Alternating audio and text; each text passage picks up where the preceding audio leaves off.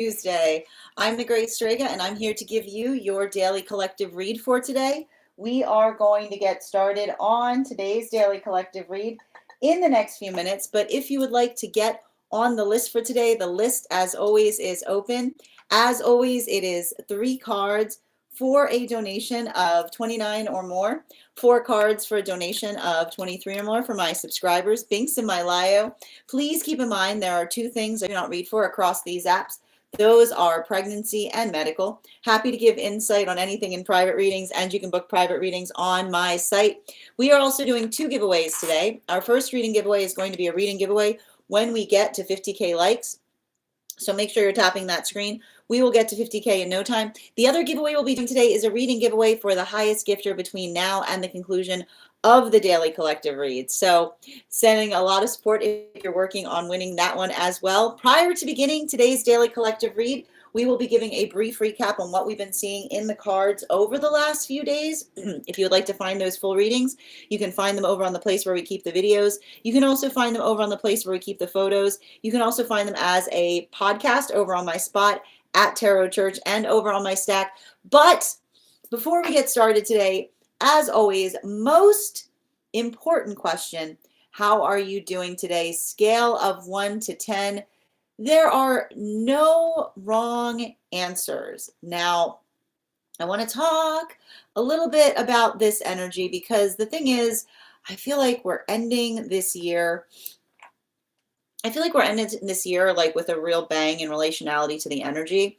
We were going through, let's just do like a little bit of a summary. Let's do like a little bit of a summary of what we've been seeing like throughout this year. The last few months, we have been going through a prolonged retrograde cycle, and that is not easy. Prolonged retrograde cycles can create feelings of frustration. They can put pressure on vulnerability points. They can work on the space of the self. They can also be very profound moments of deep, deep internal change, right? I like to imagine, like often when we think about going through prolonged retrograde cycles, it's like moving through the well of the self, right? To be able to understand like what we effectively dwell upon. And the thing about dwelling upon things is the things that we dwell upon talk to us a lot about what we energetically prioritize. And it's also why we talk about, like, this is what we talk about when we talk about shadow work, right? Because sometimes, and we've all had those moments, sometimes when we start looking at the thing that we're dwelling upon, we're like that's not really something that feels like it's fundamental to the self, right? It's like you start to move, like, and that's what's nice about it. Like when we work into the space of understanding what we dwell upon, we effectively are able to kind of move the detritus away in relationality to what is something that we are working on doing better versus something that is really energetically important. And that is the type of work that we have been seeing that has been happening for months. Okay? And it was prolonged. So usually you go into that space, you come back out.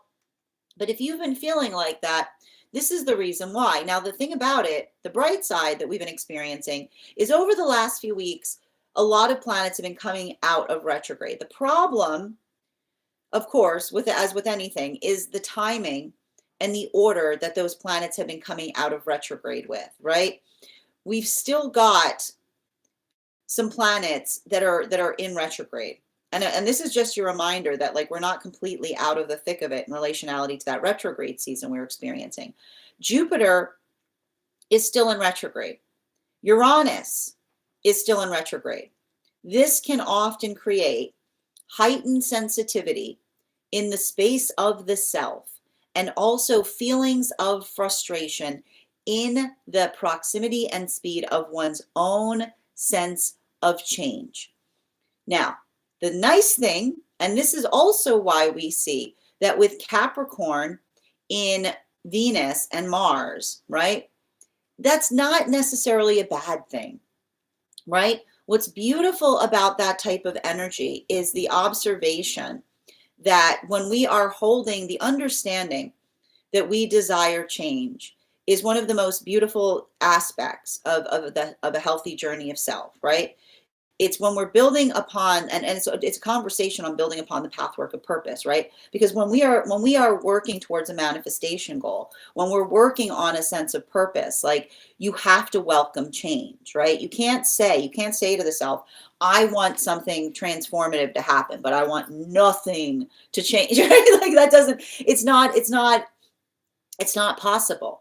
But when we are able to effectively identify or recognize what it is that we set our intention to, what it is that we're effectively working towards, what it is that we're effectively identifying, that we are able to effectively navigate. And that's what's beautiful about it, because healthy manifestation goals do not come towards the self and say change or else.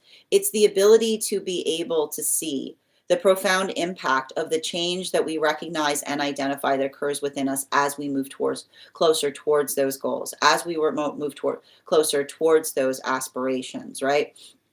The beauty of transformation is that it should never feel like it's a race. It should feel like a modality of satisfaction, one by which one is able to chart one's own sense of progress. And that's what the type of energy that we're seeing here now. We're also seeing, and it is having a different impact depending on where one finds oneself on the frequency cycles. And one of the things I will point out right now that is something to be very conscientious about is sometimes I read into the energetic frequencies and they're very much in alignment. Sometimes I read them and they're not. Now, the last few weeks, there's been a lot of disparity in where we've been finding the individuated energy. We're starting to see that alignment again. And if you go over to my stack, you can see the cards that we pulled on masculine, feminine, and non-binary energy yesterday. And there were a lot of similarities. And similarities are good because it often talks about the energy being in the same headspace. The big message that was coming through in yesterday's reading had a lot to do with that journey of understanding the work that we do on the self. But not just that, the understanding that the reason that the work on the self is so essential in relationality to coming into the space of relationship is because the more that we work on ourselves, the more our love feels like love, right? It's the issue that we often experience, right? Because here's the thing about it. If we carry love and we carry anxiety, and we don't do the work to heal our anxiety, then all someone who effectively loves us feels is anxiety, right? If we carry a lot of hatred or anger for ourselves, within ourselves, and then we feel love for another person, do they experience love? No. They'll probably feel a lot of that self-hatred that we feel projected out onto them.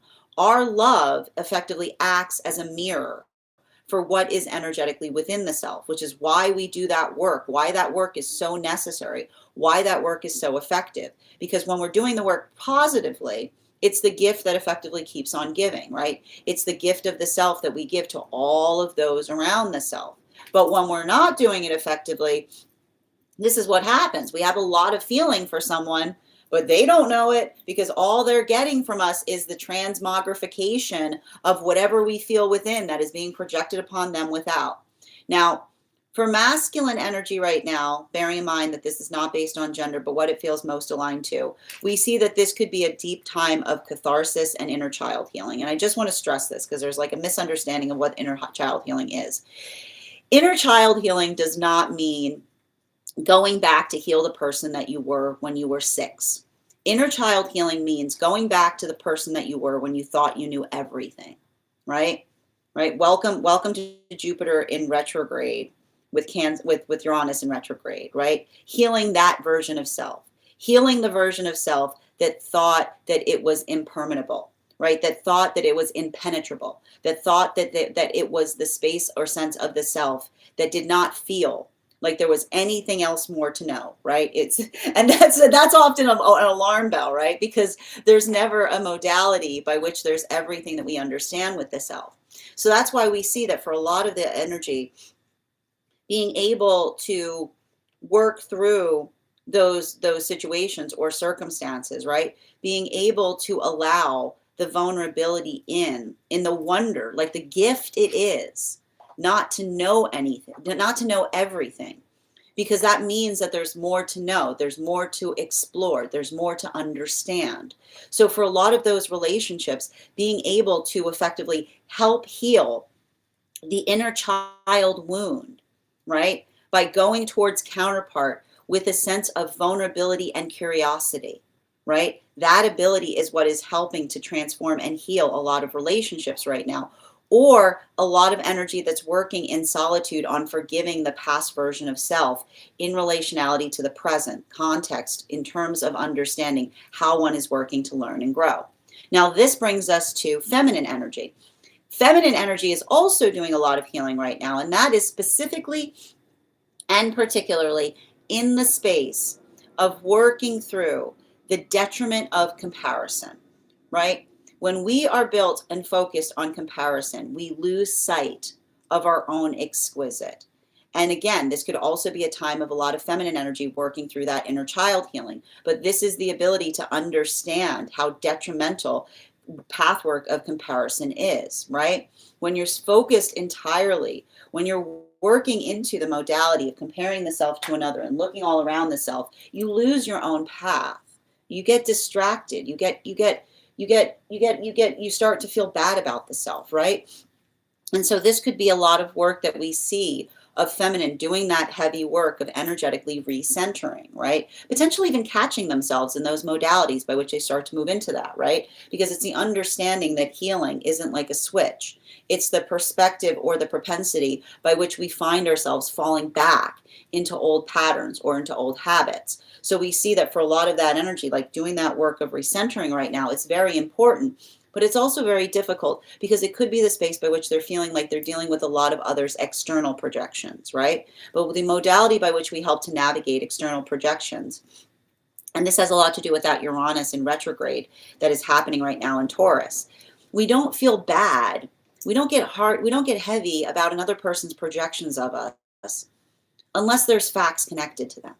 Right? And that's the work that we effectively see that a lot of that energy is doing. Not coming into the capacity or the modality of worrying about another's projections, but looking and trying to understand if there's kernels of truth there.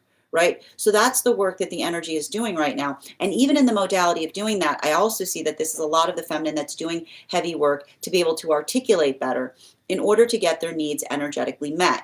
So for a lot of this energy, it's very heavy bridge energy that I'm seeing, right? Because both all the modalities that we're identifying are working into the capacity of trying to understand the self, like working through the context of the self in order to basically do something to a greater capacity. Now that brings us to non-binary energy. And for a lot of the non-binary energy right now, I feel like it feels a lot like the non-binary energy is very much in a state of hermit mode. And it's interesting too, because the Hermit card didn't come out, but there were a lot of indications of that energy there. And sometimes when I'm reading, the Hermit card doesn't come out, but it's like you can kind of feel the Hermit energy. But the modality by which they're working through the observation that they are healing, they are tending wounds that have occurred to them, not from a lack of love, but from a propensity of love, given the issues that I spoke about earlier, right? The understanding that when we don't know ourselves, then it is very dangerous to move towards a manifestation goal, because the understanding of knowing the self means the difference between someone that moves towards a manifestation goal with us, right? And they feel that exaltation, they feel that arrival point in relationality to the love that they experience there, versus the modality by which, when we haven't understood the self enough, love becomes this place by which we project all of our shadow work, right? All of that negativity, all of that anger that effectively comes out in the moment that we feel something that we've never felt before. So that's why we see that for a lot of that energy working into the context of healing, understanding that the journey of healing is not the space by which you shut your heart off or you stop feeling something, but the ability to understand the nature by which another person potentially hurt the self. And that understanding, right, it doesn't make it okay, right? It doesn't make it okay by a long shot, but it's the knowledge that they're able to bring to situations and circumstances in that nature that helps to fortify themselves as they continue forward on their energetic journey. So this could be a lot of those modalities by which they're talking about situations or circumstances of that nature. they're doing a lot of that work in relationality to the capacity that they're able to understand and recognize towards what it is that they themselves are healing. And that's either working in context with counterpart that understands the energetic trepidation by which they potentially have to arrive into the context of relationship, often recognizing that them being in their authenticity becomes the space by which they often attract a lot of others' projections, those who have not effectively done their own shadow work appropriately. But even in the modality by which they understand that, that is energy that they're building into the context of relationship with that is energetically protective of them. They're protective of their past, they're protective of their journeys, they're protective of the modalities by which they themselves have been hurt, not from a lack of love, but from another person's love that was effectively twisted or transmagnified in a way that did not effectively heal or help the self, but rather felt like it was a space by which the energy was taking something out on another. And so we see that even in those modalities, this could be a lot of time of catharsis, but even in that catharsis, there's a lot of that modality of being able to articulate and amplify that love is not just a space by which we work out our feelings, right? We don't work out our feelings in love.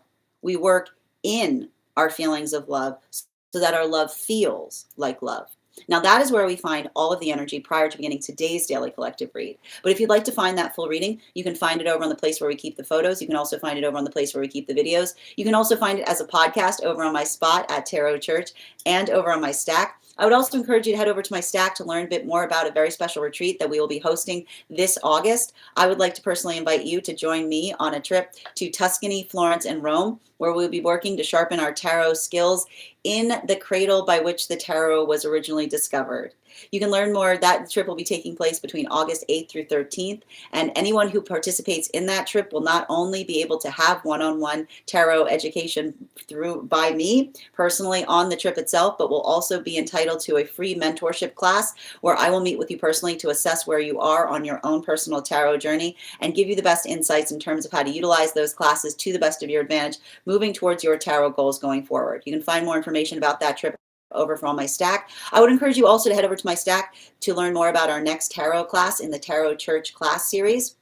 We will be studying the World card. That class will be happening on Thursday, January 15th at 6 p.m. PST, 9 p.m. Eastern. If you'd like to learn more about that class, you can simply head over there. Anyone who is a paid subscriber to my Stack will have access to the class. Your monthly subscription will grant you access to that class, as well as access to the last 9 hours worth of material in the Tarot Church Library class archive.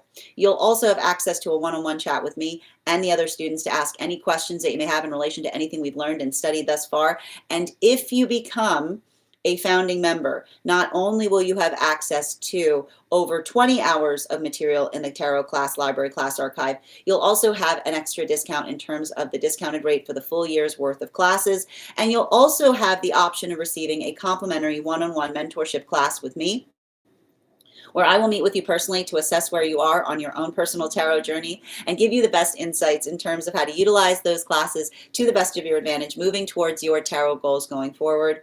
As I mentioned, one of the things I tried to do in these classes is make them accessible to the absolute novice tarot reader as well as the seasoned reader. There's definitely something there for everyone. Don't let your lack of experience or your robust experience prevent you from joining us in these classes. And even if you don't become a paid subscriber to my Stack, I would encourage you to follow me there to stay up to date on any new offerings or services. I also post my weekly newsletter there, which will let you know about my in-person events as well as my online live schedule and my mystic meditation articles, which tell you what we've been experiencing energetically in the cards based on the lunation cycles. I also want to let you guys know that on top of my standard life path readings, I also offer mentorship classes. These are for any students that are seeking a more personalized educational experience with me. I take a very limited number of students for this reason, as those classes are focused on each individual's personal spiritual goals and journey work. Those classes can be purchased on an individual level or as a monthly class series, weekly or bi-weekly, as your schedule permits. Also, for my students seeking more consistent weekly tarot support, I'm very happy to offer weekly tarot insight packages. That is a package of 4 30-minute readings, again, weekly or bi-weekly, as your schedule permits, so that you can stay more consistent on your personal journey. I'm also very happy to offer dream interpretation readings, which you can purchase per dream or as a series. If you purchase a series, I would encourage you to start to keep a dream journal, as we will meet weekly or bi-weekly with that journal and utilize the tarot to understand the key themes and messages coming towards you in the dream space. That said, we are going to get started on today's daily collective read. If you would like to get on the list for today, the list is open. You will be the 4th person read for. It is 3 cards for a donation of $29 or more. 4 cards for a donation of $23 or more for my subscribers. Links in my bio. Please keep in mind there are 2 things I don't read for across these apps: pregnancy and medical. Happy to give insight on anything in private readings, and you can book private readings on my site. I'm going to take a moment to read over some of the comments that came through as I was reading. And if anybody else wants to get on the list right now, you will be the 4th person read for. Also, if you are on the hold list, let me know the date that you are added to the hold list if you'd like to be added back to the list today. NZ, thank you for joining us. Tarot Treasures, thank you for joining us. How are you doing today, Lisa? Thank you for the compliment, Selena. I hope you're having a beautiful start to your day. Grand Rising, Ivana and Avatar. How are you doing today? Hello. Welcome, Heather. Ivana, I've already got you on the list here. You are number 3 today. And Ophi, the list is open if you would like to get on it. Thank you so much for those heart me's. Please remember to recharge your heart me's if you would like to have an animal spirit guide card on top of your 1 card if you are a subscriber today. Trisha, thank you for the follow, dear. To send for a reading, Ophi, if you want to get on for a gift for a reading, it is a baby dragon. A baby dragon makes you eligible. Yes, Grand Rising Altar. How are you doing today, Bridget? And Bridget, thank you for sharing the live. Always appreciate when you guys share the live. Hi there. No problem, Kay. So good. I'm just happy to see you. How are you doing, dear? Grand Rising Estevan. And good to see you. No problem, dear. I hope you're doing well. I'm just happy to see you. Excellent. Heading down focused. I love that. Glad to hear it, dear. Yep, and I've got you on the list. All right, I've added you to the list as well, Kay. You are going to be the 5th person read for. One moment. Perfect. If anybody else wants to get on the list today, you will be the 5th person read for. Yes, absolutely. Right there with you. And thank you for those potatoes, Avatar. Hazel hasn't left my side since you got home. Oh, they missed you. And thank you, Avatar, for those beautiful gifts. It means to have a beautiful start to your day. You're welcome, Ivana. Absolutely. How you doing, Gabrielle? Welcome. Thank you for those gifts as well. Good to see you, Kay. I know it's been a minute. As I mentioned, friends, we are going to get started on today's daily collective read. If you want to get on the list right now, you'll be the 5th person read for, so make sure you do so sooner rather than later if you would like to claim a spot on the list. And before we get started, we are going to warm up those intuition muscles with an intuition check. I've got the animal spirit guide cards here. Also a reminder to anyone who's joining us across the other platforms, if you would like to get on the list as well, you can do so via my tree that has links in it in my bio. Before we get started, let's warm up those intuition muscles with an intuition check. I've got the animal spirit guide card here. We're going to count back from 10, and when we get to 1, I will reveal the card. 10, 9, 8, 7, 6, 5, 4, 3, 2, 1. We got the bear. Thank you guys for participating. We'll do that again after the next reading. That said, we are going to get started on today's daily collective read in the next few minutes. Please remember, we are doing a giveaway right now. The highest gifter will be receiving a free reading. Currently, the highest gifter is Avatar, so congratulations there, dear. And you were close. I don't know. Is it born a bear? I mean, there's a buh sound. Thank you so much, Macaroni, for the follow. And as I mentioned, if you guys could do me a favor and share this live, I would appreciate it. Make sure anyone who would like to catch this reading live is here to receive it. And that said, no better time than the present. Why don't we get started? Welcome, everyone. Happy Tuesday. I'm the Grace Strega, and I'm here to give you your daily collective read for today, Tuesday, December 30th, 2025. What do we have coming through in the cards for today? Can I have the first two cards in our 4 or 5 card spread? First two cards we are starting off today with are the Seven of Swords in its reversal, in combination with our Justice card in its upright. Let's talk a little bit about this energy that we're seeing right now. I like Mars and Venus in Capricorn together, okay? Together. Now, Mars and Venus in Capricorn together is all about passion project. It's about being able to articulate upon the things that we are energetically passionate about. It's being able to put that force of intention towards things.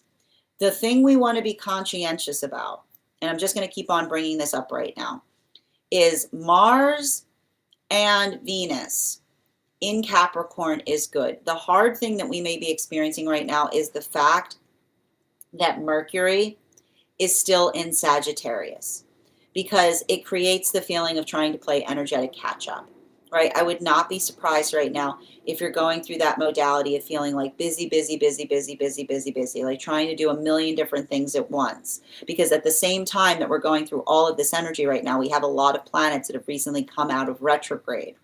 So I want you to be kind of conscientious about that. I want you to, like, if you're feeling that, your journey is not a race, okay?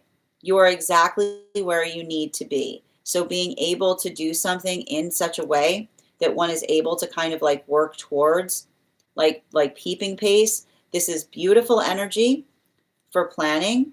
This is a beautiful energy for catching up on things. This is a beautiful energy for building into new routines. I'm going to say it again. I've been saying this for days. What it is not a good energy for, and it's even good to have emotional conversations about new directions, okay? Emotional conversations about new directions. What you want to avoid in energy like this is emotionally driven conversations that lack direction, okay? You want to avoid emotionally driven conversations that lack direction, because we're seeing that this is the culmination of a lot of moon relationships. There's a lot of that energy or that sense of intensity or the deepening that we see is occurring at this time. And what we effectively identify or recognize that's happening in a lot of those modalities or experiences is the observation of how beautiful it can be when we're building into relationships by which we feel a lot of intensity of emotion, and we build into the context of the emotion by creating new directions. Now, coming towards the energy right now, we're going to be reading into it because we see that this is a culmination, a lot of those moon relationships. Bearing in mind that when we talk about moon relationships right now, we're talking about the relationships that have been coming together since the time that Uranus was in retrograde up until the present. Can I get one card to clarify, please? Clarification coming through right now with the Star card, and it is in the center of the spread. So what are we effectively seeing that's happening right now? Now, for these moon relationships, we've got 3 different modalities that are effectively happening right now. And I'm going to say some energy is going through one, some energy is going through another, some energy is going through both at the same time. I see that a lot of the focus point of a lot of these relationships is being able to work upon the understanding of the fact that and I need to stress this, these relationships that have been coming together during this period, it has been one thing, the hits keep on coming. It's been one thing after another. The retrograde often creates modalities, not only by which we experience frustrations or challenges as it relates to planning, but further also going through those experiences by which we work through or we feel a lot of that energetic intensity in relationality to going through experiences that feel triggering, specifically because they feel connected to trauma that we've experienced. things that feel like they energetically hurt more. And often it's the modality by which something feels distorted because of old pain. But that ability of being able to move through something with a sense of proportionality, right? Allowing for the context of here, of like allowing the work of the self to energetically fortify one's own energetic endeavors. What we effectively see that is occurring in a lot of those modalities and experiences right now is relationships that are deepening based upon the energetic patience that they bring towards one another. And that sense of patience, that sense of granularity, that sense of being able to effectively work through the modality by which they constantly work to make something energetically as smooth for one another as possible. We just keep on seeing that for a lot of those relationships, that energetic smoothness point, or that ability to effectively find like that ability to work towards refinement, they have become each other's peace. And that modality by which they find peace for each other, it's a communication or continuation of the understanding that peace is never found, right? You can't find peace anywhere. You work towards it, right? You prioritize it. That's why those who prioritize peace find peace, because they're constantly working towards it. It's not the fact that they're like, oh look, I found this peace. It's a fact that they're constantly working. If you want to find peace, begin refining things, right? You start to work on the refinement of the self. You start to work on the refinement of the relationships around the self. So for a lot of those energies, I keep on seeing that it's a profound time. It's a beautiful time, because these could be relationships by which they're finally, and I want to say this, I feel like these energies are finally having an opportunity to enjoy the peace that they've been working to create for one another. Now, I do see there may be some separations that are occurring during this time. And what are we seeing with the separations that may be occurring during this time? I see potentially someone like energy that's at a distance that comes back with emotions, and somebody looking at them and saying, I know you brought emotions, but did you bring peace? Did you bring peace? Because what happens when we work through our emotions? Our emotions feel like peace to those who experience them when our emotions have directions attached to them, right? The emotionality by which we're able to energetically articulate or refine or define upon something, that's the space by which things become energetically possible. So we see that for a lot of those relationships or a lot of those situations, that ability of effectively articulating and being able to the ability to effectively articulate upon the plans, or working through the emotions that have plans connected to them. I just keep on seeing that for a lot of those relationships, there's something very energetically beautiful that's occurring. But even in the space by which they're the understanding of that, it's the journey of the self, right? It's the understanding, like I keep on hearing, the modality by which we don't need to take an energetic break to sort out our feelings as it relates to relationship, right? It's the modality by which we work on the emotions within the relationship, but often the capacity by which we feel a lot of energetic intensity that feels almost like the space by which we ourselves are not necessarily ready to navigate it. I feel like there's a lot of that energy that is potentially working to heal from relationships that were effectively demarcated by the need of having to take separations from the relationship. Because it's a continuation of the understanding that a healthy relationship, you don't need to move away from it to do the work on the self. You go deeper within it.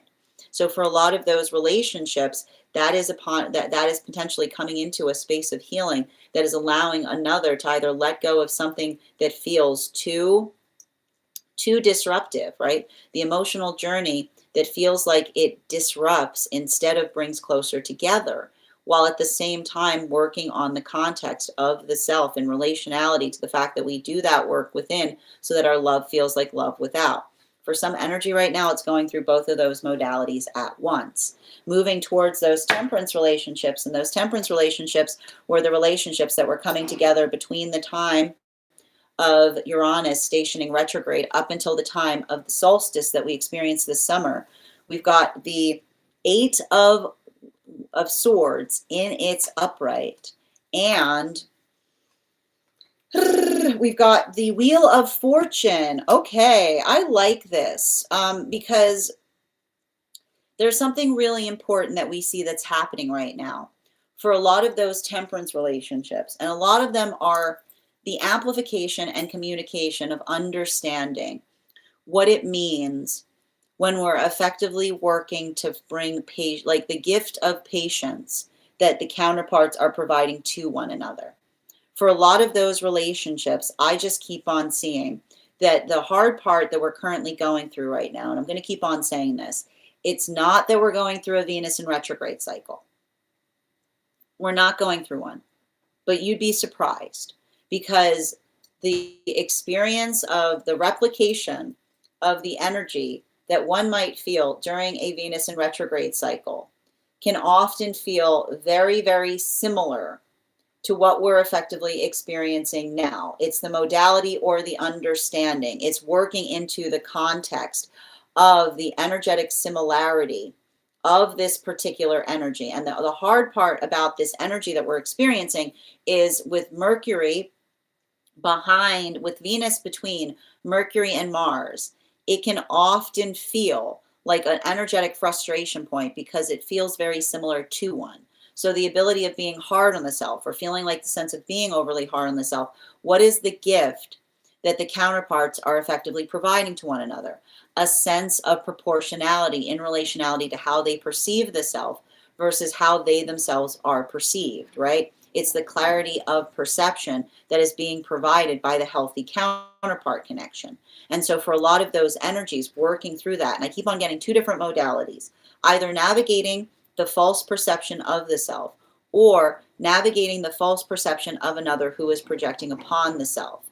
I keep on seeing that for a lot of those relationships, that ability of building into the healthy perspective that is built upon the counterpart that serves as anchor, right? These are very anchored partnerships, which means the fact is like they articulate upon the fact that they hold each other energetically steady, even through a lot of those modalities or experiences by which another feels like effectively rocked by, again, one's own emotionality in relationality to the time it takes on our own journeys. Now, this brings us to those magician relationships. And those magician relationships were effectively coming together between the time of the solstice period coming together between the time of the solstice period up until the time of Mercury and Venus stationing direct behind Neptune. So that was around, we were seeing, that was around March, of this year. Can I get one card to clarify? We've got the Nine of Pentacles in its reversal. So the thing that I keep on seeing in relationality to a lot of that energy that's deep within divine union right now is, and I want to describe it. The hard part with this type of energy right now is if you haven't done your shadow work effectively, this energy can feel like projection central, right? There's a lot of energy. Like the thing is, and we have to understand this, Neptune and Saturn coming out of retrograde, Neptune and Saturn coming out of retrograde in Pisces can often create those modalities or experiences by which we feel very energetically laden down by the past. That's the best way I can describe it, right? It can create like a lot of those feelings by which we feel a lot of the weight of the past that feels like it weighs heavily upon us. But the nice thing about, and I keep on hearing, like especially for a lot of those magician relationships, the relationship that makes one stronger, right? Like I keep on seeing that this is the energy that looks towards counterpart, and they see counterpart not just in the space of the connection that they feel energetically stabilized in, but the modality by which they have the strength to carry the past within them, right? the modality or the experience by which they're able to effectively move towards something, but not just moving towards something, I need to point out. It's the observation of being able to understand and to see how much they themselves have changed. They're potentially, I keep on hearing, they're going through the experience of working through the strength of their own sense of change while also having to navigate the projections of others that are upset that they have, right? That's what we see that often happens in relationality to a maturation cycle, right? The energy that is effectively maturing. And even in the modality by which they're maturing, they're feeling the additional force or the additional weight of another person potentially projecting onto them for having the energetic audacity to change. But this is what we talk about in the understanding of the self and helping us understand what is healthy versus what is not. A healthy journey is one that welcomes change. The relationships that we build upon ourselves are those that often embrace the energetic changes that are surrounding the self, right? Those changes that feel like they come into the space by which we ourselves are identifying what that feeling of profoundness is. But those modalities and experiences, then this is what we talk about in terms of understanding a healing journey, can sometimes feel like a heartbreaking experience because the modality by which we understand and recognize that we're changing in positive ways. And then you sometimes have an issue with someone and you say, what's that person's issue? Got healthy, got into a good relationship, started taking better care of the self, right? The observation of understanding the disruptive point that often happens in the painful experience of having to articulate to another that the issue that potentially is arising between you and another person isn't the space. It isn't the space by which there's something there, but it's the amplification that care shouldn't break things that are healthy, right? Care shouldn't break things that are healthy, but it often calls attention to what is not. So we see that for a lot of that energy, working through that capacity or working through those experiences, I keep on seeing it feels like there's energy that's moving towards supportive partnership. I would not be surprised right now if a lot of those relationships are building into new energetic connections. And those connections that we see are articulated or amplified by the observation that the prioritization, right? The prioritization of care of the self shouldn't come at the energetic cost of the energetic relationships that are surrounding the self. So it's hard for a lot of that energy right now because I would not be surprised if some of those magician relationships feel like they're moving into hermit mode. Continuing to get clarification between our justice card and our star card in its upright. Can I get one card to clarify, please? Clarification coming through right now with the 8 of Wands in its reversal. So we've got a lot of 8 energy on the table right now. And the thing that we identify with the 8 energy is it's the observation, and we want to describe this. This is we're like, this energy is liminal. All right. It's liminal energy right now. And the thing is, liminal energy can often create, how do I describe it? Liminal energy often can create that feeling like stagnancy and liminality sometimes feel the same. And the nice thing is when we've worked on healing ourselves, we recognize that there is no stagnancy, right? Stagnancy is an illusion. Right? Because when you bring productivity to stagnant states, it becomes liminal, right? It's the modality by which one understands that is the space by which one can operate. So I keep on seeing that for a lot of the energy, kind of working through those modalities or experiences. That's what I meant in relationality to, I like Mars and Venus in Capricorn, because Mars and Venus in Capricorn can often, like, the best way I can describe it is like it's passion project energy, right? It's being able to put your heart into something that you energetically care about. And the thing about it is, and this is why we can see, and that's why I kept on saying, like, make sure in this energy you are having productive conversation. Make sure you're having productive conversations as it relates to energetic, like how we move towards care. Because the one thing we keep on seeing with energy like this is emotions without directions are not received as gifts. They're often received as modalities of energetic confusion. And I keep on seeing too that a lot of the work that we effectively articulate or amplify, and I want to describe this right now for a lot of those moon relationships that are moving deeper into energetic connection. The thing that I keep on hearing, and this was coming through as well. I keep on getting this message is coming through with moon relationships. The beauty of a gift is that there's nothing energetically attached to it. Like, that's why it's a gift.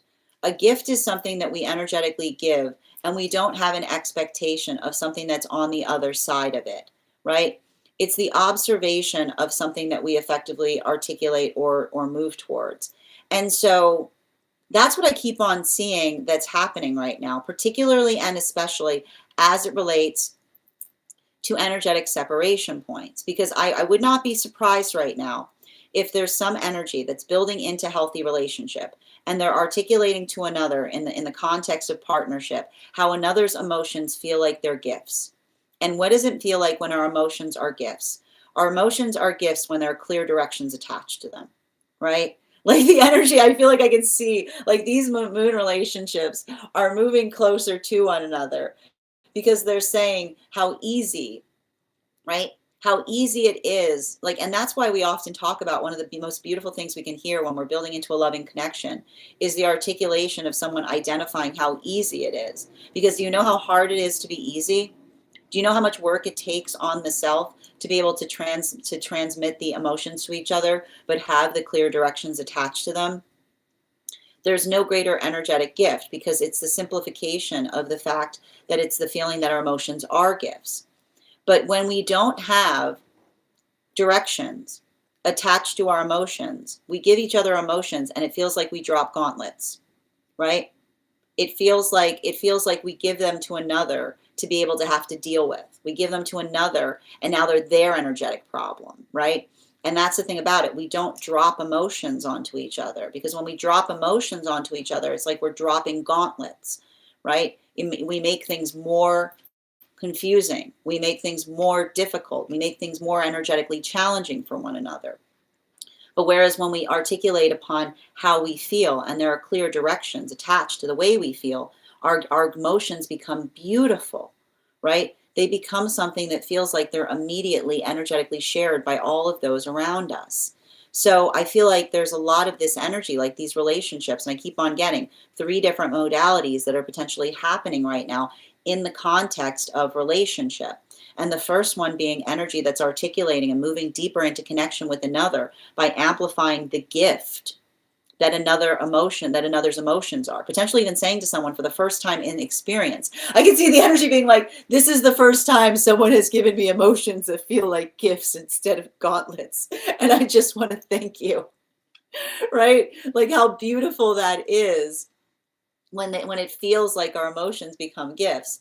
I see some separation in modality to another, articulating the fact that another feels that those are the emotions that they keep receiving from another don't feel like gifts, but feel like they're gauntlets, right? The pain, and this is why we talk about no two emotions are alike, because emotion should never be a challenge space, right? Emotion should never create the complication within us in terms of another giving them to us and then us feeling uncertain about what to do with them. But often that happens when someone isn't doing the internal work to understand their emotions properly. It's the nature of projection. So we see that for a lot of those relationships, for a lot of those situations, the ability of effectively someone trying to come back, right? This is what we talk about. When someone does not give us emotions, right? And then they show up and they're like, I brought the emotions.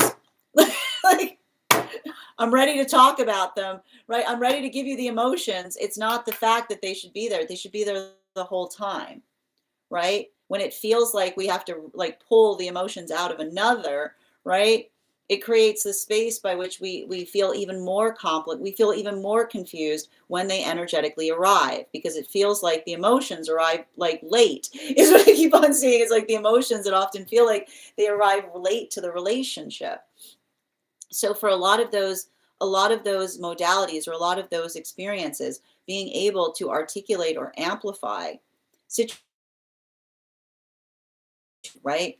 The amplification or the articulation of working through something, that the emotions that feel like they don't heal, but rather further complicate.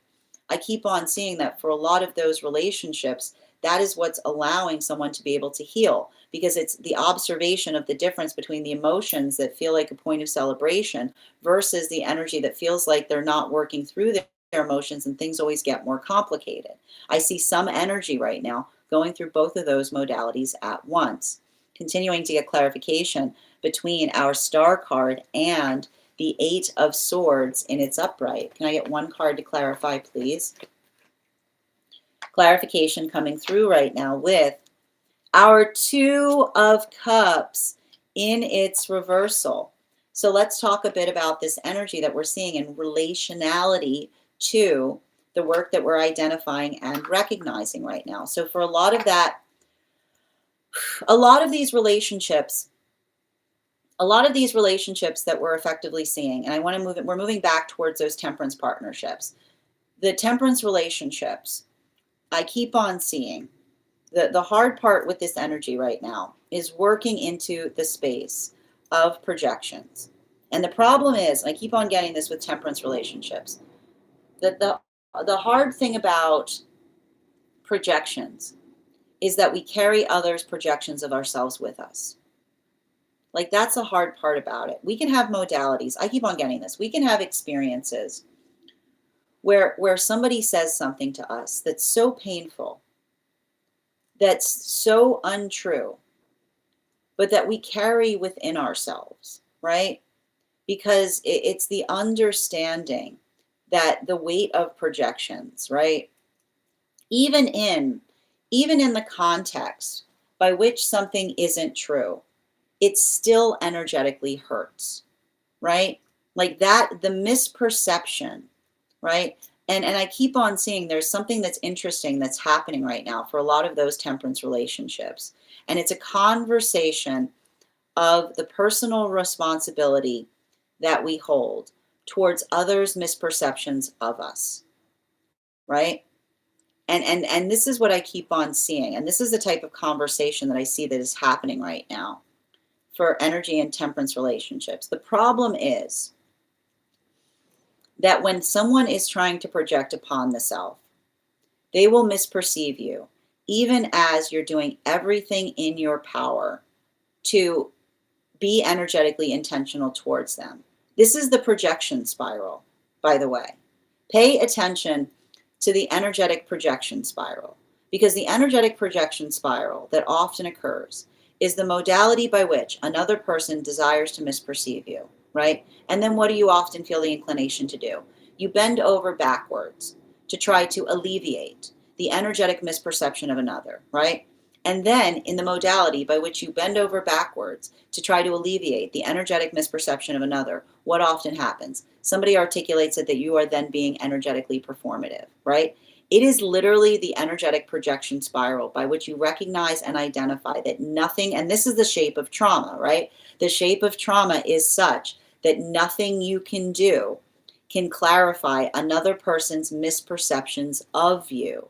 And often the most painful part about that is even in the journey of trying to clarify their misperceptions, they will find more falsity in the context by which they see you energetically working to try to clarify the misperception. And this is why I keep on seeing that for a lot of this energy, they're saying to one another, don't worry, right? Because it talks about the fact that when we care about each other, when we care about each other, we don't sit on misperception. we work towards understanding, right?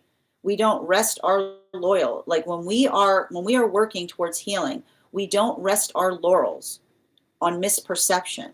We work for comprehension. We work for clarification. We work into the capacity or the ability to effectively allow another to understand and identify something in a greater fashion. So that's why I see this energy, right? Seeing, like potentially, this is temperance relationships, potentially seeing a situation by which they're navigating another's false perceptions of them. And what are they saying to each other in the midst of another person's misperceptions? Hold steady, right? Don't allow another individual don't allow another individual who has set their priority on misperceiving you to be a place where you put all of your energetic attention, right? That's effectively what we see that's happening with a lot of those relationships. And that ability, right? That ability of effectively working towards something, but helping to effectively stay energetically centered, either in, and I'm going to point this out, situations from the past, right? Energetic situations from the past by which another person still carries those wounds, which is often what we can experience with Neptune and Saturn in Pisces, or something energetically happening in the present. I keep on seeing that is the energy that is helping to heal by being able to articulate the fact that they see each other with a sense of clarity. Continuing to get clarification for those magician relationships between our Eight of Swords in combination with the Wheel of Fortune in its upright. One card to clarify, please. Clarification coming through right now with the Tower. Getting back towards those magician relationships, remembering that these are the relationships that were coming together between the time of the solstice this summer up until the time of Mercury and Venus stationing direct behind Neptune. I just keep on seeing that for a lot of those relationships or a lot of those situations, the modality or the ability of working into, and this is a continuation, because we see a lot of alignment that's currently happening right now. I just keep on seeing that for a lot of those relationships, that, how do I describe this best? The modality or the ability to effectively, like I keep on getting, a lot of that energy is working in the context of navigating a breakthrough. And here's the thing about it, I got to show you. We've got the Wheel of Fortune with the Tower card, right? We've got the Wheel of Fortune. We've got the Wheel of Fortune with the Tower card. And what is the Wheel of Fortune with the Tower card? It's the energy. It's the energy that works through. It's the energy that works through the understanding of going through a moment of personal expansion, right? And what happens? And here's the funny thing with a point of expansion. Are you going through a breakthrough or a breakdown? Yes. Are you going through a breakthrough or a breakdown? I don't know, what time is it? I don't know, what time is it? Right now or like in an hour, right? Are you going through a breakthrough or a breakdown? I don't know. What time is it? Well, at the moment, at the moment, often that's how it feels, right? Because it's working through the context of big feelings, right? It's working through the context of big feelings, right? So that there's a lot of those modalities or experiences that I see a lot of that energy that's working through. And I keep on getting for a lot of those situations and circumstances, that ability of effectively, I keep on hearing like that ability of effectively like working into the process of energetic expansion. Like there's a lot of that energy that's effectively articulating and defining that they're potentially going through an expansive moment. And the thing is, when you're going through an expansive moment, there are things that energetically frustrate the self, and then there are modalities that feel like they energetically liberate the self. And I keep on seeing that the gift that they're finding is that clarification of perspective, right? They're maintaining a sense of energetic perspective on things. And the perspective is, I feel like the perspective itself is the gift that they're finding in the space of being in healthy partnership. Continuing to get clarification between our Nine of Pentacles in its reversal in combination with our Eight of Wands in its reversal. One card to clarify. Clarification coming through right now with the Seven of Swords in its reversal. So we've got a lot of 7 energy on the table right now, and we've got a lot of 8 energy. So what do we see with a lot of 7 energy and a lot of 8 energy? 7 and 8 energy, it's working into the context of, it's working through the context of energetically progressive, right? It's working through the context of what feels energetically progressive. And the thing about it is, and I want to describe this, the frustration point of the energy that we're experiencing right now is it feels very much like, I just keep on saying, it feels very much like those modalities or those experiences by which I feel like it's often the experience of working through the energetic past, right? It's working through a lot of that emotionality. It's working through a lot of those energetic feelings. But the beauty that happens, and I keep on seeing this, particularly moving towards those moon relationships, right? The observation of energetically, the space by which we heal is not, I keep on hearing, the space by which we heal is not the fact, right? It's not the space by which you wake up one day and you're a whole different person, right? Healing is slow. Healing is incremental, right? You can't go cold turkey on your healing journey. Is what I keep on hearing. Which is the modality by which you catch yourself, right?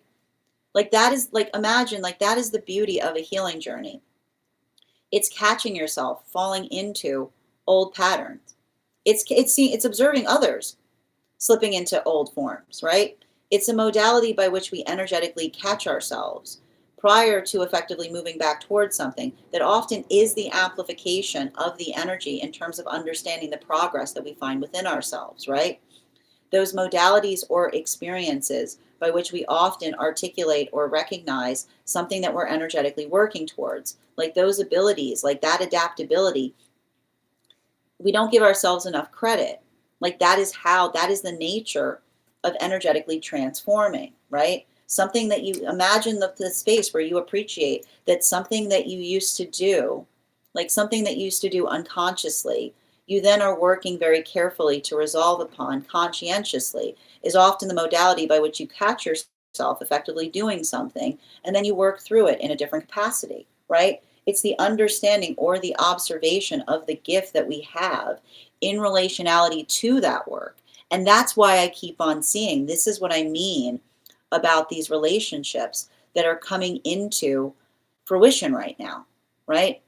They see each other closing the energetic distance, right? And what do we understand with energetically closing the distance? It's working into the context of being able to articulate, right? It's not the fact that things are perfect, right? It's not the fact that things are perfect, but the modality by which they catch them, like the modality by which they see, right? When things feel like they're about to careen, right? The space by which in the past they would have careened like away, but instead coming into the space by which one is just able to effectively like move towards something in a better way. Like this is the beauty about it. Like they recognize, I keep on seeing these relationships are built upon the refinement of the self. It's a combination of the last 2 energetic cycles. And what is the combination of the last 2 energetic cycles? When you take authenticity, it's not enough to be authentic, right? Because you can be an authentic jerk. Okay? It's not enough to be authentic. But when you combine authenticity with a sense of empathy, right? When you combine authenticity with a sense of one's own energetic, like the mutual effort that pays off in big ways, what do you find? You find harmony, right? You find harmony. These are these are harmonious relationships, because it's not just, it's the modality by which they're working towards the harmony of the self. And the harmony that they work for within the self is a gift that is experienced outside the self. And it doesn't mean that they're perfect, right? Because perfection is an illusion, but it's the ability for them to recognize and identify, like they have clarity on, they know, right? This is the energy that goes, I know myself. I know what one, like it's the space by which the energy goes, I make it my business to know what is something I'm working on versus something that I'm working with. Is what I keep on hearing. The difference, inside problem versus outside problem, right? And this is what's beautiful, right? Because when we know ourselves, we know what we're working with. And we also know when another person's trying to project on us and be like, that's not mine, that's yours. Okay, respectfully, that's yours. I care about you, but that's yours, right? Now, continuing to get clarification between our 8 of Wands in its reversal in combination with our 2 of Cups in its upright. One card to clarify, please. We've got here the Death card. Woo, got heavy energy right now. That's an intense pillar. So, and this is what we can expect. I'm not upset to see the Death card here too, because that's what we can often expect with Uranus retrograding in Taurus, right? The frustration on the change that often feels like it's not happening fast enough, right? The modality or the experience by which we work upon. And here's the thing about it. We always, you know what? When you're in a healthy space, you'll always be upset that you're not changing fast enough, right? Like that is the way it works. And this is why I keep on seeing that for a lot of that energy moving deeper into union, a lot of those temperance relationships, the effective gift that they give one another is the clarity in terms of being able to articulate to each other how far they have come, right?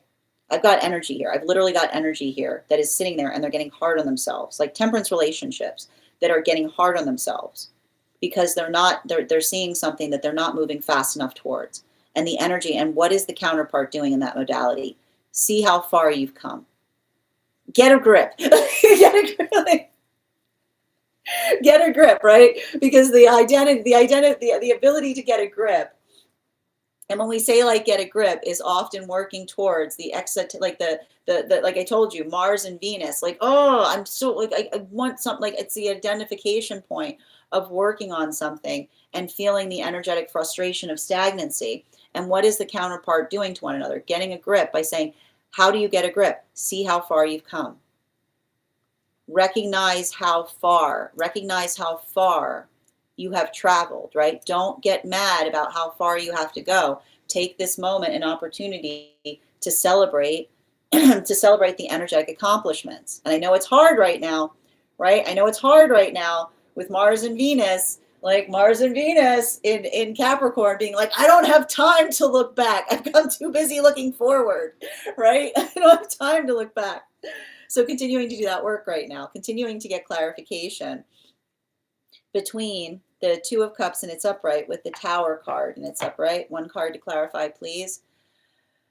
Oh, clarification coming through right now with our Page of Cups in its reversal.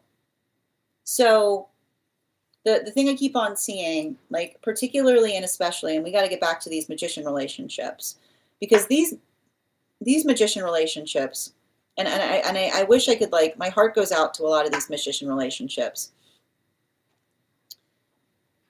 Navigating the weight of another person's projections, and I can kind of see this is what's happening, right? For some of this energy, the modality by which they feel like someone's coming towards them in the space by which they identify that they feel like something is wrong. And I keep on hearing our lips are blessed, right? Why are our lips blessed? Our lips are blessed because if we have a real problem is one that should feel good coming out here. Okay? That's what a real problem is. Okay? A real problem is something that when you articulate upon it, it feels good to talk about it, right? It feels good. It's like I can talk about it and it's beautiful. It becomes energetically blessed. Because when we're going through something by which it doesn't feel good to talk about, it's usually a sign that the work, right? What direction does the work need to be? It needs to be inside. Inside problem versus an outside problem.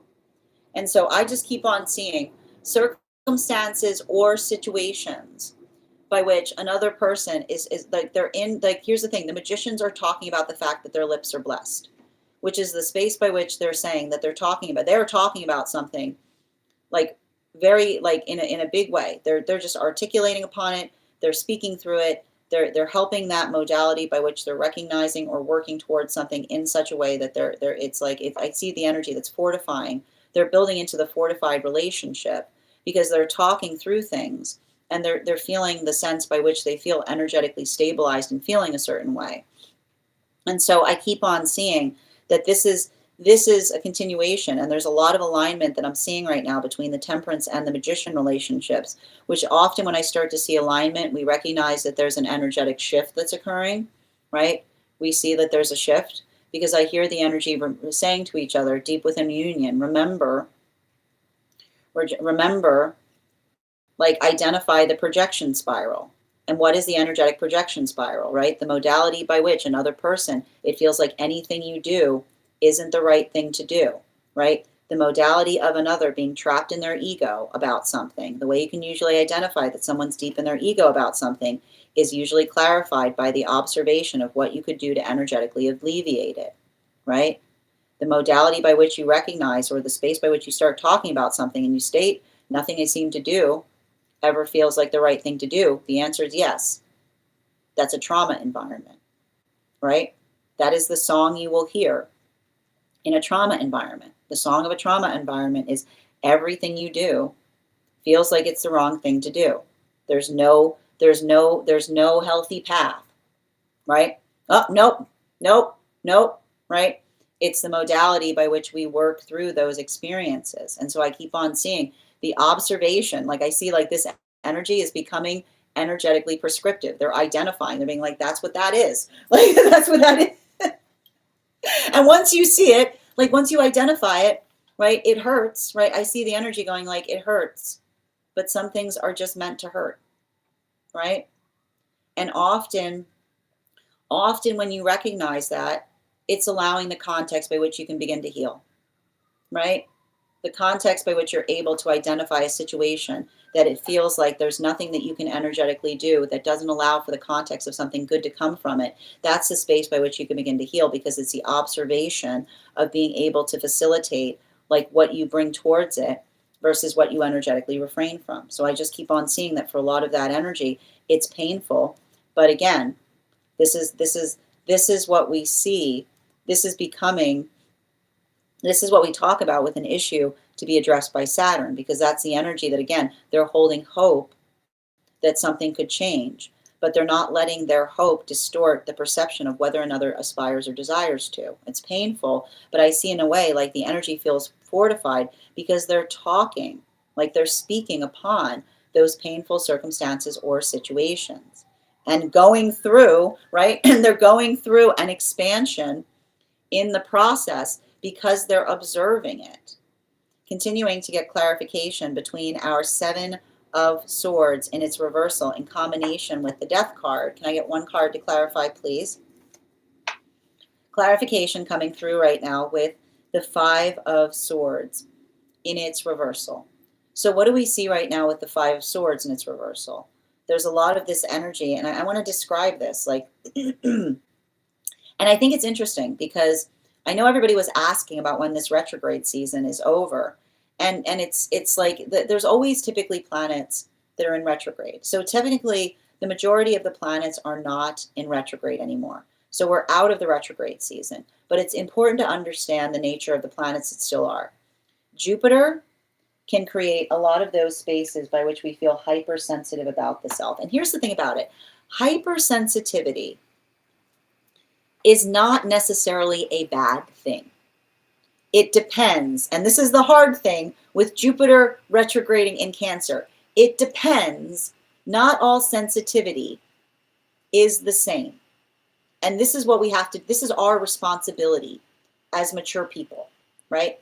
Not all sensitivity is the same, right? There is the sense, and the way you can usually amplify and articulate the sensitivity that requires good reason is the modality by which you can talk about the reason one feels sensitive about something. Sensitivity, healthy sensitivity welcomes conversation. Healthy sensitivity welcomes conversation. It is the ability by which we understand that our lips are blessed that allows the context of understanding what we feel energetically sensitive about. Because here's the thing about sensitivity. Our trauma, right, loves nothing more. Our trauma absolutely delights in disguising itself as our standards, right? You will go through something traumatizing and you will build the wrong construct of a standard around it. And then you go around and you hurt other people, right? You end up hurting other people with that trauma, identifying the trauma as a standard. And the way the responsibility that we hold towards our standards is being able to explain to another why we have one.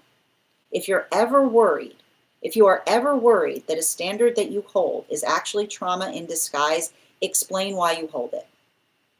Everything is healed by the space by which you explain why you are holding it. Because if you find a moment where you're holding a standard and someone says, why are you holding it? And you say, I don't have to say that to you. What? Pay attention, right? The modality by which you pause and say, I don't need to explain it, is often the space by which you're recognizing an energetic blind spot within the self. Right? There it is. There's the trauma in disguise. Why is that a standard? None of your business. Right? None of my business or none of your business. Right? Whose business? So we see even now that working into that and being able to effectively understand that, I keep on seeing that these are a lot of energies that understand that being healthy is being energetically inquisitive. And that's what I like about these new relationships, because these moon relationships, clarification between the Death card and its upright and the Page of Cups and its reversal, nothing that can't be spoken about. Look at that Emperor card. Nothing that can't be spoken about, right? Now there's a difference between a difficult conversation, right? The modality between navigating a difficult conversation versus, or I keep on saying, and I want to say this too. I see some situations right now in these moon relationships with someone saying, I'm not ready to talk about it. And even in the space by which another person articulates, says, I'm not ready to talk about it, the difference I keep on hearing between someone articulating the readiness, which is the modality by which they work through something, and the modality by which they recognize that they're building themselves into the context by which they can talk about it, right? Like, it's the energy that I told you. They're constantly working towards refinement. They're constantly working towards the strength of the self. This is the energy that says, even in the modality by which there are things I'm not ready to talk about, doesn't mean that I'm not preparing myself to, right? They're getting stronger. And they see themselves actively getting stronger. These are the moon relationships that are working on closing the distance, right? They're actively, that's the energy that says they know themselves. And when we know ourselves, we have the ability to energetically close the distance within ourselves, because it's the observation of understanding what is something that we're working towards, right? Something that we're working to get better at versus something that we're letting go of, is what I keep on seeing. Now, and that's either the energy that's doing that in solitude, right? The energy in solitude that's working on knowing the self in such a profound way to be able to continue to close the distance on what one aspires to in relationality to the higher self, or that is energy that is articulating that is what they're finding in healthy partnership. And this is why, if this is a modality right now where someone's trying to come back to someone and say, I'm ready, being like, I think that you are always in a constant state of readiness, but not in a constant state of activation, right? Because the ability I keep wondering, like, the space by which we feel, like the space by which we need, and like this is what we talk about, like the space by which we feel the need to energetically wind up to be ready, right, is often articulating an over feeling of energetic preparation, right? I keep wondering, there's the readying and then there's the doing. So I feel like there's a lot of that energy that is building into that and potentially moving into some energy, moving into separation, moving into separation due to a lot of energy that feels like they're being wound up, right? Somebody feeling like they're being wound up by another person constantly articulating or saying to another person, you have to energetically wait for readiness. And here's the thing about it. We don't necessarily need to wait for readiness. It's the observation that readiness is built upon or based upon progress, right? It's the observation of being able to articulate and amplify what that energetic progress is that allows for that sense of being able to do something in a different fashion. So I feel like there's a lot of that work that's happening there. And for some energy right now, it's working through all of those modalities at the same time. Final card right now between the, and we're moving, final card right now between the Five of Swords in its reversal and the Emperor in its upright. We've got the Three of Cups in its reversal. And I like to see a Three of Cups in its reversal, because remember when I said this is a beautiful energy right now to get to work on things? I'm going to keep on pointing this out. This type of energy right now, absolutely wonderful in relationality to working into the context. I'll tell you right now, this type of energy, working into the context of building into things that one aspires and desires to do, right? The ability to effectively articulate upon those plans, right? Building into that pathwork of progress. This is a lot of that energy. Like this is like blueprint energy, right? This is the type of energy that is really good at helping us kind of build into the point of organization, right? Got Mars and Venus and Capricorn. Absolutely stunning energy for that. What it's not good for, I'm going to say again, is having an emotionally driven conversation that lacks any and all direction, right? The modality by which we understand. It's a continuation and closure point of a lot of these moon relationships, which is the identification that feelings don't get anything done. Feelings are only healing when there's directions attached to them, right? Because often when another person arrives with feelings but with no direction, it feels like they've only arrived with complications, right? So that's why we do the work within, like we do the healthy work within to understand the directions that our emotions are building towards, so that we can work more, we can facilitate more easily without. And I even see right now that there may be those modalities or experiences by which others are working through. Like I feel like there's potentially, I would not be surprised right now if there are conflicts that are arising in the modality of feeling like there's an energetic lack of direction towards things. Because I keep on seeing that modality or experience, like, and I want to kind of stress this for those who are going through this, make sure that you are articulating upon those directions, right? Make sure that you're being energetically clear in relationality to what it is that, one is trying to do better. Because I know, like, listen, I know how many feelings there are right now. Jupiter in Cancer with Taurus and Uranus can often create the arrival point in discovering feelings that you didn't know that you had, right? Taurus, Jupiter in Cancer, and Uranus in Taurus can often be like, oh, right? It's the understanding or the arrival point in recognizing like the nature of a feeling that one is carrying, right? But we only are able to do that when we do the work on the self, right? Because if not, right? And this is the thing, when we're not ready to navigate our emotions, we're just in the space by which we're projecting them onto everyone. So make sure, I'm wondering, like, make sure that you're utilizing good emotional hygiene, right? And good emotional hygiene, right? Good emotional hygiene is the space by which it's not the fact it's not the space that we have emotions, but being able, like, and potentially a lot of them, but being able to put the emotions in places that feel like they are energetically stable. Like it's a space by which we allow for the context by which, and I keep on hearing like that modality by which like our feelings can heal things. Our feelings can build things. Our feelings can do incredible things, but only if there are directions attached to them. Because when we bring emotions to places without those directions, they do the exact opposite. Bottom of the deck on this reading, Page of Wands. There's a lot of inner child healing that's happening right now. And I want to stress this again. The problem with inner child healing is not the healing that you're trying to do when you were 6 or when you were 5. Inner child healing can often be articulated as to the healing that you do when you thought you knew everything. That's what inner child healing is, right? Because that is one of the big blind spots that we often experience with energetic children. Energetic children are always moving through the modality of being like, I think I know everything. Like, my friend, my sweet summer child. Like, right? That modality by which I did it. No, you didn't. No, they did not do it. So it's the space by which we feel like the space by which we feel we know everything is often like a sign that we know nothing.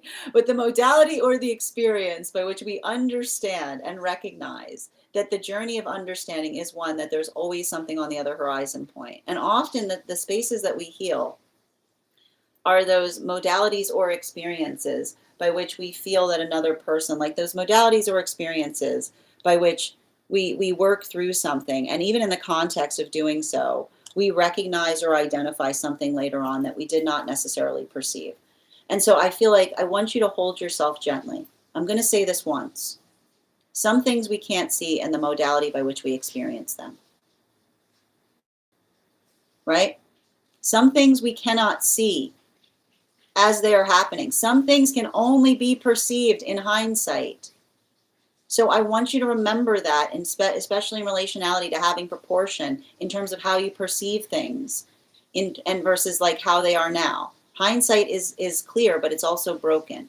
And sometimes we get too hard on ourselves on things we can see in the context of it being the past, that there was no possibility that we would have been able to see in the context of the present. So hold yourself gently, even as you're doing that type of work. That is our daily collective read for today. I want to thank you so much for being here and experiencing it. Just a reminder, if you would like to book a private reading with me, it is a two-step process. You have to book the reading, you have to pay for the reading. Please make sure you do both if you'd like to have that reading. Most importantly, please remember that I will never, ever, ever, ever, ever, ever, ever, ever, ever reach out to you for a private reading. I will never DM you. I will never PM you. I will never slide into your inbox and tell you that I have a very important message that only I can deliver. The only way you can book a reading with me is if you book one on my site, so I would encourage you to do it there. A couple of updates before we move into personal readings today. First and foremost, thank you to everyone who attended our recent class on the judgment card. Our next class will be held on Thursday, January 15th at 6 p.m. PST, 9 p.m. Eastern. We will be continuing our studies into the tarot with a focus on the world card, the final major arcana. We are going to be studying the significance of that card, the historical significance, as well as the symbology of the card. I'll be working you guys through spread applications. I'll also be presenting you a unique spread that you can take with you out of that class to help you implement the meaning of that card into your own readings. All you need to do, if you'd like to become a part of that class program, is head over to my Stack and become a paid subscriber. Your paid subscription to my Stack is your ticket of entry into our live classes each and every month. You will also, as a monthly subscriber, have access to over 9 hours worth of material in the Tarot Church Library class archive. It's not necessary to catch up. I'll do my best to give you an update on everything we've studied prior to beginning the next class. It's a great time to join, though, if you want to bone up on a few of those other classes. You'll also, as a monthly, and if you decide to become a founding member, not only will you receive a discount on the full year's worth of classes, but you'll also have access to over 20 hours worth of material in the library, and you'll also have the option of receiving a complimentary one-on-one mentorship class with me, where I will meet with you personally to assess where you are on your own personal tarot journey and give you the best insights in terms of how to utilize those classes to the best of your impact, moving towards your tarot goals going forward. One of the things I try to do in these classes was make them accessible to the absolute novice tarot reader as well as the seasoned reader. There's definitely something there for everyone. Don't let your lack of experience or your robust experience prevent you from joining us in these classes. And even if you don't become a paid subscriber to my Stack, I would encourage you to follow me there to stay up to date on any new offerings or services. I also post my weekly newsletter there, which will let you know about my in-person events as well as my online live schedule. I also want to invite you guys over to my Stack to learn more about a very special retreat that I'll be hosting in August. I would like to invite you to join me August 8th through 13th, as we will be traveling to the location by which the tarot was first documented to be discovered to sharpen our tarot skills, but also to learn more about the culture by which the tarot found a place to grow and thrive. We will be traveling to Tuscany, Rome, and Florence. And also anyone who participates in that retreat will have the option of receiving a complimentary mentorship class with me that comes gratis on top of that. Now there is a $200 discount to that is expiring shortly. So if you would like to secure your spot and receive that discount, make sure you sign up sooner rather than later. I also want to let you guys know that on top of my standard life path readings, I also offer mentorship classes. These are for any of my students seeking a more personalized educational experience with me. I take a very limited number of students for this reason, as those classes are focused on each individual's personal spiritual goals and journey work. Those classes can be purchased on an individual level or as a monthly class series, weekly or bi-weekly, as your schedule permits, so that you can stay more consistent on your personal journey. I'm also very happy to now offer dream interpretation readings, which can be purchased per dream or as a series. If you purchase a series, I would encourage you to start to keep a dream journal, as we will meet weekly or bi-weekly with that journal and utilize the tarot to understand the key themes and messages coming towards you in the dream space. I want to thank you guys so much for being here today and sharing in these messages, and we will do this again tomorrow. That is our daily collective read. Congratulations to Avatar. You got the highest gifter today. Thank you so much. And Bridget, you came in second, so you will have an additional card in your reading.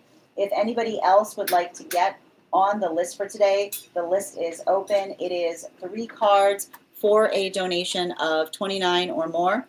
4 cards for a donation of $23 or more for my subscribers, links in my bio. Please keep in mind there are 2 things I do not read for across these apps, pregnancy and medical. Happy to give insight on anything in private readings, and you can book private readings on my site. We're also, when we get to 50K likes, going to be gifting a reading back to the collective, so make sure you're tapping that screen and we'll get to 50K in no time. If you get on the list right now, you will be the 8th person read for. So, and we've got 4 spots available before the list is closed today. So if you would like to secure a spot today, please do so sooner rather than later if you want to make sure that you're having a reading. I'm going to take a moment to read over some of the comments that came through as I was reading. And guys, please thank all of our help from our mod K Megan today. Deeply appreciate it. Good to see you. You were born in a Venus retrograde. How do you feel in that? I imagine you probably go through them with a bit more easement than we ourselves do. Hi there, Pistol. Grand Rising, Deborah. Selena, as someone who's dealing with temperance relationship, I'm tired and worn out. Make sure that you're prioritizing rest and make sure that you're bringing perspective, a clear perspective to things, okay? Hi there, Nola. Thank you for confirmation, Kay. And Xantol, thank you for the follow. I'm guilty of dropping emotional gauntlets in the past, but here's the thing, and I want to point out, the fact that you can observe that shows the fact that you're healing from it. Right? The fact that you can observe it shows the fact that you're healing from it, Kay. Thank you for confirmation, Deb. Usually with my family, though, not relationship. But here's the thing. You're observing and you're recognizing. That means you're in the process of healing it. I'm here with the goods. Exactly, Selena. And Nixon, thank you for the follow. I'm doing well today. How are you doing? Isha, thank you for the confirmation. Again, if I'm ever saying your name incorrectly, by all means, please feel free to correct me. Hi there, Per. Welcome. Good to see you, Adam. Thank you as well for receiving these messages, Mamo. I'm tuning in, and the first thing I hear is a lecture on misperception. How are you doing, dear? Good to see you. Yes, it's big time to know spirit and follow. Tap to claim moons. Good to see you. No matter how long I'm gone, whenever I come in, I'm always spot on. Oh, I'm so glad to hear that, dear. I'm so glad that these messages are helping right now. It's so good to see you. We missed you. Lisa, thank you for confirmation. Yes, both yes and yes. Thank you, Bridget. New Earth, tap to claim, Lisa. You've summed up this year perfectly. I'm so glad that you caught it too. Good to see you. And thank you, Chris, for sharing the live. Lisa, it's been a roller coaster ride, and I'm ready for an easier ride, preferably with a partner. Sending you so much support on this journey. But here's the thing about it. I feel like a lot of energy right now is like it's no roller coaster energy, right? It's the observation of like there's some relationships that are built like roller coasters, and I feel like a lot of energy is just observing and recognizing that, and that's helping to fortify their decisions going forward. Yes, they have healed. More in power. Leave and be open to open the new door. Taps to claim moons. Authentic, yeah, exactly. An authentic jerk. You're welcome, moons. Transformation. Me being genuinely offended when the projection is off. Like, you couldn't even project better. There are so many good things you could have projected, and you chose to project on that. Exactly. I feel that, Ryan. You know what? Like, that's very like. Do you as like my mic falls? Do you have scorpionic placements? I feel like that's a very scorpionic thing to say. Like, you couldn't even think of a better projection. That's low hanging. Like, exactly. Thank you, BB. And ST, thank you for getting on the list. That was helpful. Yes, yes, the reading's already started, dear. But if you missed any of them, it'll be up on the place where we keep the photos and videos. It'll also be a podcast later today on Spot and on Stack. If it's difficult to talk about, it requires inner work or therapy. Beautifully said, Lisa. Ego causes so many issues. But here's the thing about it. It's not that ego is a bad thing. You know, we work to have healthy egos. And this is what I like. Listen, Jupiter in retrograde in Cancer can often be like, ego check. You know what I mean? Like, because a good ego is very much close to what's within, right? There's nothing extra. It's just kind of the same. That's what's nice the nice thing when we fix our egos is someone's like, you know what, I met that person. It's the same, the more you go in, there's just more of that. It's awesome. It's like, it's so cool. You go in there and it's just that, it's just bigger. It's just more, there's just more of it. Yeah. So, I mean, again, I don't like to talk negatively about it. The job is not getting rid of the ego. The job is having an ego that we're proud of, you know? Yeah, that's been my default mode. How do I change my default back to a feeling resolution? Well, that's what we can do with a reading, Lisa. And expansion again. Absolutely. Commanding expansion. I like that. I like that. I like that term. I got you on the list, Julia. Deciding that I am expanding, hold on a minute. Deciding that I am expanding and finding evidence of gratitude. Tap to claim. Yes. Yeah, I'm struggling after going. I mean, and here's the thing about it. Journeys like that can be very triggering, Julia. So I want to point out the fact that you're articulating that you're struggling is also helping you heal from it because you're recognizing that it's a struggle, right?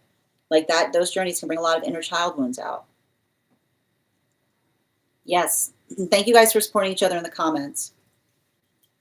Oh, okay.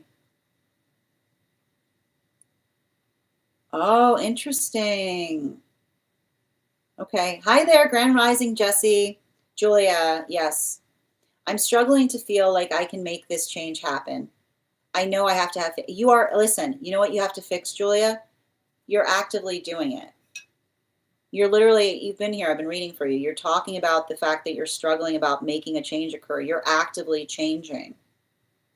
You have to recognize that. You're actively doing it, you know? Like, that's the problem with like a rebirth. You're always like, I can't do it. And you're like, you're literally doing it as you speak. It's hard. Yep. And you've got help around you, right? Continue to look for the help. I'm trying to re-regulate my nervous system. That's a beautiful way of putting it. Self-care always. Absolutely. Yeah, it wiped you out. Never want to go. Oh, sending you so much support on that journey, dear. Hi there, Purr. Oh, I would be curious. I would love to get information on the disco. Yeah, thank you guys for support. And listen, I just want to point out, like, look how much you guys support each other, even on your own journeys in that capacity. You know? I've been so wiped out since I got home. Sending you so much support on that journey. Make sure that you're resting. I know how to get back to myself. Yep, I'm trying my best, and my move. All right, have things to do. Thank you guys for supporting each other in the comments.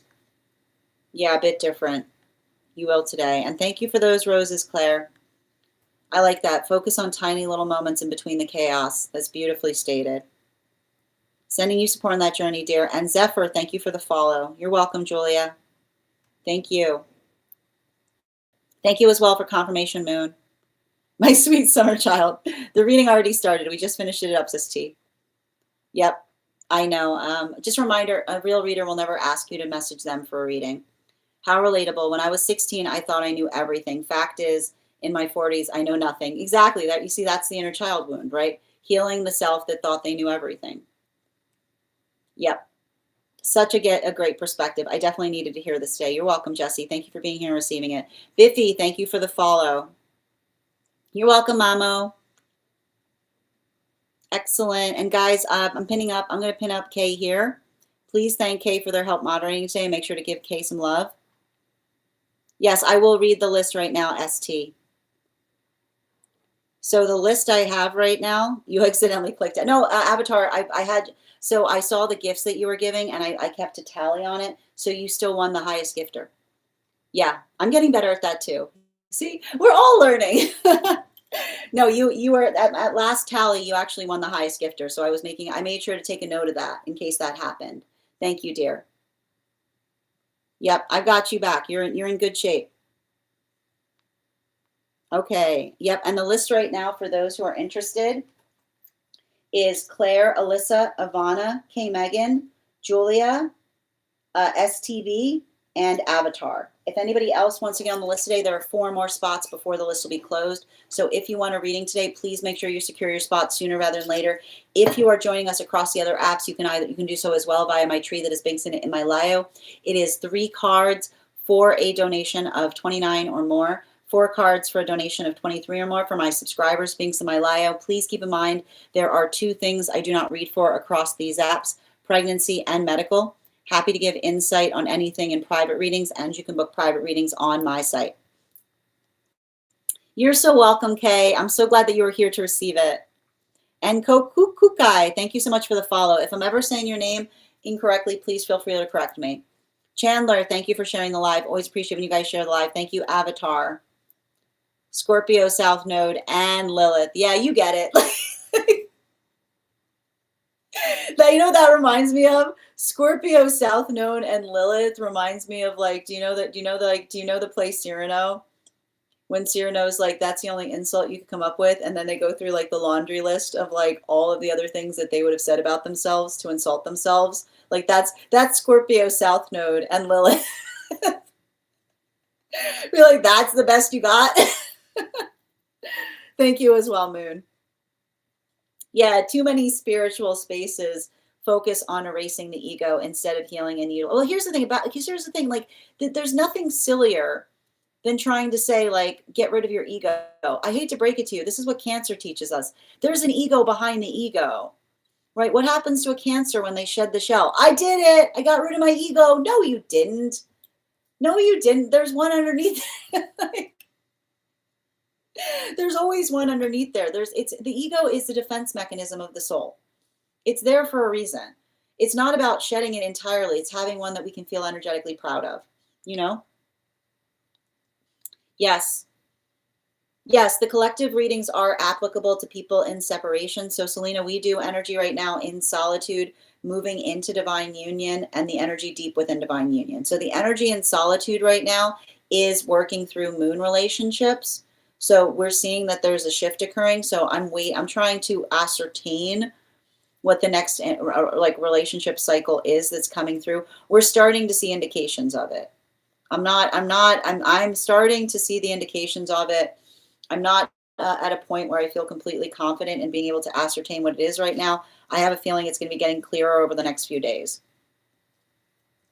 Do I offer business readings? Yes, absolutely.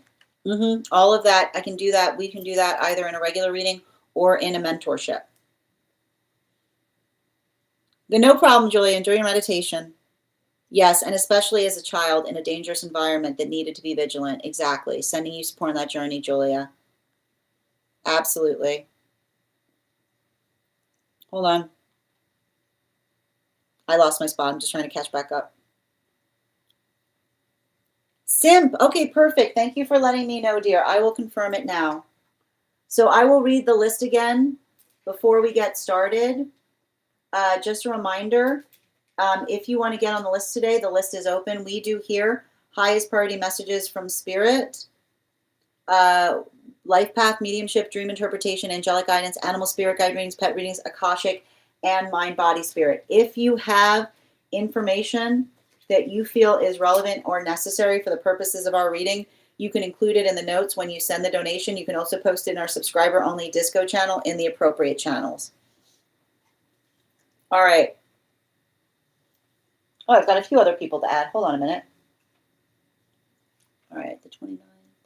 Yes, I've also got you, Simp, I've got you added too. If anybody else would like to get on the list, we've got 3 more spots before the list will be closed. Apologies, I should have gotten on the list sooner. Okay, so I have to ask, so guys, Kay is on a different time zone as us.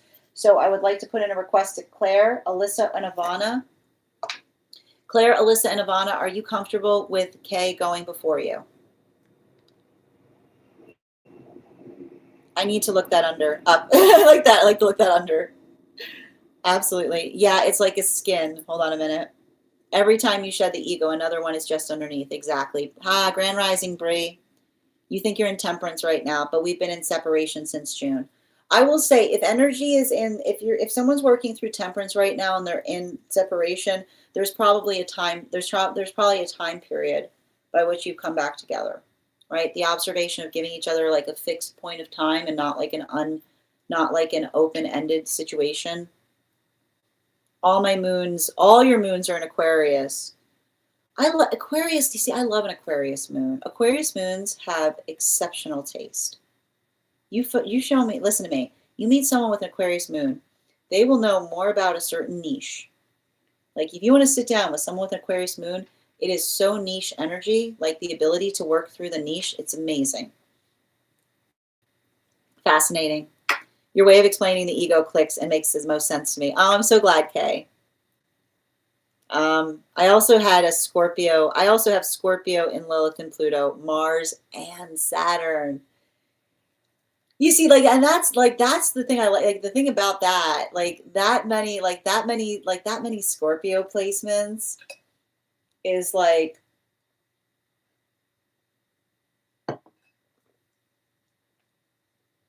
here's the thing. Most Libras think they're, I'm going to say this to you, Bridget.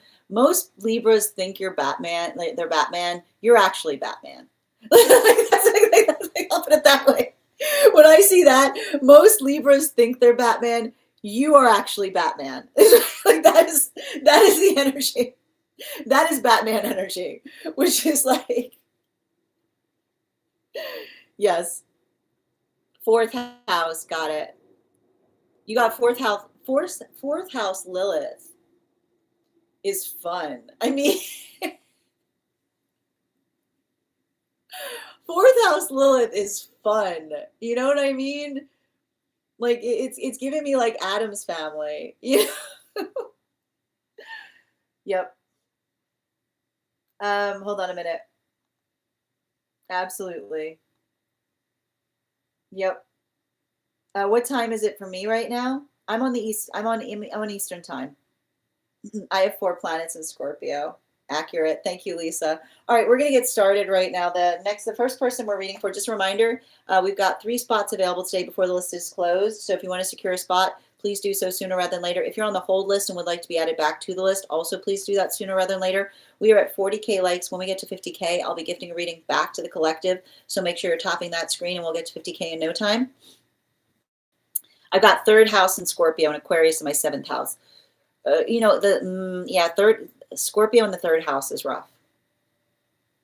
Scorpio in the 3rd house can be like, I wish I hadn't said that. You know what I mean? Like Scorpio in the 3rd house can be a little bit like, like it's a little bit, it's like it's working a little bit into the space of like being like a little too sharp tongued for one's own good, but learning that very early, learning very early on that words can hurt, right? I wouldn't be surprised if you have some kind of lesson where you said something in the heat of a moment and you were like, and it's not like, you're like, no, I'll never do that. Like, you know what I mean? Like it's understanding how important words are, but it's something that you've struggled with, but something that you potentially help others with for the rest of your life is what I keep on seeing, right? Like you being able to help another person understand that lesson, right? Like that's potentially why you had it so early, is so that you could say that was something that you cleared that up nice and early, and then your words become blessed after that. right? And just a reminder to anybody joining us, true readers will not ask you to reach out to them for readings. This is my only account. Yeah, I should check my houses. I feel like I've overcome that mostly. Okay, we're going to continue. The first person on the list for today is Claire. Claire, if you're here, can you respond in all caps? Let me know if you'd like a general reading or if you have a specific question you'd like me to answer. Also, before we get started, let's warm up those intuition muscles with an intuition check. And just a reminder to anyone who's become a superfan, if you would not have access to our superfan only disco channel and you would like access, message me directly from this live with a disco gift and I'll send you an invitation. If you go to our disco channel, in the perks section, you will find a very special coupon code just for our subscribers. But if you would like a smaller coupon code and you are not a subscriber, you can message me the word class. And if you are interested in learning more about our trip, you can message me the word trip. Oh, Kay is going to be first? Okay, perfect. Did we get, I'm sorry, I forgot, goldfish. Okay, so just confirming, Claire, Alyssa, and Ivana, are you comfortable with Kay going first? I just need confirmation before I do so.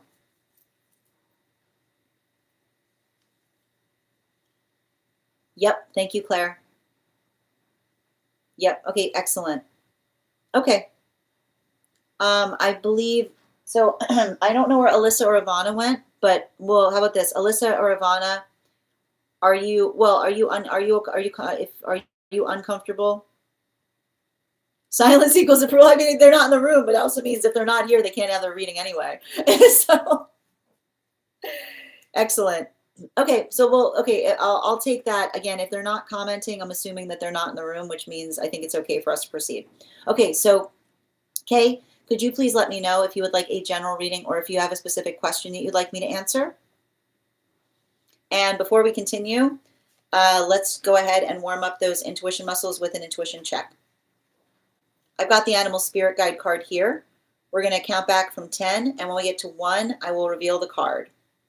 10, 9, 8, 7, 6, 5, 4, 3, 2, 1.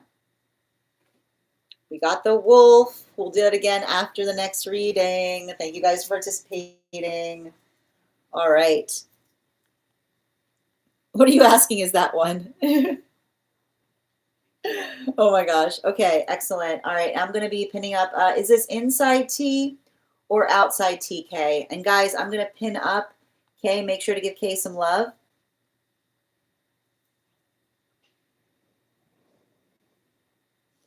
I got it here.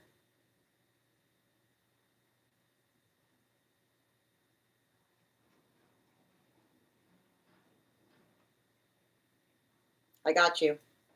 Okay. Yep. I like that, Ryan. There should be. Hold on.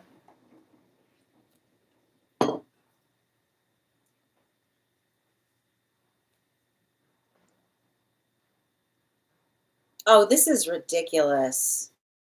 I haven't even drawn the cards yet.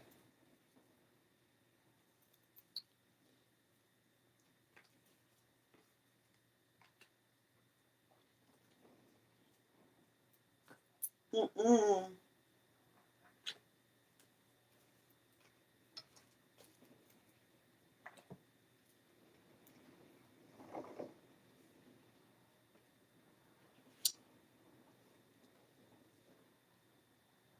Good Lord.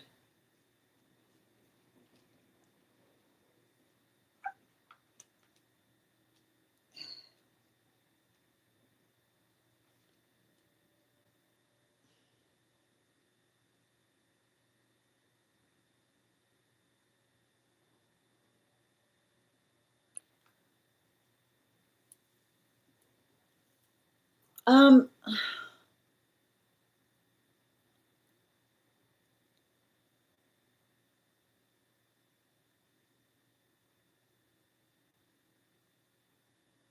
I'm gonna just,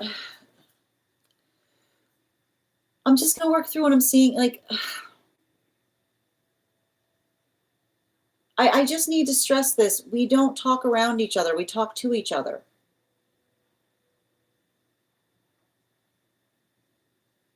we don't talk like that. There's nothing to talk about. We're like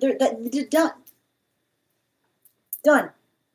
Like I know, like I'm trying to read more into it, but that's what I'm getting. We don't talk around each other. We talk to each other. You know, um, and I feel like there's something important there. And it's not. And here's the thing about it's not to say that there aren't like it's not to say like when we care. I need to point this out. When we care about each other, okay.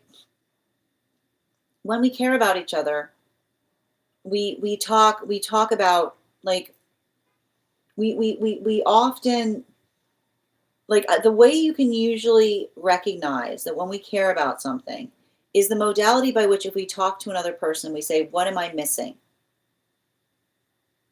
What am I missing? Right? Like the modality by which we work through the ability to try to articulate or amplify something that we're doing better is the space by which we articulate and say, what am I missing? Is there something I'm missing? Is there something that I'm doing? Is there something that I'm doing that I am not necessarily aware that I'm energetically doing? Right? Like those modalities or those experiences by which we articulate that can often be the amplification of being able to put our care towards things. But we don't like and I think it has to do, and I keep on hearing, especially I don't know, I don't want to like I need to stress this too. Like and I don't want to make this a medical reading, but I keep on hearing, especially if it has something to do with like an energetic like the word disabilities coming through. You know? Like not reading intention, like not reading intention into an energetic weakness, which is something that's coming up there. I keep wondering, not reading intention into an energetic weakness, which is the modality by which another person like recognizes, particularly if another person recognizes that you struggle with something, is what I keep on hearing. Like not putting intention like into that struggle point. And I feel like that is what I'm effectively identifying here. And I keep on getting, and it has to do with the fact that I see one person, right? Like I see one person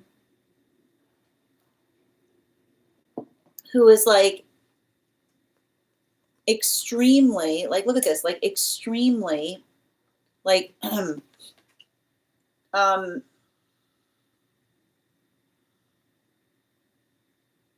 the best way I can describe it is like this is and this is what I keep on getting. And I feel like and saying to me like it's giving, I don't know why it's giving me like a little bit of House of Cards energy, right? Because and I keep on hearing the same message, which is like something is only supportive in the fact that you energetically, in the fact that you want it and you don't need it, right? Like the ability to effectively articulate. Like I see somebody who has the modality by which they plan their life, right? Like they plan their life like so carefully. Like everything needs to be like everything, like there's a lot of perfection here, right? There's a perfection wound. And the thing with the perfection wound is the modality by which like everything has to be perfect, or we feel like that deep trauma that everything is going to be like awful. Like human hearing, everything's ruined, nothing's ruined, right? Like somebody who overuses the word everything's ruined because they've got this like vision in their head, right? They've got this energetic vision in their head. And the experience by which like others effectively articulate or build upon that helps us, I keep wondering, like helps us see the energetic shape of what it is that we ourselves are trying to do. So I keep on seeing that there's something really energetically important there, specifically and particularly. I keep hearing specifically and particularly in the space of working through like their sense of perfect, which often, and I keep wondering the way, like the way we can recognize, I keep wondering, perfect is a destination, it's not a location. It's something that we work towards, but we don't get upset at others if they don't share our energetic perfect like vision of what perfect is. Because I see somebody else, like this other person, complete opposite, right? Fast and loose, right? Close to the hip. Doesn't know what they're doing 1 minute to the next. You know? Like it's giving me like it's giving like this is much more chaotic energy. I keep on seeing, you know, like I see somebody else here who's just like, that's fine. You know what I mean? Like, and that's the problem about it. Like, and like, I don't know if this person has a lot of Virgo placements and this person has a lot of Sagittarius placements. I often see clumsiness like this when someone carries a lot of Virgo placements and a lot of energy carrying Sag placements, because this is why like it's very hard for Virgos and Sages to get along, because Virgos are like, perfect, everything's perfect, right? And then somebody comes along and like life intervenes and everything's all over the place. And Sages have a very loose perception of personal space. You know, like the Sages are like, you know, like they're hilariously, the Sages are hilariously clumsy. Either like in some way, shape, or form, a Sag is always clumsy in some shape of their life, because it's like they don't realize the fact that they sometimes come into spaces and, you know, like they're just, it's a lot of big energy. So, and I see you kind of tucked in between these two, right? And you act as glue. And here's what's happened. You're busy now, right? The glue's gone.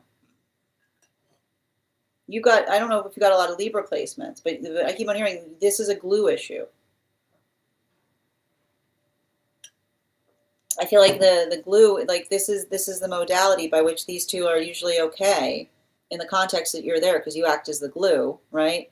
You potentially help somebody with like, I feel like I see you being in the space by which you're very, very sensitive to another person's like need for perfection. And I see that you're very helpful in helping another person like get their act together. Right. And now I see the fact that the argument, whatever the argument was, is they're arguing because their glue's gone. Right. Everything's energetically falling apart, but it's not that things are falling apart. I see the fact that you're busy. You know, like I see the fact that you're busy. You're focusing on the self right now. And I keep on seeing it's not the fact that you don't energetically care for these two. But I see that it's the fact that like you had to call back your energy to a certain extent to be able to effectively, like I see you doing a lot of work right now in relationality to like focusing on, and I feel like you're going through a maturation process, and now this is an argument about the fact that the glue's gone. So, you know, I feel like that's the conversation that you need to have with someone. Your placement in their life is not required to get along. You know, like I keep on seeing something here that you have to say to these energies, like the responsibility, like the responsibility that you have in terms of also having energetic needs. I feel like it's you having to articulate the fact that, and I want to point this out, like as we energetically mature, right, we build different orbits, right? And that's, I keep wondering, healthy orbiting is the modality by which we understand that we're not as energetically focused upon one another, because we have other priorities or responsibilities that start to come in, right? And so I feel like that is almost what I'm seeing here. Like I see one person, you know, I feel like I see both of these energies kind of are in the modality by which they're working into the context of navigating the changes that they're seeing. And I feel like for one, I feel like I keep on hearing like there's two different things you have to say to somebody. For one, I keep on hearing healthy relationship is not demanding. I keep on hearing, and when we say this is what's beautiful about a good friendship. Like any good friendship, like you know what the beautiful two words are connected to a healthy relationship? Zero obligation, right? The friendships that we hold are not based upon the energetic obligation that we have to each other. It's the gift, right? The energetic gift that we are in each other's life is not based upon the energetic point of navigating the space by which we demand upon the relationship. And often what happens, like this is why often when we go through maturation cycles, we lose demanding friendships, because friendships that are overly demanding are often recognizing that a healthy friendship is one that we don't hold on to too tightly. We allow the modification of understanding that it changes, like, right? Sometimes we're close, sometimes we're not, but the feelings are always there. So I see that for one energy, it's helping them understand, right? Like helping them understand that you're a phone call away, but you've been in a space by where you haven't been able to check on them as much, right? I feel like there's something about that where you are always the one effectively reaching out there. And I see, like, again, like the space by which they can also reach out to you, right? Like it's saying to me, like, there's almost like a balancing that's happening in that first energy. The second one,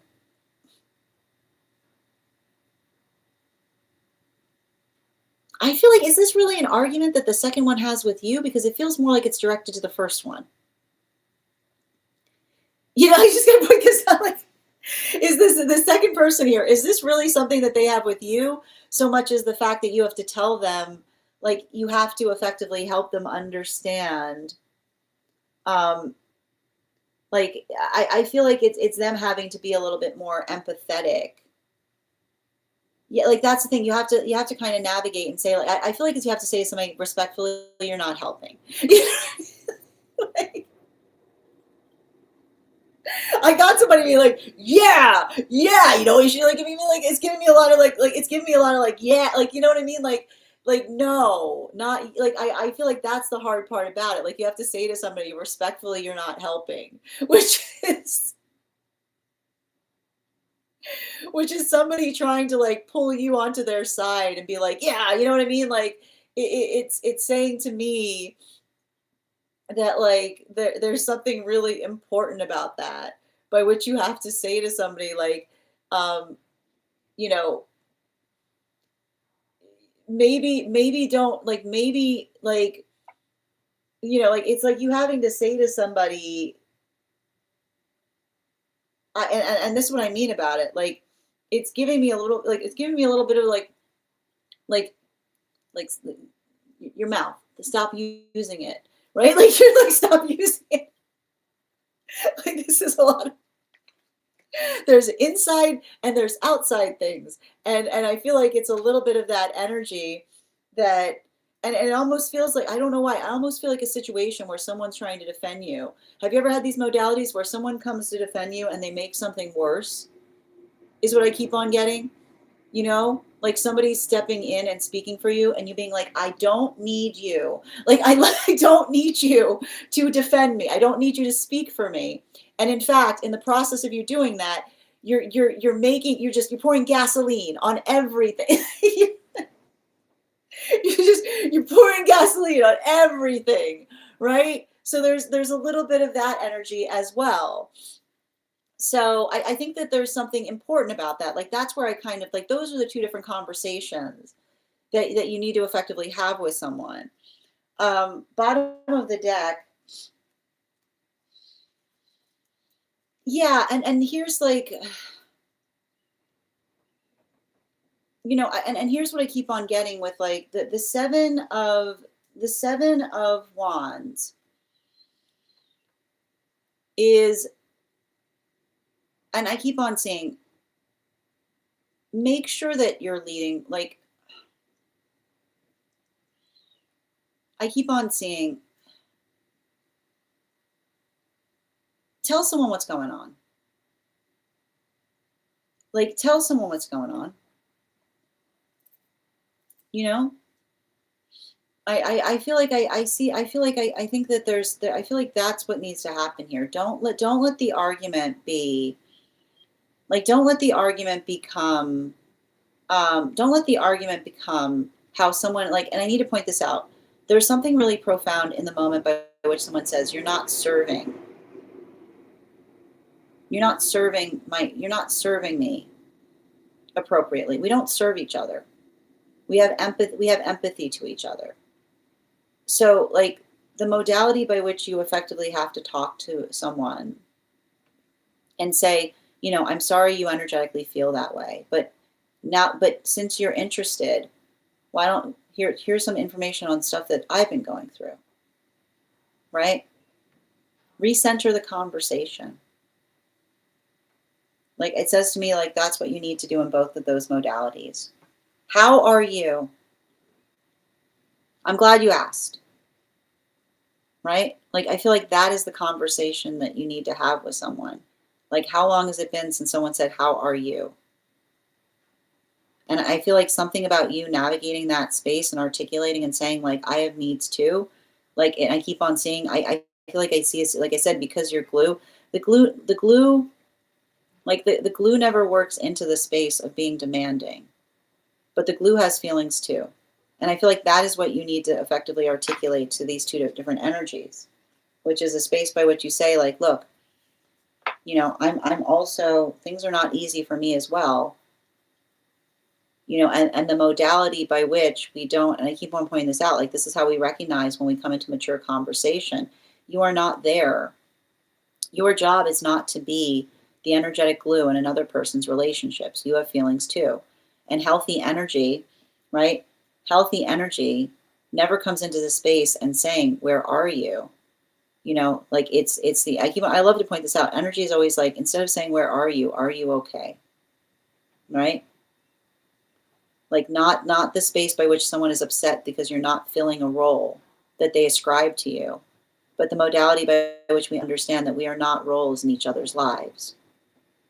And I feel like that, in that way, like, I feel like there is something that's changing, and it has to do with a conversation of that nature. Thank you so much for having that reading with me, Kay. And if this message connected to you as well, it's very common for those who need these messages to be here to experience them. We are doing personal readings right now. If you would like to get on the list is open. I've got 3 spots left before the list is closed. 3 cards for a donation of $29 or more. 4 cards for a donation of $23 or more for my subscribers. Links in my bio. Please keep in mind there are 2 things I don't read for across these apps: pregnancy and medical. Happy to give insight on anything in private readings, and you can book private readings on my site. The next person, I'm just going to get a minute to read over the comments that came through as it was reading. Hi, Lisa. That's what I did this holiday. I wanted to see who reached out to me, and it was eye-opening. Sending you support, Bridget. Oh, thank you for joining my fan club, Phoenix. I appreciate you. Good day, Nikki. Good day. Good day. Jolly good day. Good day. Thank you so much. I appreciate it. I feel it. I know, and here's the thing, like, I see, like, the observation, and I need to point this out. Is there something that they're articulating, like, is there something that they're articulating that you're doing that is causing an issue? Or is it the fact that they're upset that you're energetically busy? Like, that is exactly what I keep on seeing in relationality, to helping you understand, like, what's in your power to change. Like, what are you going to say to somebody? I'm sorry, I'll become less busy. Like, you know what I mean? Like, that's what I'm always perceiving there. Yeah, we're opposite today. Abraham, what are you asking me to get back to you on? Yes. I don't know if they're speaking for me or not. Yeah. I think we all just need to sit down over a cup of tea. That's what I keep on getting. Like, I feel like I was seeing the fact that the energy misses, like, they miss connection. But I keep on seeing it's not your job. Like, it shouldn't be your energetic job to feel like the need to facilitate it.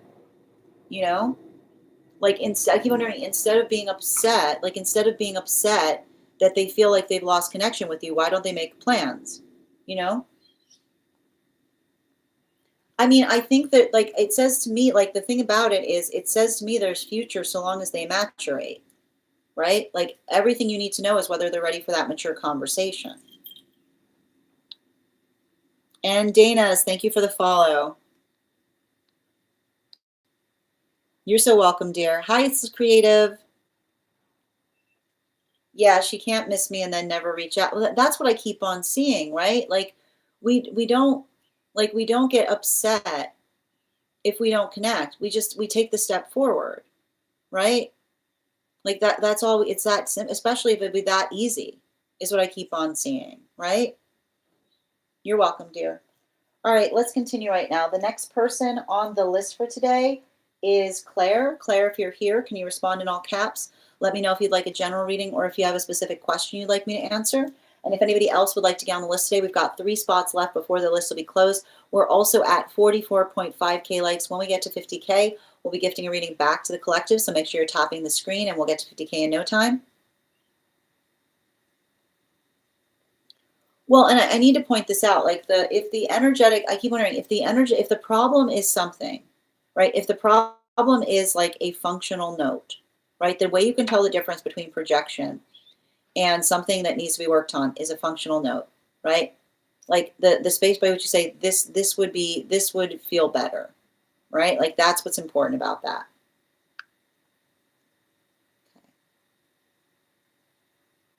All right, we're going to continue right now. And the next person on the list for today is Claire. But before we continue, let's warm up those intuition muscles with an intuition check. I've got the animal spirit guide cards here. We're going to count back from 10, and when we get to 1, I will reveal the card. 10, 9, 8, 7, 6, 5, 4, 3, 2, 1. We got the hair. Thank you for participating. We'll do that again after the next reading. All right. And I am looking right now. Claire, yes, you did get the extra card. Can you let me know if we're doing a general reading or if you have a specific question you'd like me to answer? And just a reminder to anybody joining us across the other apps, you can also get on the list today via my tree that has Binks in it in my bio. We've got 3 spots left today before the list will be closed. We are doing here highest priority messages from Spirit, Life Path, Mediumship, Dream Interpretation, Angelic Guidance, Animal Spirit Guide readings, Pet readings, Akashic, Mind, Body, Spirit, and Love. If you have information that you feel is relevant for the purposes of our reading, you can post it in the notes when you send the donation. You can also post it in our subscriber-only disco channel in the appropriate channels. Nice. Nice, Bridget. Nice. Second call right now for Claire. Second call for your question, dear.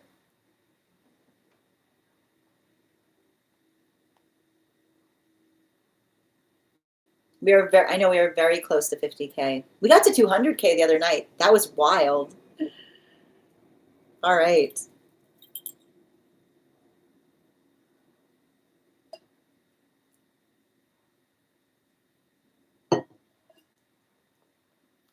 All right, Claire, I haven't seen your question come through. So if you've posted it, you may need to repost it because it might be getting filtered. Yep, I figured that was what was happening. Either or you need to put periods in the between the words instead of spaces, or you need to rephrase it. If that's also an issue, you can also email me the question. I'm not sure why it's getting filtered. Kid, I'm not sure what you want me to award them. I'm not sure what you're saying. I know we see Claire. Yeah, Claire, do you have access to the disco? Because you can also post it in the disco.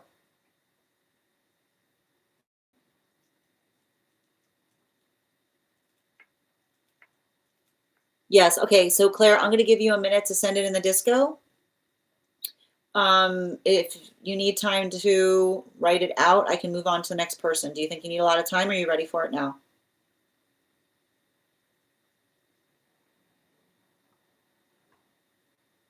Yep.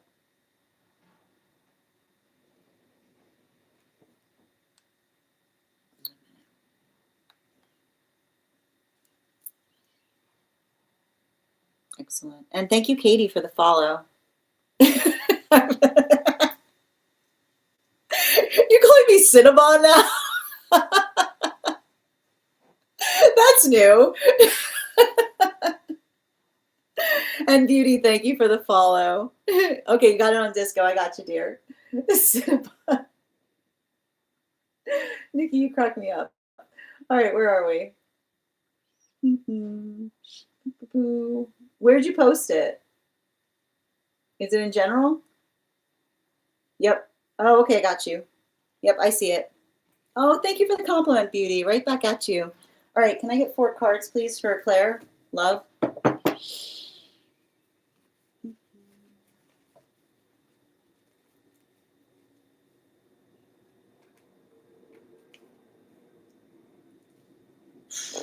Why do I keep on hearing puppy dog eyes don't fix things?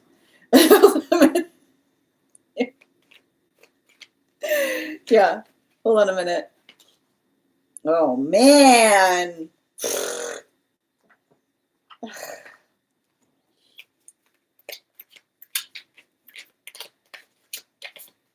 One more. Come on. You can do it.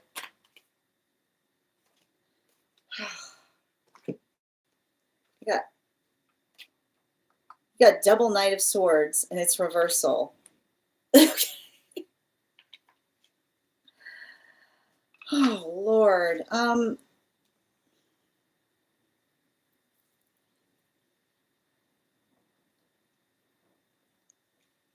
This person is incredibly intimidated by you. I'm getting here like 2 left feet kind of energy.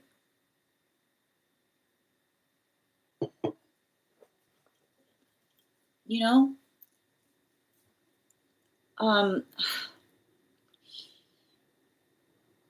I feel like I'm picking up something here. Like,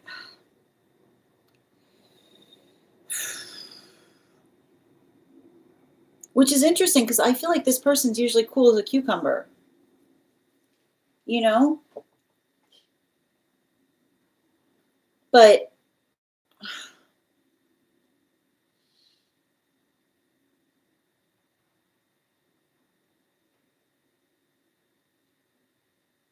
you know, and I want to describe this because and it says to me like they're in love with your intelligence is what I keep on seeing. You know? Like like I see somebody who's really, really like very invested in terms of how your mind works. But the hard part about it is how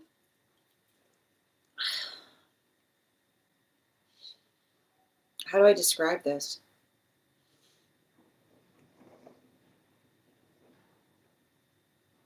I see a situation with I keep on hearing somebody who's decided that their system works, right?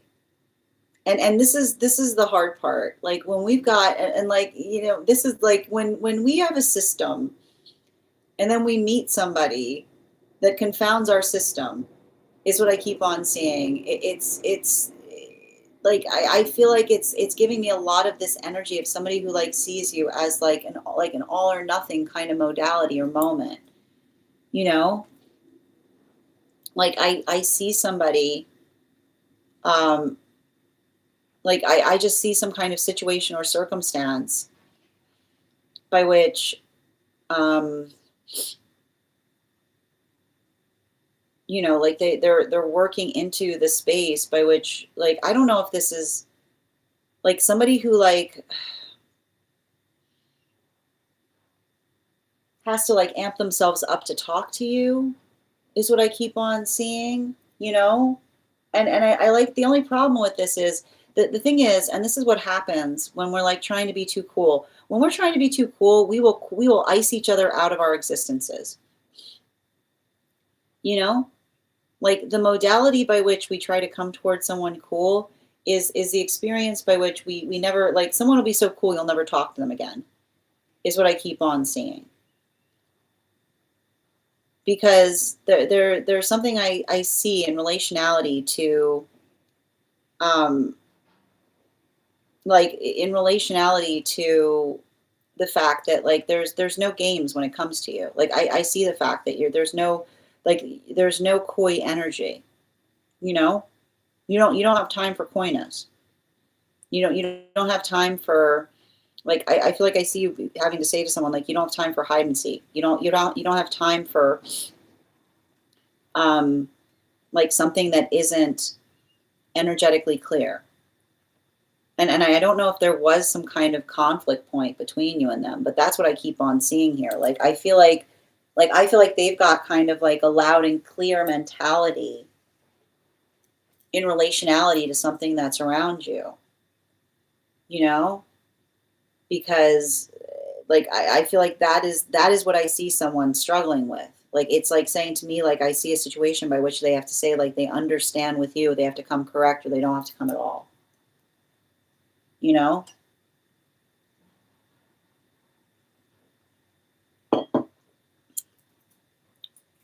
So I feel like that's the hard part that I'm seeing.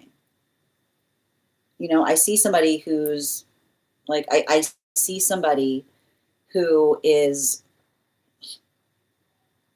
there a location issue between you and them? Is there distance here?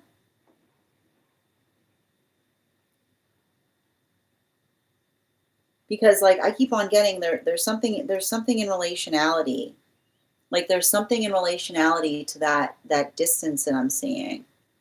Um I feel like the conversation that you need to have with someone um has to be in terms of like what you can realistically have with them, you know? Because I feel like that is the hard part. Like I see somebody who like I see somebody who actively misses you. And I almost like I see somebody who like almost wishes like I'm like I want to describe this like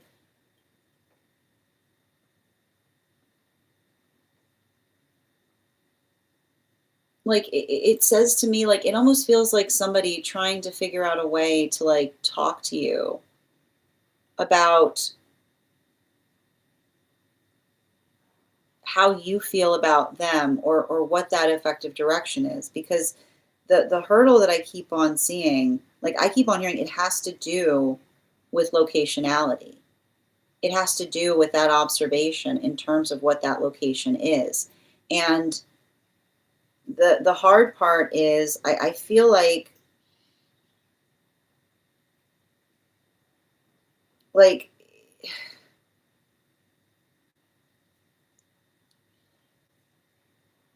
I don't know why I keep on hearing somebody saying like if we rush things too fast, we'll ruin it, which is the observation of someone who doesn't necessarily like who doesn't want to like damage. Like I see somebody who like doesn't want to energetically damage something by putting too much pressure in terms of what it is that they're trying to articulate that they aspire or desire to have with you.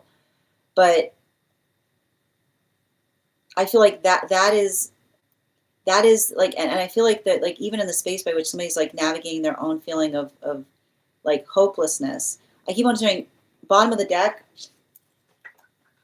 Yeah, make sure that you're having conversations with them in relationality to invitations is what I keep on seeing, right? Like I literally like I keep on hearing somebody who's like thinking about you, but they don't want to, I keep on hearing they don't want to presume or assume is what I keep on seeing. They don't want to presume or assume. And I keep on seeing there's somebody who is really upset in relationality to the timing of something that's happening. Because I almost feel as somebody who feels like the weight of like a location, like an opportunity that blocks something beautiful from happening. And so I feel like even in the context by which you could potentially talk to them or build into like what that future holds, I feel like that is the conversation that you need to have with another person in terms of like, they're like, because here's the thing, I keep on hearing something about you and them, like location, location should not be an issue as long as someone is not married to a location, is what I keep on hearing. Like location is not an issue unless someone is married to a location, which is the observation that something like someone has no choice but to occupy a space, or they have to be somewhere in order to energetically facilitate doing something. So that is what I keep on seeing in relationality, the conversation that you need to have with another person, whether they are married to their location, right? Or whether these are experiences, or whether there's an adaptability in terms of where they are. Because I don't know why, but I feel like I see somebody, like, I feel like there's somebody who needs to, like, I don't like, there's somebody who feels more adaptable in that way. You know, and that's what I mean in terms of you having to kind of break the ice in terms of having that conversation. Because I just keep on seeing it's like somebody who like wants to talk to you about something, but they don't want to presume or make an assumption. Bottom of the deck. Yeah, like everything I keep on seeing, like this has a lot to do. Like I know you asked for a love reading, but I keep on hearing location, location, location, right? It feels more like somebody who's frustrated because they feel like the possibility for love was somehow curtailed based upon some kind of like energetic transition. But that's what I keep on seeing in terms of having a realistic conversation with someone. Like I keep wondering, as long as someone isn't married to a location, like location should never be an issue. So I don't, unless somebody's in the modality, like I keep wondering, unless somebody's in the modality by which they're worried about starting all over again, is what I keep on seeing. Because I keep on getting like, there's like this energy is like so intimidated by you. And I keep on feeling like the conversation that you need to have with somebody is like, you know, like their confidence needs to match yours in order to facilitate a healthy relationship. Because if not, anytime something good happens, I keep wondering, every time something good happens, it's not just happening to you, it's happening for both of you, right? Like that's what we talk about with like a rising tide that raises all ships. It's the observation of something that doesn't feel like it leaves us shipwrecked. It's something that works like that's for both. Like I keep on hearing like they need to work on their confidence, because that's what I keep on getting. A rising tide raises all ships. It doesn't leave us shipwrecked. It doesn't create the frustration point in relationality to something that's happening that feels like it's separating us. It feels like something that like is something that builds bigger. And that's what I keep on seeing. Like you have to help somebody. And that's the hard part. Like you can't raise someone's confidence for them. You know? They need to find that confidence in believing the fact that you energetically care about them, is what I keep on seeing. You know, insecurity destroys things for this reason. So I feel like that's what's difficult in relationality to whatever it is that's occurring here. Thank you so much for having that reading with me, Claire. And if this message connected to you as well. Oh, I owe you another card. Hold on. Yeah, 10 of Wands, right? 10 of Wands. Make sure that you're talking. Like that's what I see. Like if you're trying to repair a relationship like that, make sure that you're having those conversations. Like the difference, I keep on hearing, there is no single victory in a relationship, right? Like what's good for the goose is good for the gander. What's good for one person is good for every, like the relationship. But somebody working through insecurity will often feel, right? Like someone working through insecurity will often create that space of self-isolating in relationality to something positive happening. And I feel like that's the conversation that you need to have with someone. Their sense of perceiving, right? Their sense of insecurity is potentially damaging a relationship, because instead of having those modalities by which something, I feel like I see you going through these experiences of expansion and bliss, that bliss should be something that you mutually share, right? It's mutually shared bliss is what I keep on saying. You have to articulate that to someone. But I feel like I see somebody who like I don't know why. Like this is why it sometimes feels like difficult when another person sees our bliss and it pulls them into a space of despair, right? It shouldn't be like that. And you shouldn't experience it either. And that's something that they might need to get some external help with, is what I keep on seeing. Thank you so much for having that reading with me. And if this message connected to you as well, it's very common for those who need these messages to be here to experience them. We are doing personal readings right now. If you would like to get on the list is open. I've got 3 spots left before the list will be closed. 3 cards for a donation of 29 or more. Oh, and we got to 50K. 4 cards for a donation of 23 or more for my subscribers, Binks and my Lio. Please keep in mind there are 2 things I don't read for across these apps, pregnancy and medical. Happy to give insight on anything in private readings, and you can book private readings on my site. And I'm just going to read over some of the comments that came through as I was reading.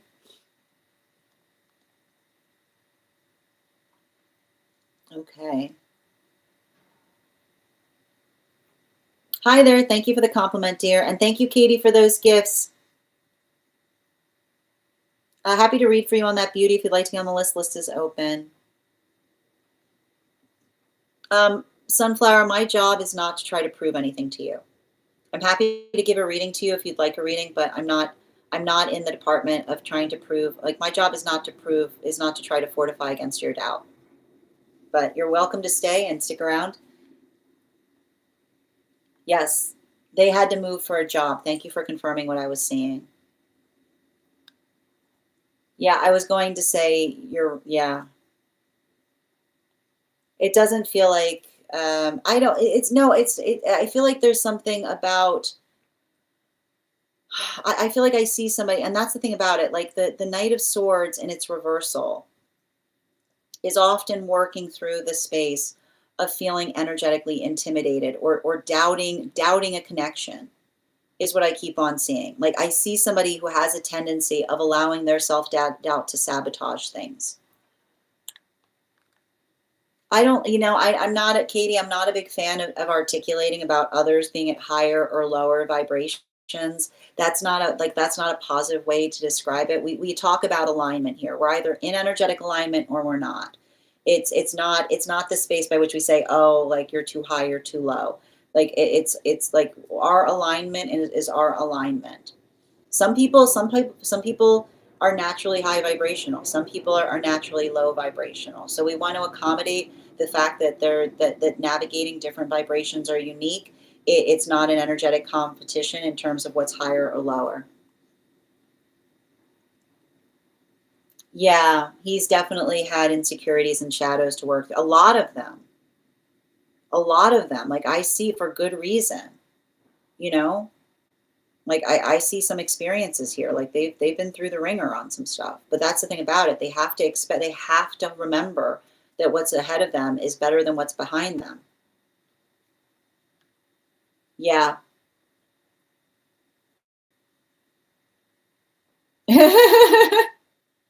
Why do you act different? What happens? What are you like in Coop's live? Now I'm curious.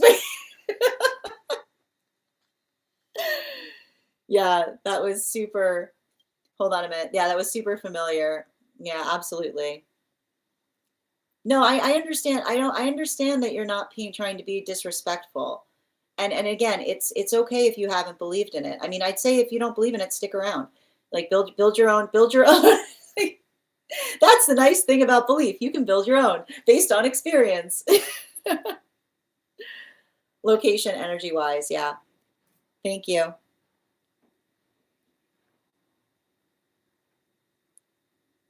Okay. And just going back to Claire's comments. Yeah, you see, Katie, I'm not sure. That's not what I'm articulating in this. That's not what I'm articulating at all in this reading. Like, absolutely. I think that there's something very polarizing in your interpretation of the energy I'm picking up here.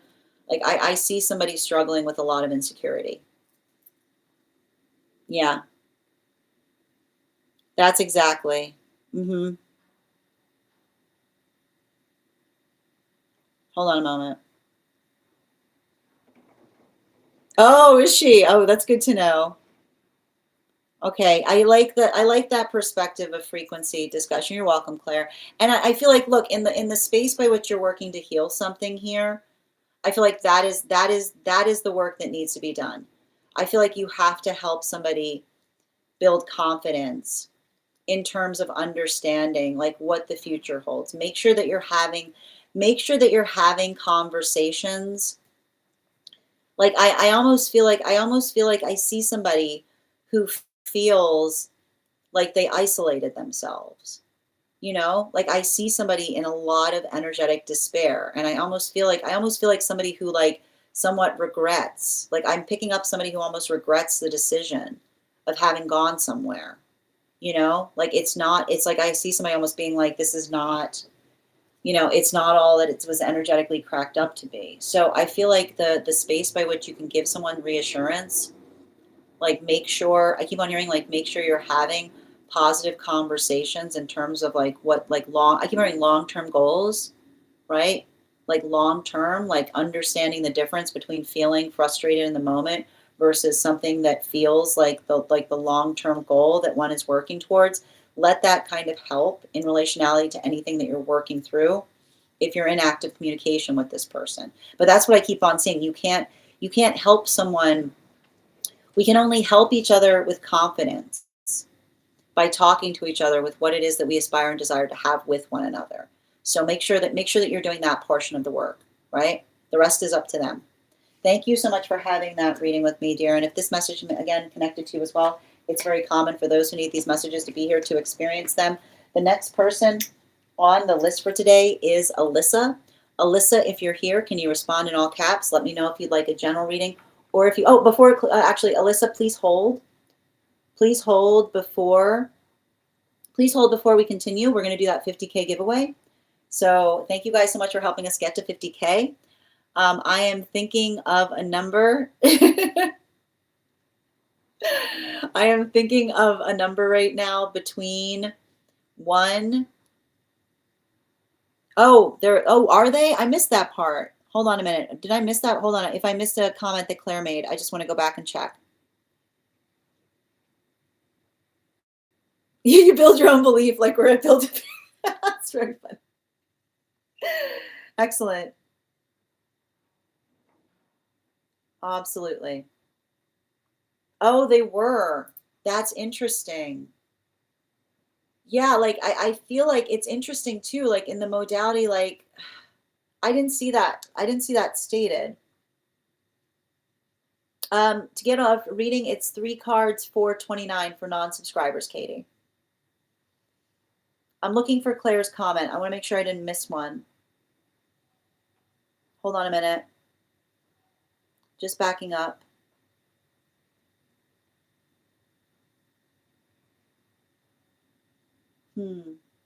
Thank you.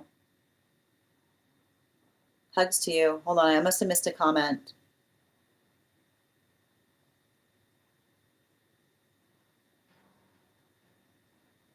I'm not seeing that here on my side.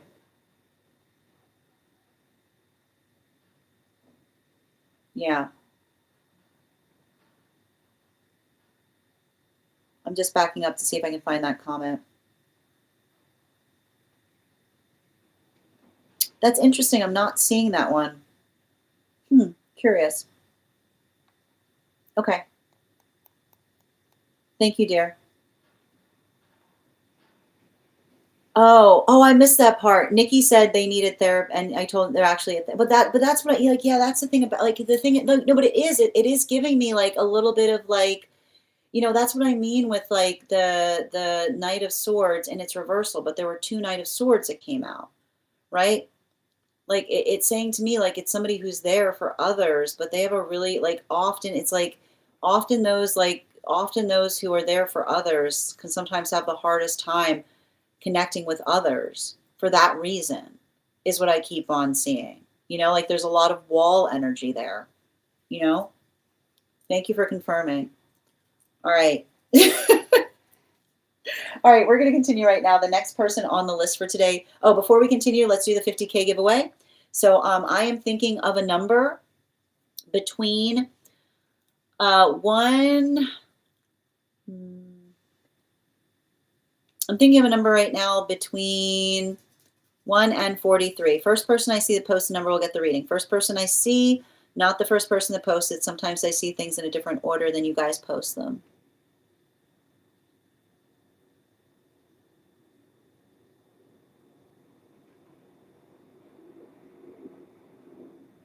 Oh, I think I saw it. Hold on a minute. I did. I just want to make sure nobody else posted it before she did. I'm just checking because they were come by really quick. And you guys, there are a bunch of people who are very close to the number, which is wild.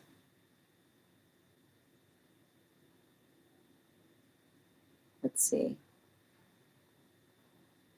Yep, Bridget, congratulations. You got it. Well done. We'll do that again when we get to 100K. And Bridget, that reading will be available for you starting tomorrow. In the meantime, if anybody else wants to get on the list right now, we've got 3 spots left before the list will be closed today. 3 cards for a donation of 29 or more. It was 32. 4 cards for a donation of 23 or more for my subscribers, Binks and Mylayo. Please keep in mind there are 2 things I don't read for across these apps, pregnancy and medical. Happy to give insight on anything in private readings, and you can book private readings on my site. All right, Alyssa, if you're here, can you let me know if you would like a general reading or if you have a specific question you'd like me to answer?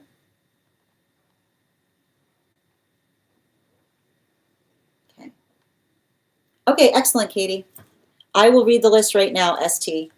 So the list we have right now is, we've got Alyssa, Ivana, we already did, sorry, Alyssa, Ivana, Julia, STB, Avatar, and Simp.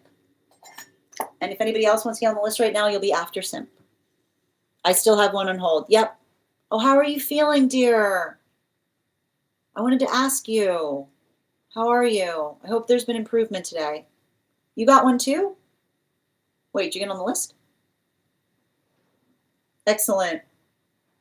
All right, let's continue. Second call right now for Alyssa. Second call right now for Alyssa. Alyssa, if you're here, can you respond in all caps? Oh, on hold. Let me know if you'd like a general reading or if you have a specific question you'd like me to answer. Okay. I'm good. 1 minute. Oh, that's annoying. All right. Well, I'm glad that you're moving towards improvement. All right. If Alyssa is not here, we're moving on to Ivana. Ivana, if you're here, can you respond in all caps? Let me know if you'd like a general reading or if you have a specific question you'd like me to answer. Ooh, we're doing a dream. I love it. Awesome. Before we continue, though, let's warm up those intuition muscles with an intuition check. I've got the animal spirit guide cards here. We're going to count back from 10, and when we get to 1, I'll reveal the card. 10, 9, 8, 7, 6, 5, 4, 3, 2, 1. Got the hair. Thank you, guys. We'll do it again after the next reading. Okay. Oh, jeez. Julia, no, you didn't miss your spot, dear. You're still on the list. You're next. Okay. All right, we're doing a dream right now. And in the meantime, let me pin up Ivana. Hold on a moment.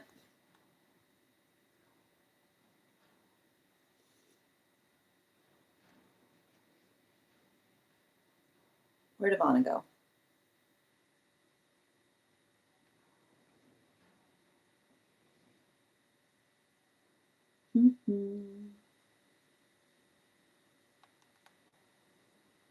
You're welcome, Julia. Why can't I find Ivana? Oh, there you are. Okay, is this, oh, that one's yours. Hold on a minute, let me get it. Okay, I got it. All right. Dream on the disco. Outside tea. All right, let's get to it. I dreamt that my husband and I went to a concert. He wasn't very excited to go, but still went anyway. I was going to see one of the members from TLC, and they invited me backstage with the singer. They didn't let my husband in, just me. Backstage was actually like a house. I spent hours with the singer just talking, and we even watched movies. Time went by so fast, but I was there for a long time. Afterwards, I went to look for my husband so he could meet her. They met, but it felt very awkward. He acted like he wasn't even interested, and he looked pale, and his lips were super dry and pale, as well as throughout the whole dream. He then walked out of the room, and I said goodbye to the singer. For some reason, she said she was going to help me pay off my car. When I stepped outside, my husband was nowhere to be found. I tried messaging him, but there was no answer. I started searching for him on social media, and there was nothing, as if he didn't exist. I felt a bit frustrated and thought maybe I took too long, and he got mad because I left him alone at the concert for a long time. While I was searching for him, I went into an accounting office looking for assistance, but I couldn't find anyone. Everyone was busy except for one guy who kept insisting that I go with him. When he pointed out where the offices were, I turned and I looked, and it looked like a desert. He gave me a Beetlejuice vibe, like he was a scammer, so I didn't go with him because I felt like he was going to do something bad to me. After hours looking for my husband, he finally showed up with a pack of beer and looked irritated. We got in our car, which was filled with inflatable, colorful balls, like the ones they throw sometimes in concerts. I asked him what was wrong, and he said, well, nothing. Instead of leaving, we could have done more stuff afterwards. I got mad and told him that he didn't mention wanting to do more, and that if he had told me, we could have gone and done more activities after the concert. Okay. Can I get 4 cards, please?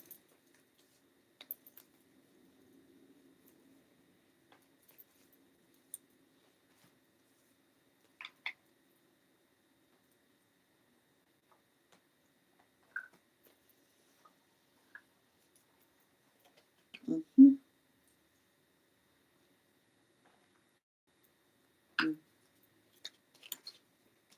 Yeah. So this is a shadow work dream. And it's working through some shadow work. And the reason we see this is often when we work through shadow work, it's the observation of working through unnameable fears. And it's interesting the way the guides effectively brought this forth to you, because you articulated that you were in a situation or circumstance by which you are effectively going somewhere. And you are identifying the fact that the person that you are going with wasn't necessarily very inclined to go, but then you went anyway. And it's interesting that you articulated that the band itself was the band TLC, because the truth is that the band in the dream is working into the space of not necessarily being a band, but the observation of TLC being tender, loving care, right? So it's the observation of effectively identifying the fact of potentially working into the context of how we effectively care for one another in partnership, right? So we see that even in the modality, there are 2 different things that are happening if you perceive the way that you're experiencing the dream versus how they're experiencing the dream. Because you're experiencing the dream by going somewhere that you aspire to go. They're not experiencing like that. They're taking you there to give you some TLC, right? They don't want to be there in the first place, but they know that it's important to you. So that is why they're energetically enduring it, right? So that is the first modality of the observation in terms of the difference between what the TLC is that you're effectively experiencing in the dream space. To you, it's the excitation of doing something that you're very energetically invested in. It doesn't feel like that to them. They're giving you TLC by going to the concert. But then what happens in the mentality that you're there, right? Somebody offers you an energetic opportunity, right? And that would effectively make it even better for you. So you go ahead and take it. But they're now in the modality by which they already don't necessarily want to be somewhere. right? They don't want to energetically be somewhere, and now you've energetically disappeared, right? So now it's the modality by which we see like what's happening now. You're moving through something, and this is why it's important, because what's important about this is the guides never show us what's wrong. They show us what we energetically fear, right? The modality by which that experience feels like it is the straw that effectively breaks the camel's back in as it relates to the relationship, right? And that is further proved in the space by which when you left the experience with your partner, right? They were nowhere to be found. And what did the TLC then say? I'll pay off your car, right? It's the observation of someone that effectively recognizes that they were trying to damage your relationship by creating a modality of effectively trying to separate you from it, right? The modality by which someone articulated the invitation that they did it intentionally, right? The space by which they intentionally did not invite your counterpart into something, but rather recognizing that they were trying to put an energetic rift between you. And the space by which they said afterwards, they said, don't worry, I'll pay off your car.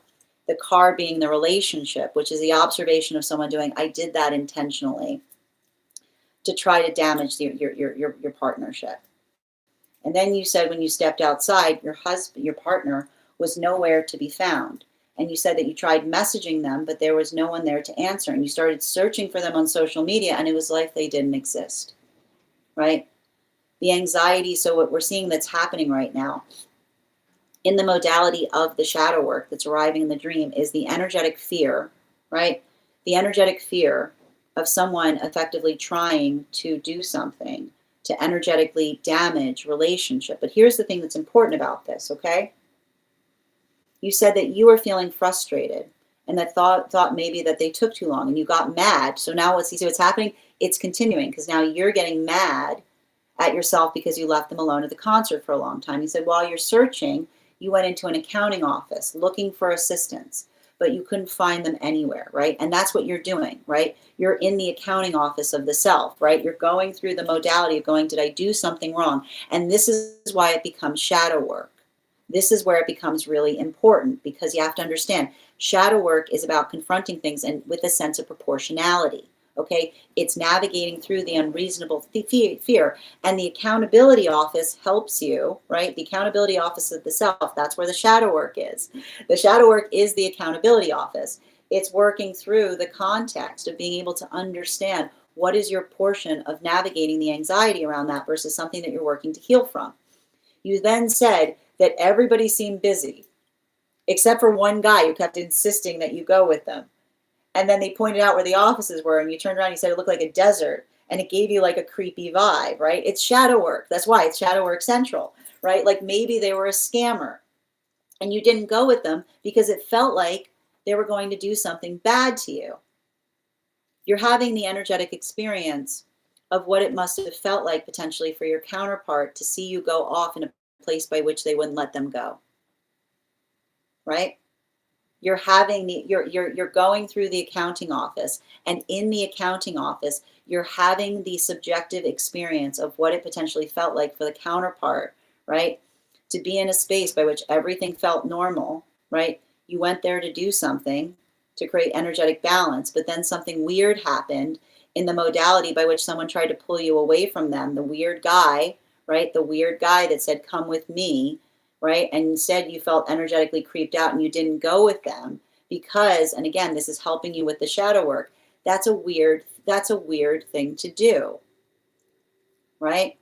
That's the weird moment. Like you're identifying and recognizing the weird moment is the moment by which someone invited you but tried to separate, right? The invitation that felt like an energetic separation point is navigating the space by which you're identifying the energetic hurdle in terms of what it is that you're working to heal from.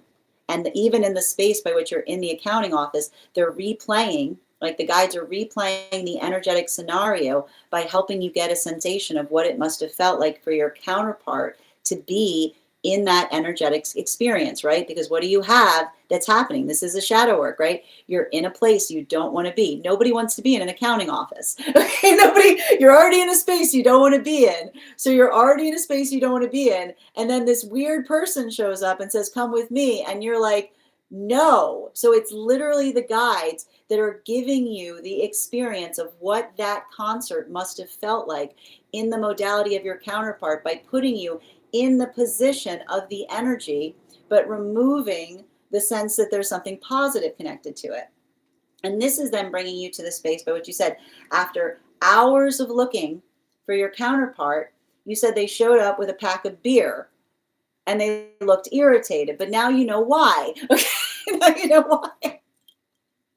Now you know why, because you went through the accounting office and they helped you experience what it must have felt like for them to be on that side of that.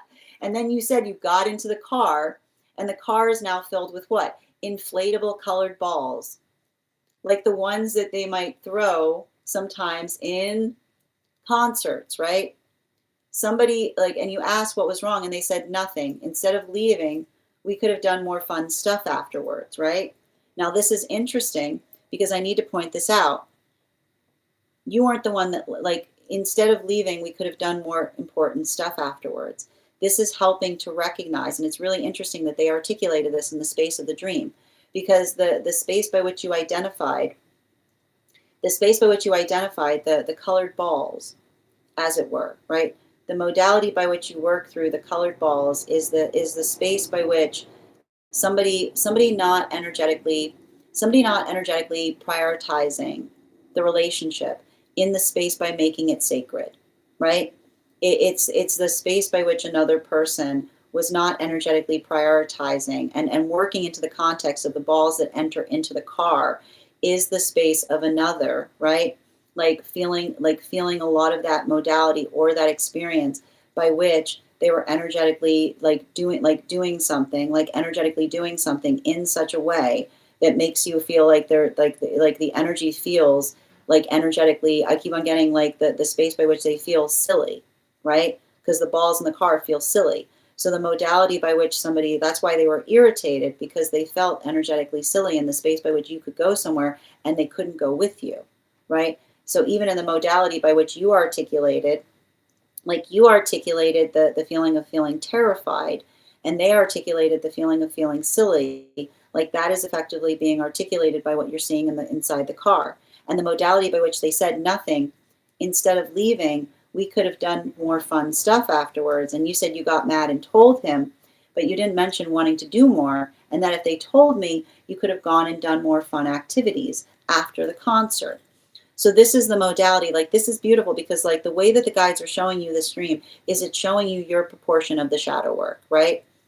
Like the modality by which there's something that happens, right? It's very common. Like, and here's the thing about it. In partnership, there are sometimes things that we can't do together, right? There's these modalities or experiences by which something happens, and it's just the modality of the necessary point by which we can't always be in perfect energetic lockstep. The important point is always making sure that we check with each other in relationality to how we energetically feel about things.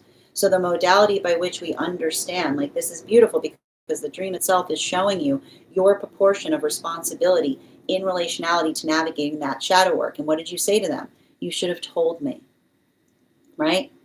The modality by being able to amplify and articulate what our expectations are not ones by which we feel that uncertainty in terms of what we expect.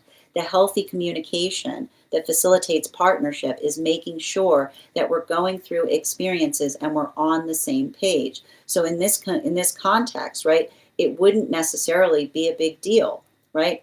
It could actually be, like, the anxiety, the shadow work that you're feeling is a partner that isn't being honest with you in relationality to giving consent upon things, right? Because if you are in the modality by which you are at the concert and the counterpart consented, we want to believe that the consent that we get from one another isn't coming from a place of rumination, right? We have to believe that that energetic consent is something that we're saying from a place of authenticity. So the modality by which you're working through their shadow work in the dream as well is the observation that when someone consents, they should be energetically consenting from a point of willingness, positivity, not the yes that means no, which is potentially something that you feel like you're wrestling with in the context of the dream space. Simultaneously, the consideration in relationality to how another might feel when there's a positive opportunity, when you're energetically together, right?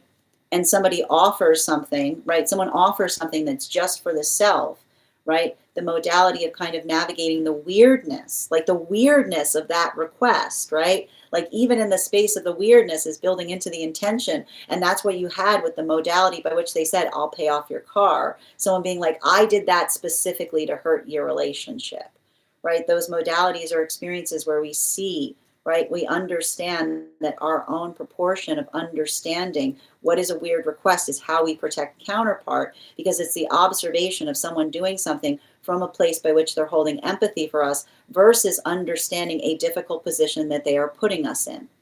Bottom of the deck on this reading, lot of night, like it's so wild because there's so many night cards that are in this reading. We had the Knight of Cups coming up in its reversal with the Knight of Swords, and you're getting the Knight of Swords in its reversal.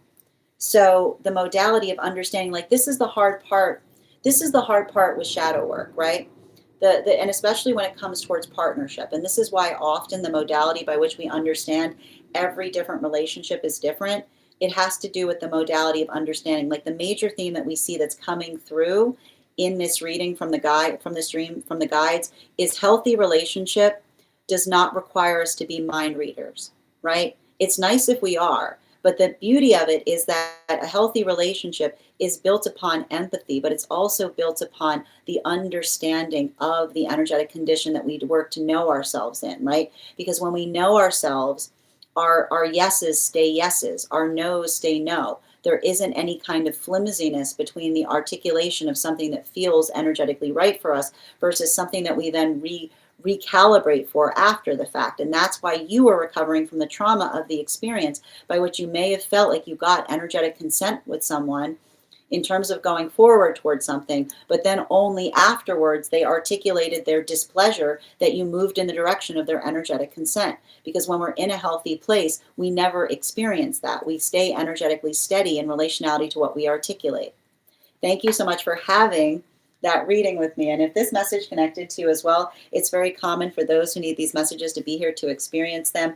We are doing personal readings right now. If you would like to get on the list is open. We've got 3 spots left before the list will be closed. It is 3 cards for a donation of $29 or more. 4 cards for a donation of $23 or more for my subscribers. Links in my bio. Please keep in mind there are 2 things I do not read for across these apps: pregnancy and medical. Happy to give insight on anything in private readings, and you can book private readings on my site.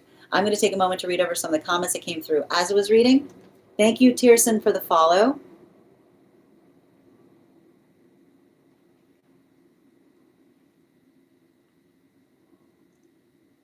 I don't want no scrubs. I knew we weren't gonna have that reading without a reference. I knew that. I knew that was gonna happen. Thank you as well. Oh, absolutely. Oh, geez, all of you, make sure that you're taking care. Absolutely. Oh, sweetheart, I hope you feel better soon. Oh, that's wild, Per. And Andrew, thank you for the follow. Yeah, tender loving care. That's a great interpretation. All right. Wow. And thank you, Pa, for the follow. Yeah, why would they want to do something intentionally? Exactly. So do you see how Ivana, they're giving you that work in terms of shadow? Why would they want to do that intentionally? I don't understand. Exactly. Thank you for confirming. Yeah, the creepy accounting shadow work desert, of course. Thank you as well, Avatar. Hi there. Oh, thank you, Marisol. That's really kind of you to say. I know, I want to hear the giggles too. I love that Avatar is always just adding the giggle in there. Hi there, Chini. We do 1 card readings for subscribers. So if you want to become a super fan, I'm happy to draw a card for you. And if I'm ever saying your name incorrectly, please feel free to correct me. Thank you for the help, guys. Well, no, and it's and you see good vibes. It's not that simple. It's not the space of dragging someone to places that they don't want to go. The important thing is understanding that we do this for each other. right? This is what we do in relationship.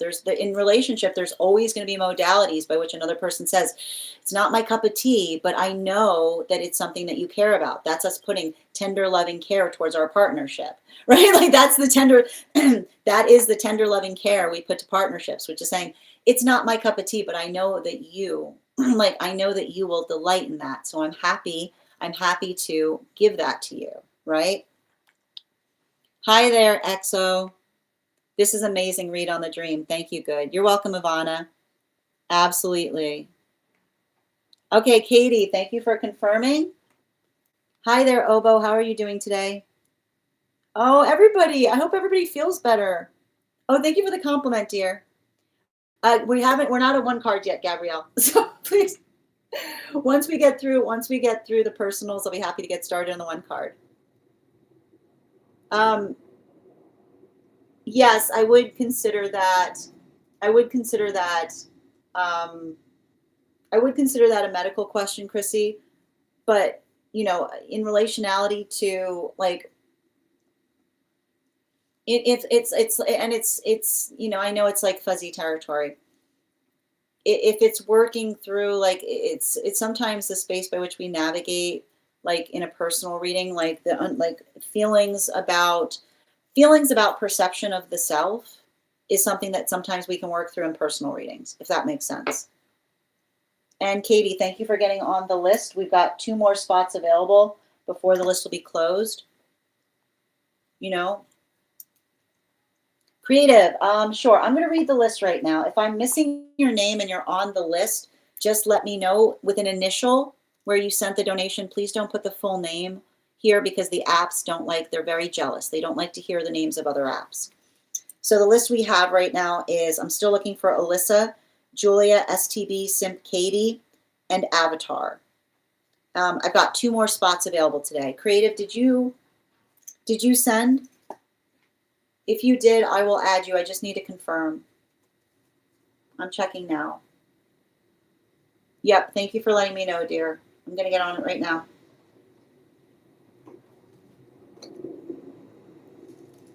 Hold on.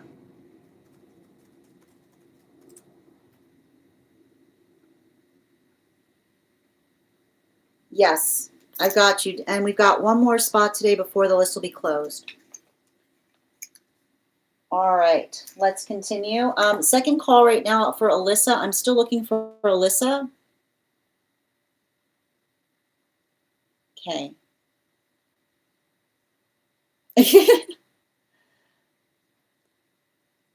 Oh, Fig, are you okay? Please be careful. Yes, the jealous apps, exactly. Yeah. I know. Well, I need to, the thing with this type of energy right now is Uranus and Taurus can often be like working through aches and pains. It's the best way I can describe it. Uranus retrograding in Taurus can often be like things acting up, if that makes sense. All right. All right, we're going to continue right now. The next person, if Alyssa is not here, the next person on the list today is Julia. Alyssa or Julia. Ciao. So please don't keep repeating the question in the comments. It's really impolite to those who are trying to communicate through it. If you want a question answered, you send a donation, and that's how you have how you're read for. I also do free 1-card readings for subscribers. This will be your warning. Please be respectful to the rules of the chat space. Thank you. Okay. And also, friends, we're at 56.4K likes. When we get to 100K, I'll be gifting a reading back to the collective. So make sure you're tapping that screen, and we'll get to 100K in no time. Oh, geez, Fig. Oh, sending you so much support. Thank you for letting me know where you posted the question, Julia. Okay, and before we continue right now, I want to make sure I can see it. I want to make sure it wasn't filtered.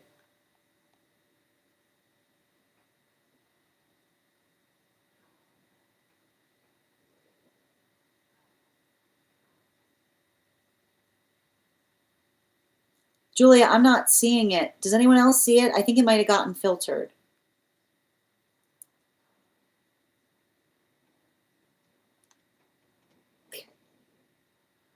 You saw it? Okay, I'll look again. Maybe, hold on. Oh, yeah, never mind. I see it now. I see it. Okay.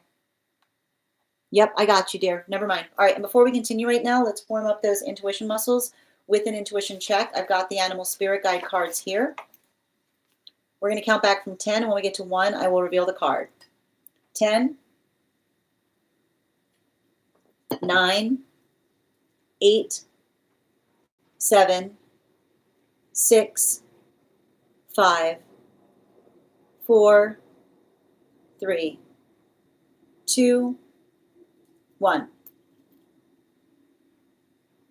And Brooke, thank you for the follow. It was the bear. Thank you guys for participating. We'll do that again after the next reading. Okay.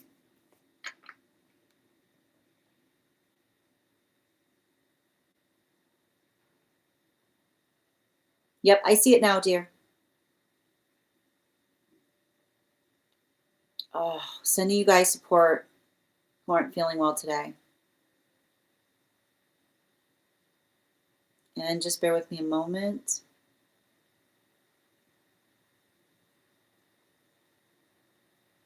I'm looking for Julia's question again.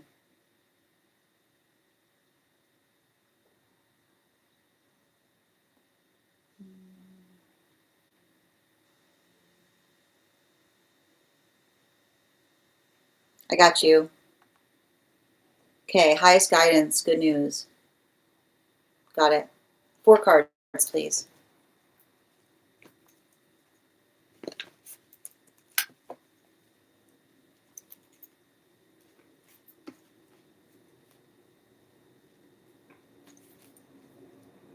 And 2 more.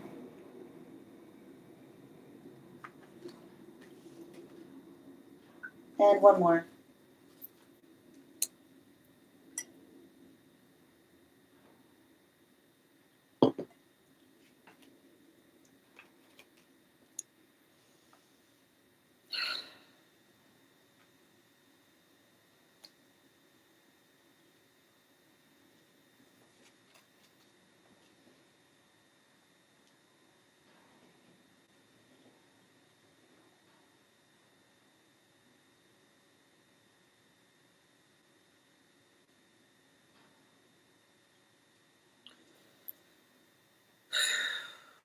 So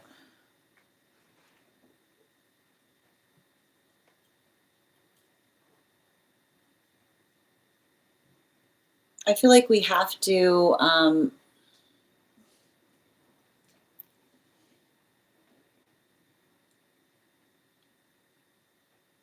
I feel like there's something that's important to navigate in relationality to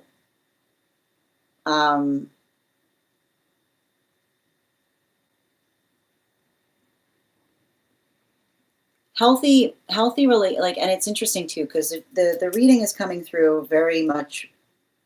It's interesting because it's coming through very much from an angelic, and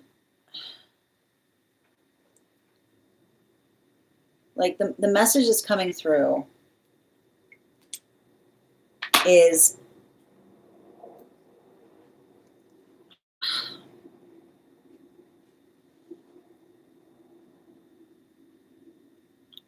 when we're going through a maturation process,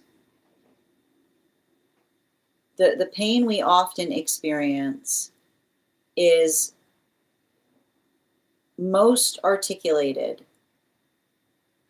like on the journey of understanding that when we are maturing, we often have to, like, the painful fact is we sometimes have a hard time articulating upon like who or what we're separating ourselves from. And a lot of it has to do with the observation of recognizing what we feel happiness towards, right? And I keep on hearing, like, pay attention to how others hold your good news, is what I keep on seeing. Because, and I keep on hearing, like, it tells you a lot more about the space of what you're healing from than the observation of what it is you're moving towards. Because I keep on hearing good news, like good news should be navigated with a sense of eagerness. Like it's saying to me, like good news should be navigated with a sense of delight. But often, and I like to point this out, like often we recognize how traumatized we are by which, like in the space by which we recognize that we hold good news and we feel the anxiety in relationality to expressing upon it, specifically and particularly, um, because of how others hold it, is what I keep on seeing, right? It should not create like the anxiety, like that is like, if you feel like that, like, and I keep on getting this from your guides, if you feel like that, like if you feel like the need by which you have to sit on good news, like if you feel like there's good news and you feel like you have to do this, recognize how much you're healing from. That is the shape of your healing. Because the modality or experience by which you feel, the modality and experience by which you feel like there's something wonderful happening, and the weight of carrying something into, I keep wondering, like the weight of carrying something into a room by which you try to articulate something positive, and instead of others holding it, it feels like you're going to have to deal with the fallout or the blowback of presenting it to them. Like that is often, like that in itself requires its own, like that in itself is its own, like that's a whole bunch of work.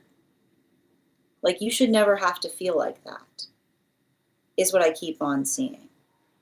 Now, and I think that there's something really important about that, because I feel like that's the hard part that I'm seeing in terms of some kind of healing that you're doing. And I keep on hearing, like that's their work, not yours, right?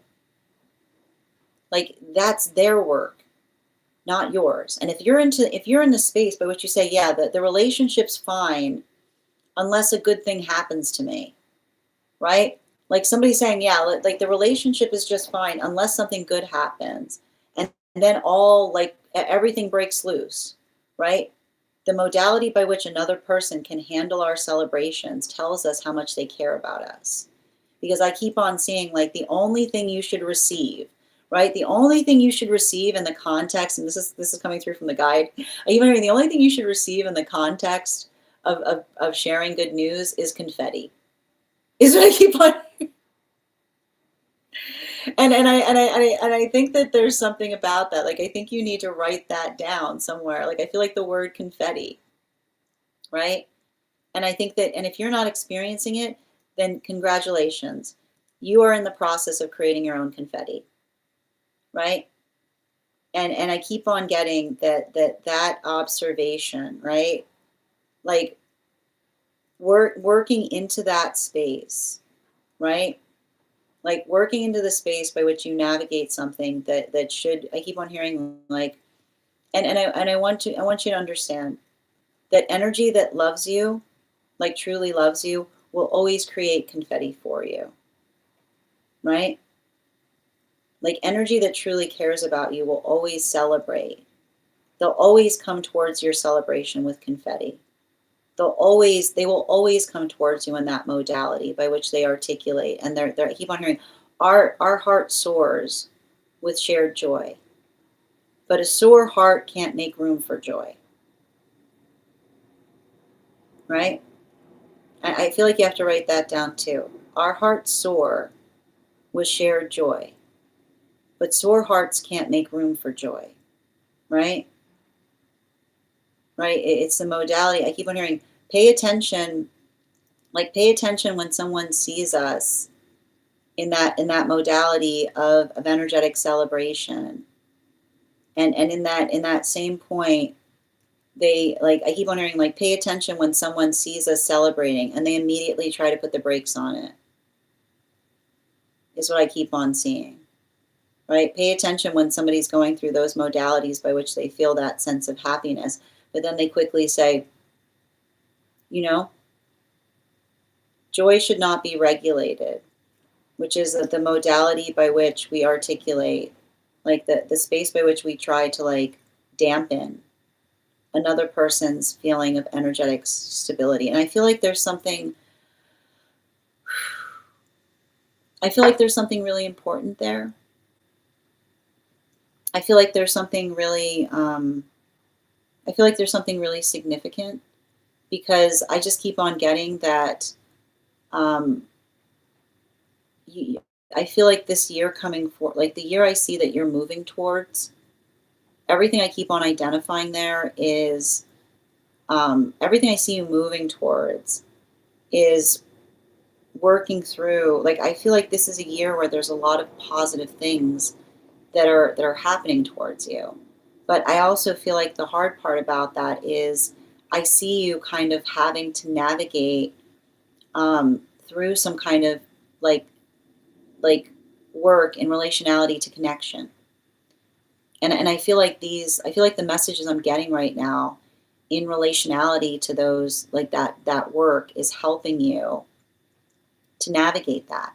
Because I keep on seeing the energy and the relationships that are for you are going to share your joy. They're going to share your victories. They're going to see those modalities and experiences, and they're going to feel, like I keep on hearing, they're going to feel like, I keep on hearing, that's incredible, right? Like the space by which another person works through that incredible in the experience of saying, I'm delighted and exalted to share that energetic journey with you, right? Right? I keep on hearing, hearts that soar always want more, is what I keep on hearing. Hearts that soar always want more, which is the modality of looking at something and saying whoa, I can't, it's like that eagerness that we experience that feels like that sense of delightment. And I feel like the other weight that I see you understanding is sore hearts. Sore hearts can often can't like sore hearts often can't muster the energy, because it's like I keep on seeing like the space by which they're working through, like I keep on hearing like the space by which they're working through their own pain. Like I keep on hearing we can hold compassion, right? Like we can hold compassion, but the thing is we can't heal each other's sore hearts, right? We can't heal each other's sore hearts, and it's not our responsibility to heal each other's sore hearts. That's only like that's our portion of responsibility. Bottom of the deck on this reading, yeah, especially with the Chariot card in its reversal. You know, the Chariot card in its reversal. The Chariot card in its reversal. Like I feel like I've seen a lot of these modalities or experiences by which like like the I feel like I see that this I feel like this is the year, like you, like the space by which we understand, and I keep on hearing you learn a lot in terms of the difference between somebody saying I want what's best for you versus I know what's best for you, right? Because I want what's best for you is, and I'm getting like, is a space by which another person says, I don't know what your path holds, right? I don't have any idea what your path holds, but I hope that even if I don't understand your path, I hope that path like blows my mind, right? I hope that there's things on that path that I couldn't even recognize or understand, but that's what's so beautiful about it, and about a fantastic path, right? It's the modality by which we can't even imagine, but we just hope that there's positivity on the other side of it. Versus those modalities or experiences where somebody says, I want what's best for you. I want what's best for you.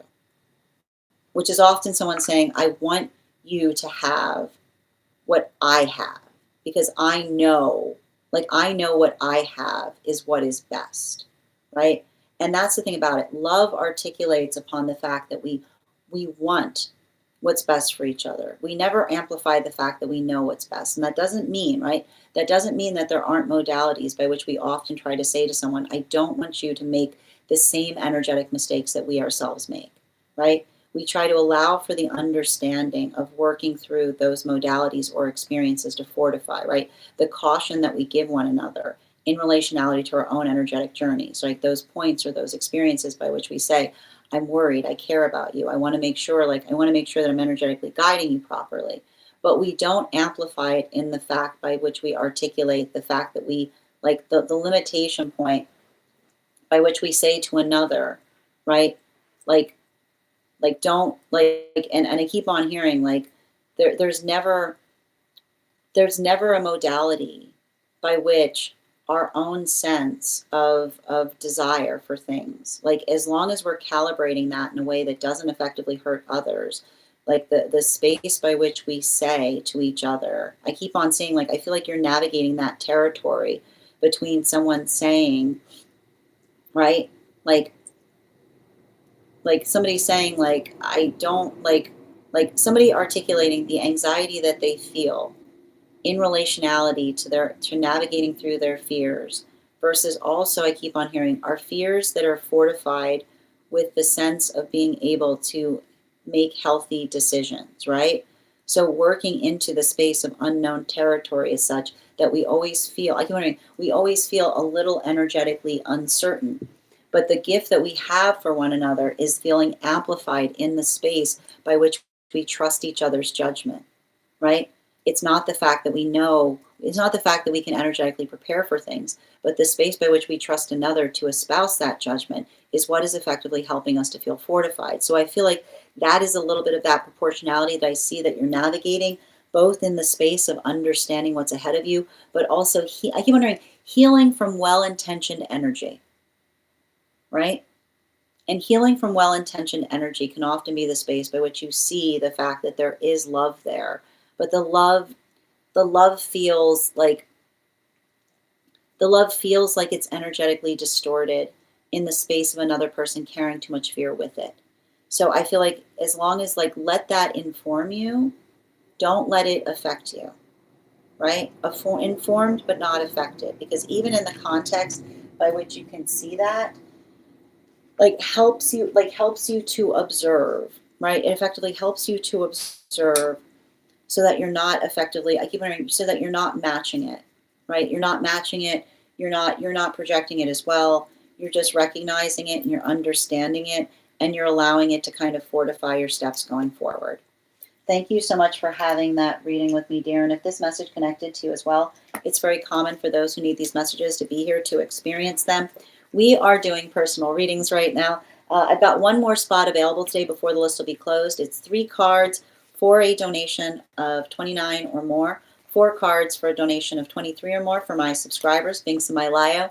Please keep in mind there are 2 things I don't read for across these apps: pregnancy and medical. Happy to give insight on anything in private readings, and you can book private readings on my site. I'm going to take a moment to read over some of the comments that came through as I was reading.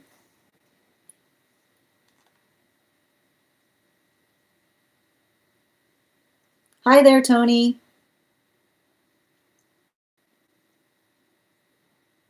Hold on.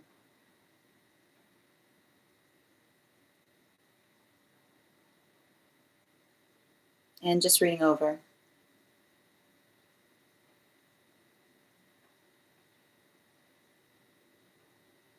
Oh, dear. Absolutely. Oh, we got 2 little June babies. I love it. Yeah, releasing aches and pains. Exactly. Yeah, Fig. Oh, that's wild. That is a nice balance, actually. Thank you for confirming, Julia. I can read Life Path Paw if you'd like to get on the list. I know I feel like this is why it feels like it's heartbreaking, but I feel like this is you healing your heart in the space of that. No, I can see how it can poke at your abandonment wound. It feels hostile when you're happy. Yeah, your happiness should never be met with hostility. And I'm sending you so much support on that journey. Whoop, hold on a minute. Oh. Hi there, dear. It's like I was knocked into the mud again and again. I'm trying my best not to wallow. I know.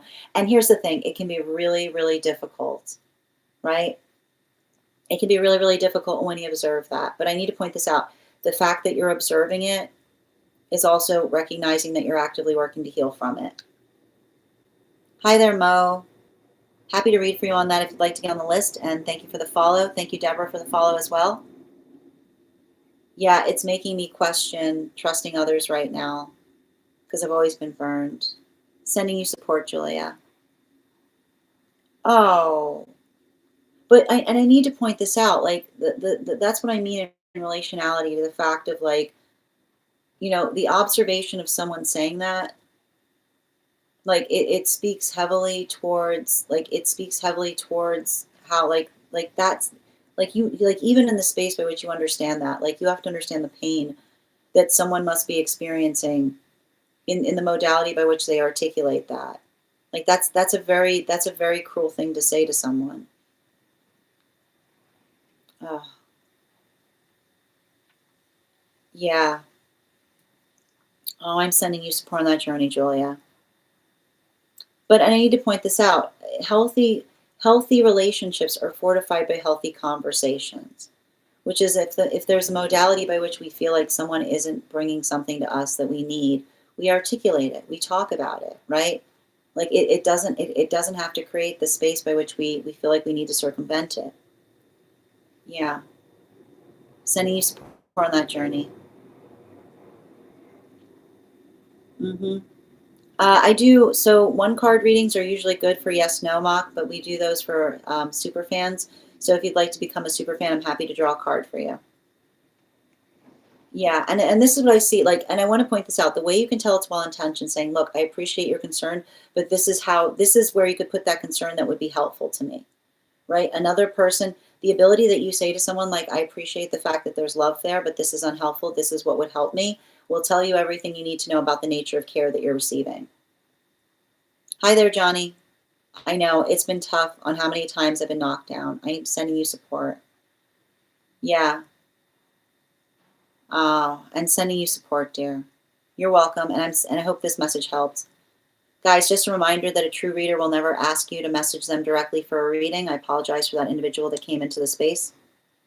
All right, the next person, every time I bring up the elephant in the room, I'm basically gaslit. But here's the thing, observe, don't observe, absorb, right? Pay attention to it, recognize it. Allow that to help you feel fortified in terms of how to move forward. All right, let's continue right now. The next person on the list today, I'm still looking for Alyssa. If Alyssa isn't here, STB, could you let me know if you'd like a general reading or if you have a specific question you'd like me to answer? And as I mentioned, if anybody else wants to get on the list today, we've got one more spot before the list will be closed. All right. Oh, thank you. Thank you for letting me know where the question came through. And also, friends, we're at 57.2K likes. When we get to 100K, I will be gifting a reading back to the collective. So make sure you're tapping that screen and we'll get to 100K in no time. All right, bear with me a moment.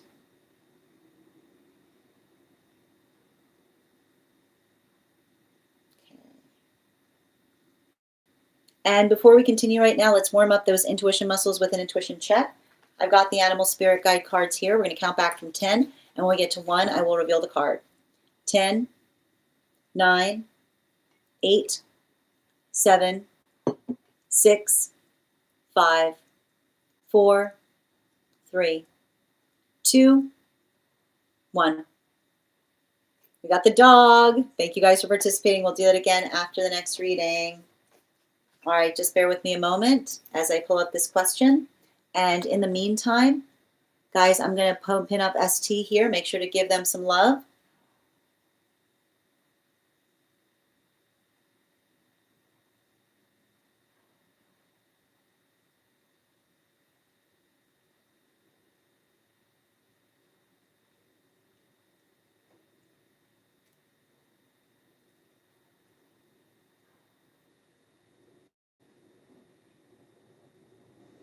Got it. Okay, can I please get 3 cards, please? 3 cards, highest priority messages.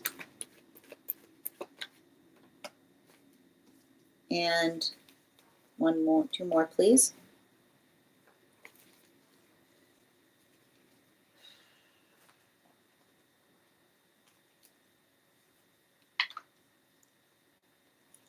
And one more, please. Oh, got another one coming out. We're going to read that one too.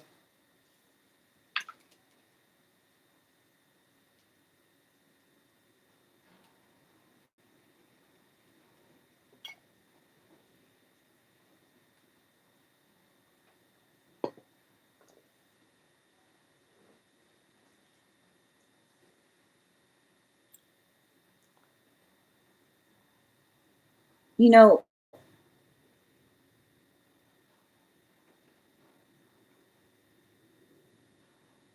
everything I keep on seeing in relationality to this energy is,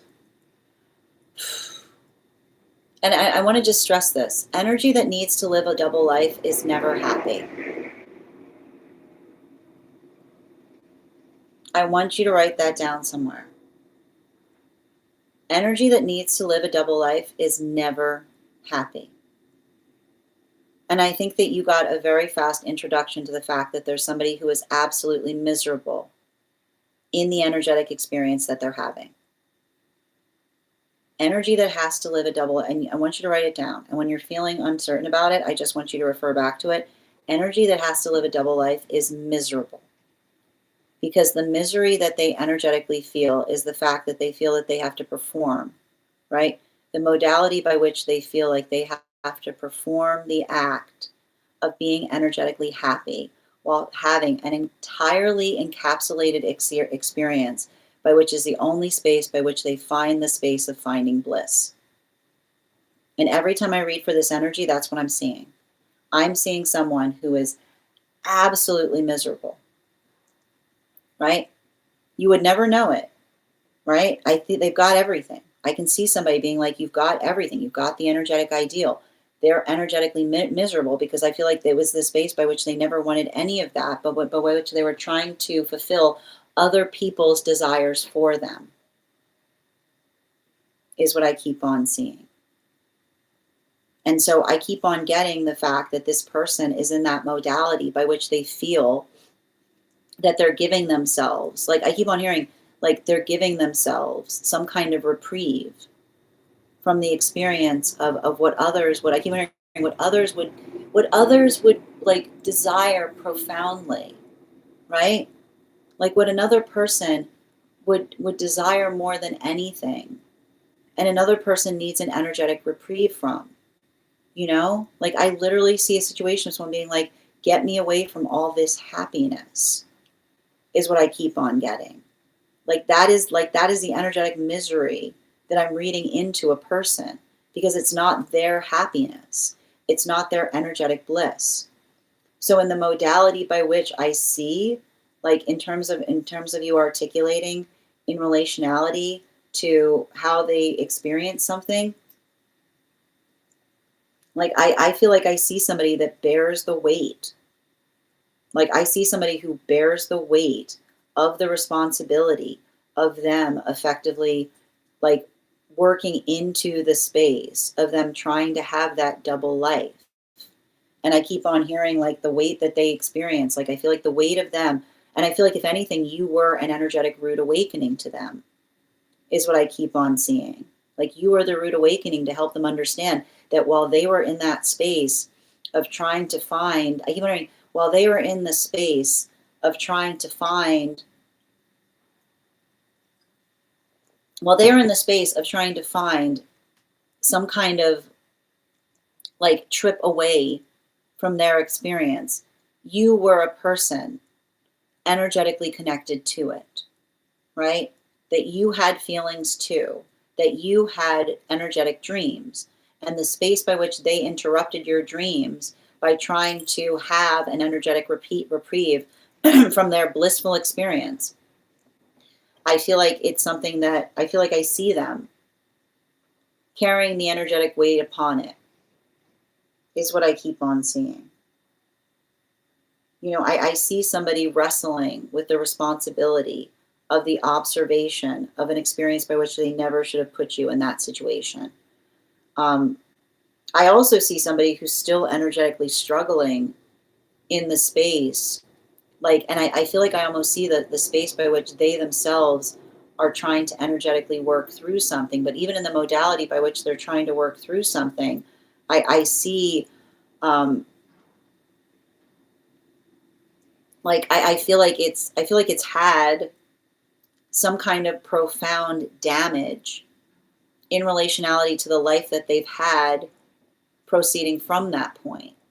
Because everything I'm energetically observing that's potentially happening in relationality to that experience or that circumstance, I just keep on getting, like, I keep on getting the same, like, I feel like I see somebody that, like,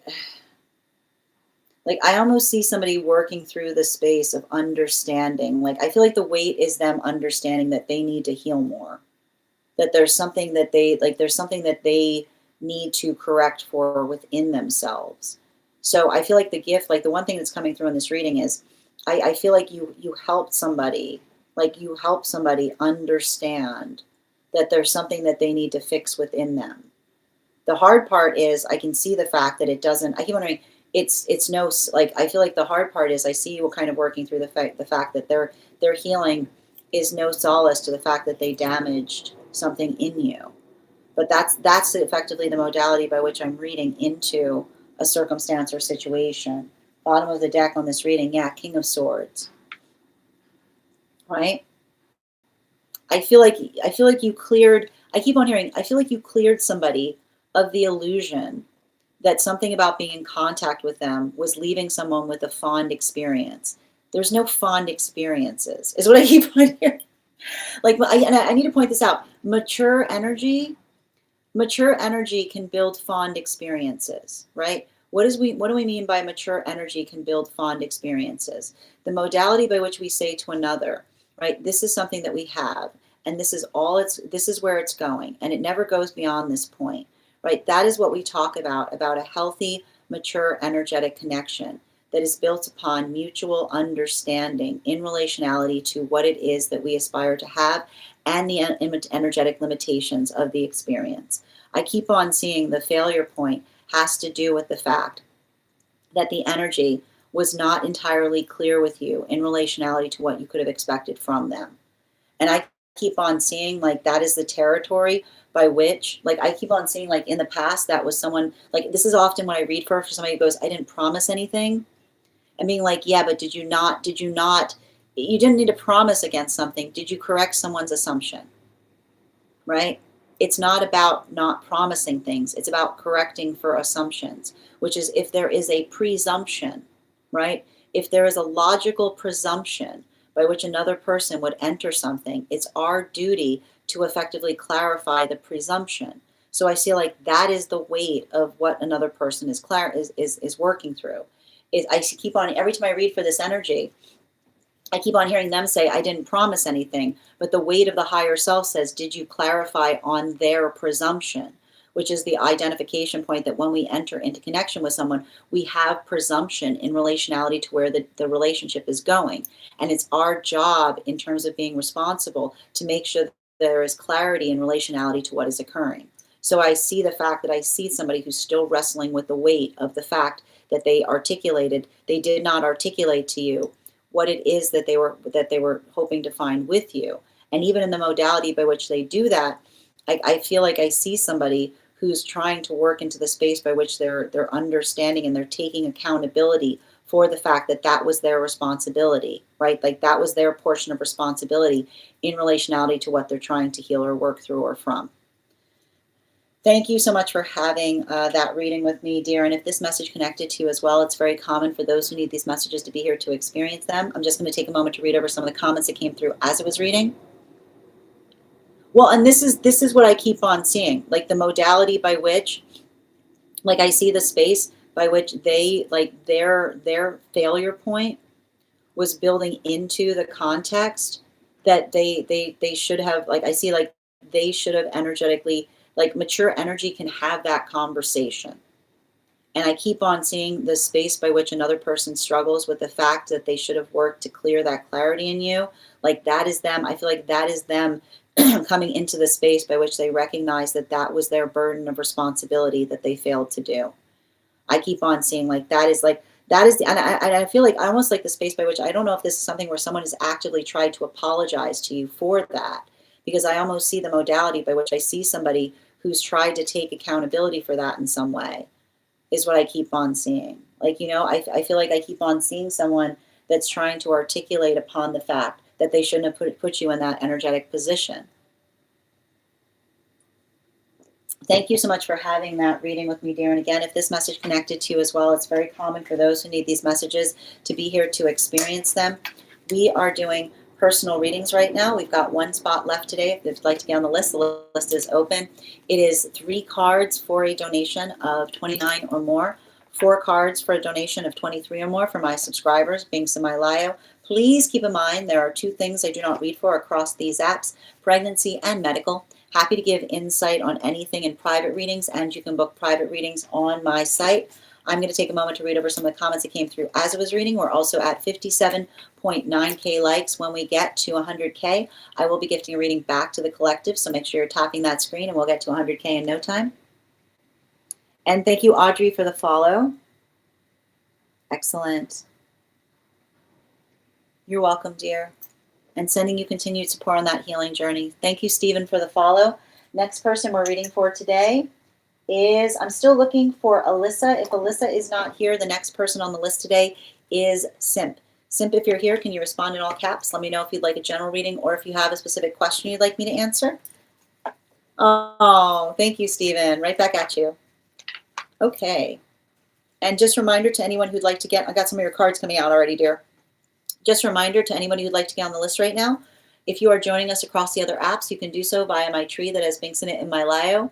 We read here highest priority messages from spirit, life path, mediumship, dream interpretation, angelic guidance, animal spirit guide readings, pet readings, akashic, mind, body, spirit, and love readings. If you have information that you feel is relevant for the purposes of our reading, you can post that in the notes when you send the donation. You can also post it in our subscriber-only Disco channel in the appropriate channels. I'm not sure what you're asking me to send you. All right, second call right now for Simp. Second call right now for Simp. If Simp is not here, the next person on the list today is Katie. Katie, if you're here, can you respond in all caps? Let me know if you'd like a general reading or if you have a specific question you'd like me to answer. Second call right now for Simp or Katie. Simp or Katie. If Simp or Katie are not here, the next person on the list for today is Danae. Danae, if you're here, can you respond in all caps? Thank you for. Yep. If Simp or Katie are not here, the next person on the list right now is Danae. Danae, if you're here, can you respond in all caps? Let me know if you'd like a general reading or if you have a specific question you'd like me to answer. Simp, Katie, or Danae? Simp, Katie, or Danae? I'm also looking for oh, there you are. Got you, dear. Excellent. Just bear with me a moment. Let me just pull up your question. And bear with me 1 second.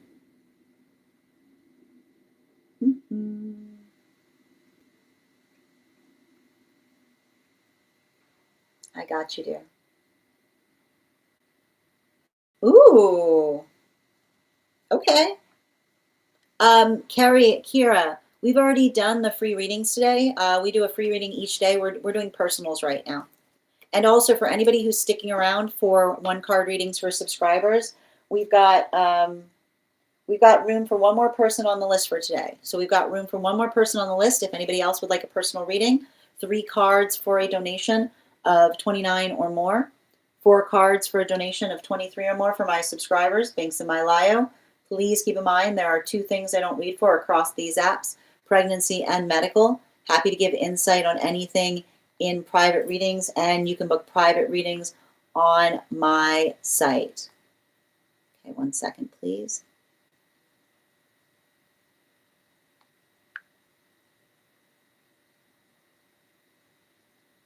Got it. Okay, where were we? I know you saw the card too. Excellent. But I need to point this out. Like this is what I'm effectively seeing right now, and I do feel like it has something to do with your reading, Danae. I need a point, and hold on a minute. Where'd you go? Before we continue, let's warm up those intuition muscles with an intuition check. I've got the animal spirit guide. Whoop. I've got this is yours too, Danae, so I'm going to, good Lord, hold on a minute. You got a bunch of cards coming through. Oh, okay. Yeah, these are all Danae's cards. Okay, yeah, this makes sense. I'm going to count back from 10, and when we get to 1, I'll reveal the card. 10, 9, 8, 7, 6, 5, 4, 3, 2, 1. We got the Sow. Thank you for participating. We'll do it again after the next reading. I'm also going to pin up Danae here.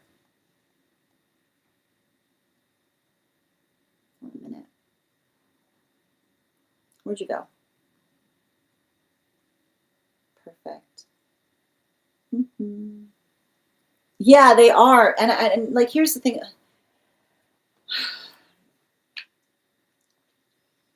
You know, the hard part about this is that you're and I need to work this through because the guides are articulating two different things to me. The dream was not about career.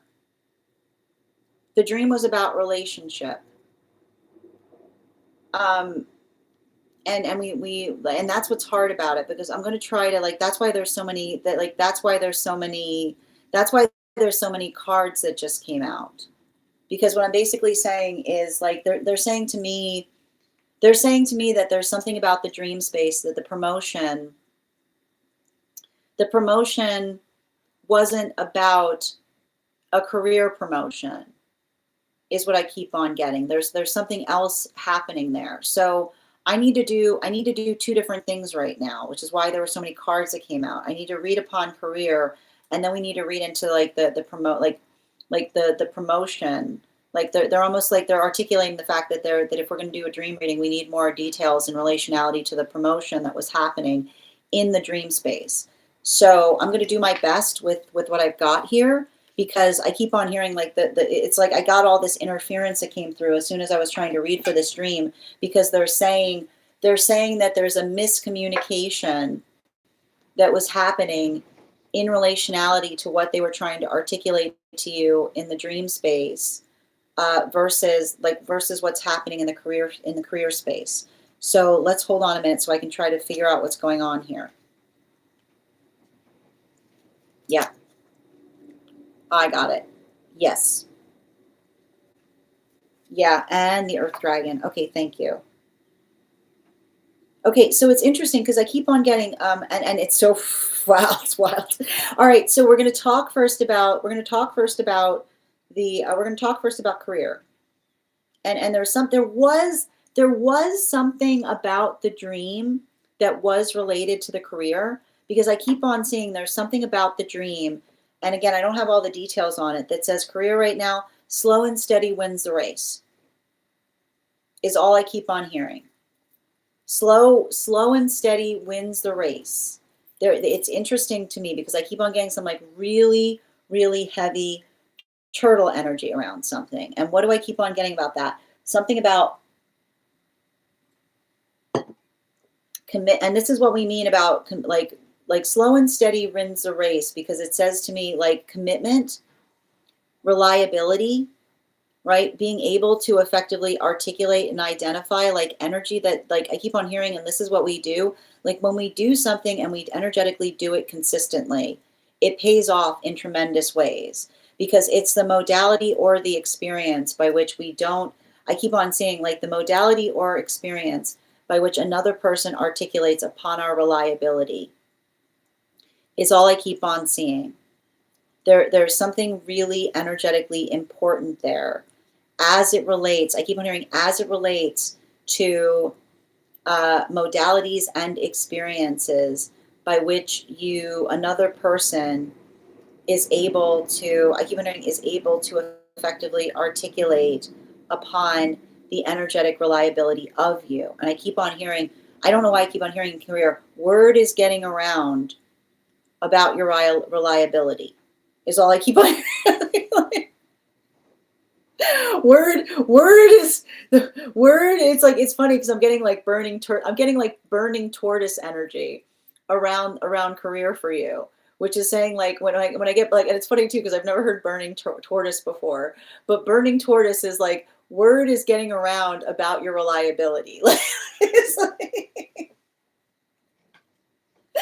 um, and so I feel like there's something important about that because I feel like the observation of effectively working through something right now. I keep wondering, continue to be energetically consistent upon something is what I keep on seeing.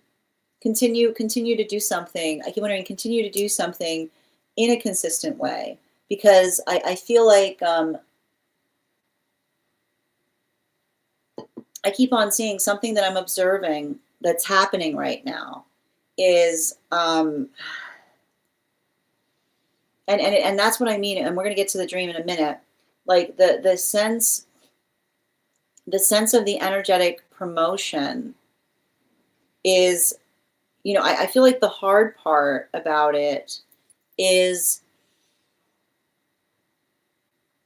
how's that talking about yourself going? Is what I keep on seeing. Because I can see, and if you cringed, I need to point this out. If you cringed, right? If you cringed when I said that, is what I keep on seeing. If you cringed when I said that, if there's something about me saying, how's that talking about yourself going? Like if you have a hard time in terms of being able to extol your own virtues, I feel like that is the only thing that I see that is like requiring, like is you kind of working through something, which is getting better at articulating in relationality to not only, yeah, I can feel you cringing on it. Not only what you can do, but why you're the best one to do it. I know you don't like it. I know it's awful, but I feel like there's something really significant and important there. And I wouldn't be surprised. And this is why I meant like we need to get deeper into what was happening in that dream space. Because that's why I said like the fact that all those cards came out, the guys were like, whoa, wait. Because the dream, and this is what I'm talking about, the dream, I keep on getting, the promotion dream was about relationship. The promotion dream was about relationship, is all I keep on hearing.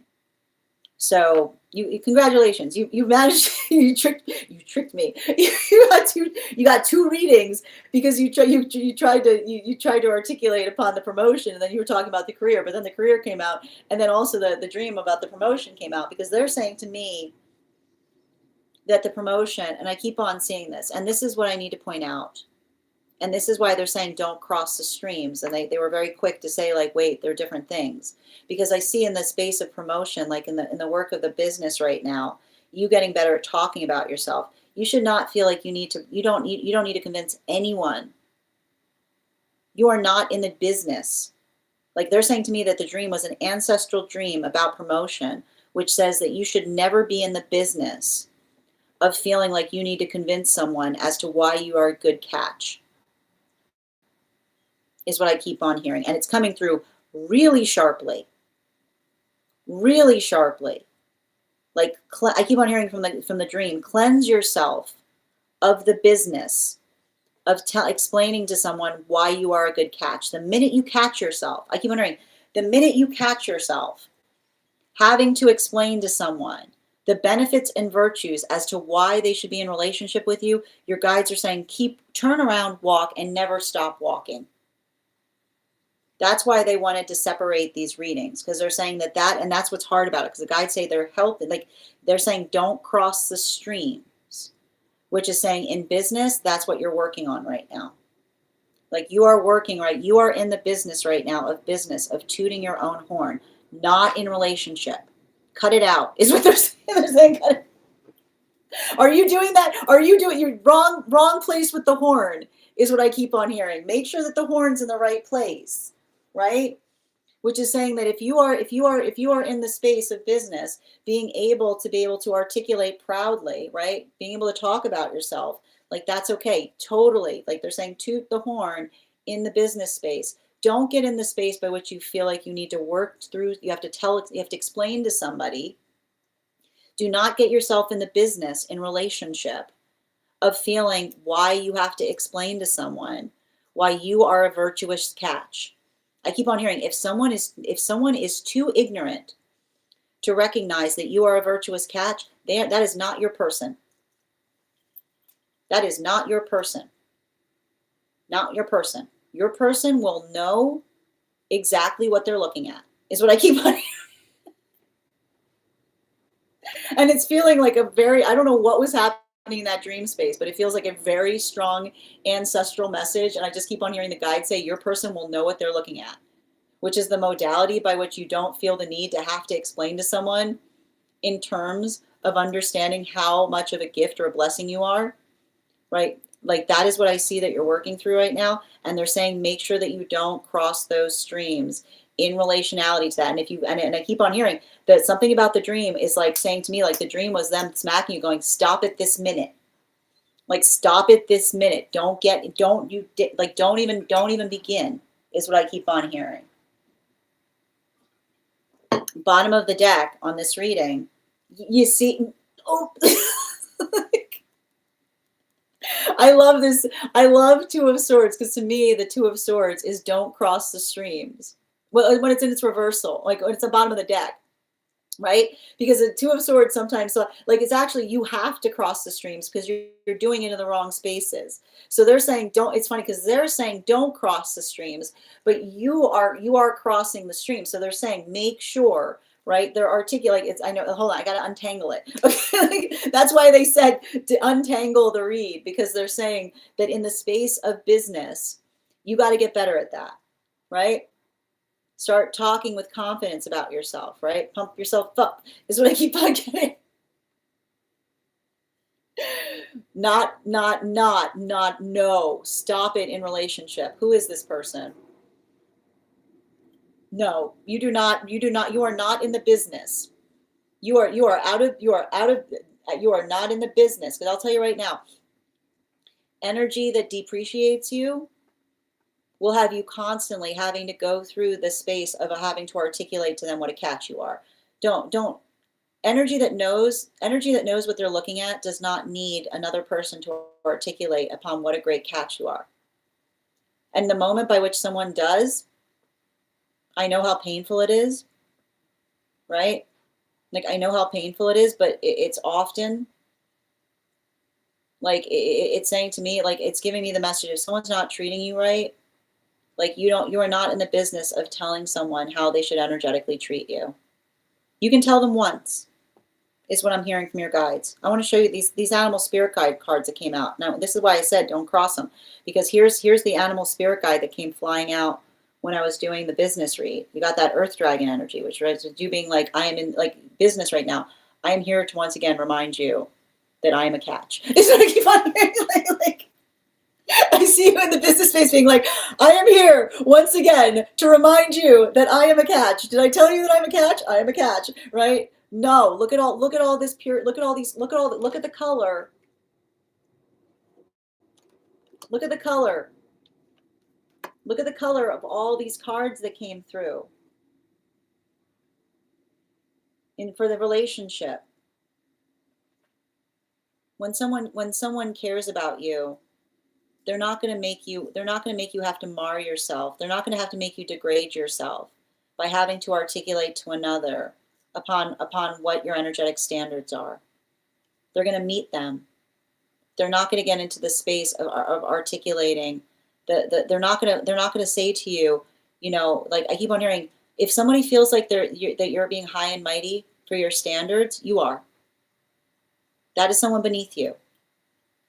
If someone articulates in relationship, goes, why are you so high and mighty with your standards? Be like, because you are energetically beneath me, right? Healthy energy does not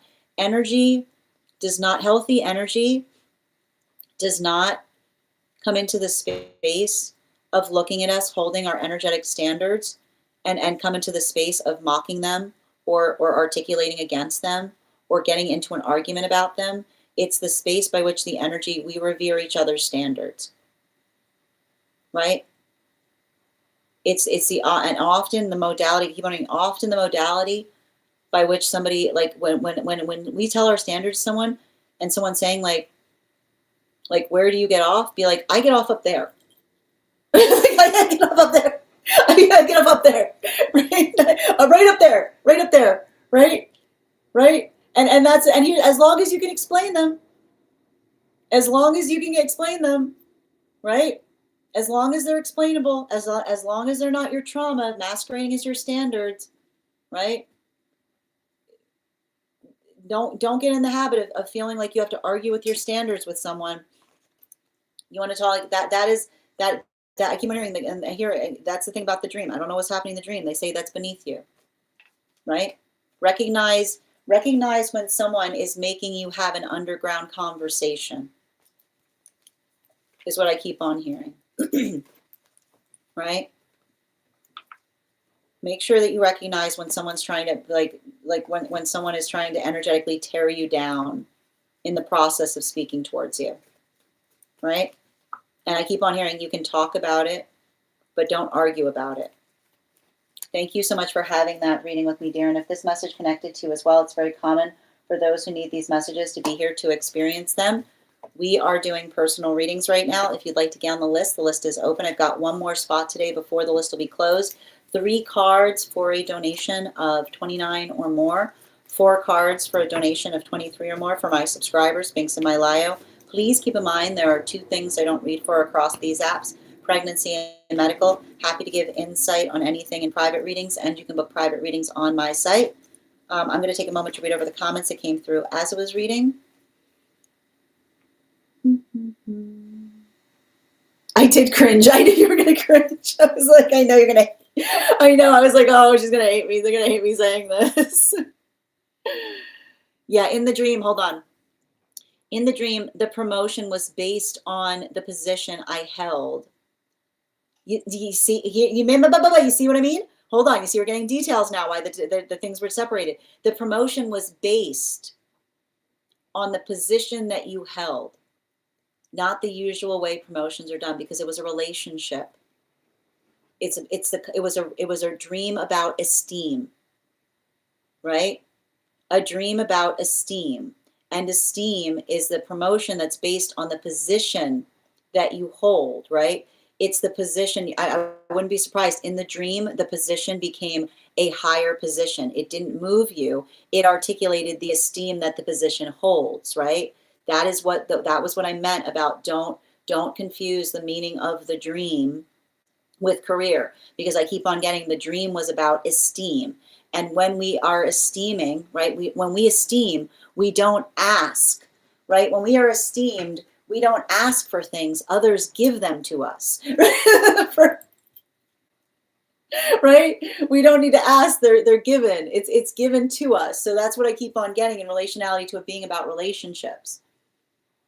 Hi there. How are you doing, Flower? I did cringe. I've been crossing that. You see, but here you're honest about it. I have been crossing the streams. Thank you for confirming. Yep, you are out of business. And Pum, thank you for the follow. If I'm ever saying your name incorrectly, please feel free to correct me. I'm happy to read for you on that if you'd like to get on the list. I've got one more spot available today before the list is closed. And Yomalin, thank you for sharing the live as well. Always appreciate when you guys share the live. Yes, high up on my noble steed. Exactly.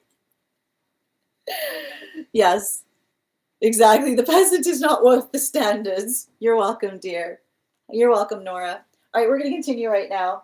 The next person on the list for today is Katie. Katie, I'm still looking. Hold on. I'm looking for Alyssa, Simp, or Katie. Where'd everybody go? Alyssa, Simp, or Katie, where are you? Second call. Alyssa, Simp, or Katie. If you're here, can you respond in all caps? Let me know if you'd like a general reading or if you have a specific question you'd like me to answer. And in the meantime, while we wait for those to come through, we do have room on the list today for one more personal reading. If anybody would like to get on the list, it is 3 cards for a donation of $29 or more. 4 cards for a donation of $23 or more for my subscribers, Binks and Mylayo. Please keep in mind there are 2 things I don't read for across these apps: pregnancy, and medical. Happy to give insight on anything in private readings, and you can book private readings on my site. We're also at 60.8K likes. When we get to 100K, I will be gifting a reading back to the collective. So make sure you're tapping that screen and we'll get to 100K in no time. And if we are still waiting for them to come back, is anyone out there? Oh, did you want to do that reading today, Nikki? It's entirely up to you. You let me know. And thank you for sharing the live, Air. Always appreciate it. Assumed youngster on the list. All right. I know. It's okay. I'm always flattered when someone falls asleep in the live.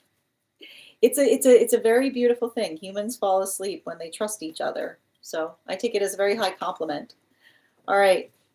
Soothing. All right. So if okay, sweet. All right, Nikki, where's you're taking the one from Saturday, I assume, right? Okay. All right, so Nikki is getting on the list today, and the list is now closed. So if anybody else wants to get on the list right now, you'll get on the list for tomorrow, and you will be the first person read for. You'll also have an additional card in your reading if you get on today. Thank you for the follow, Air King. All right, Nikki, could you let me know if we're doing a general or if you have a specific question?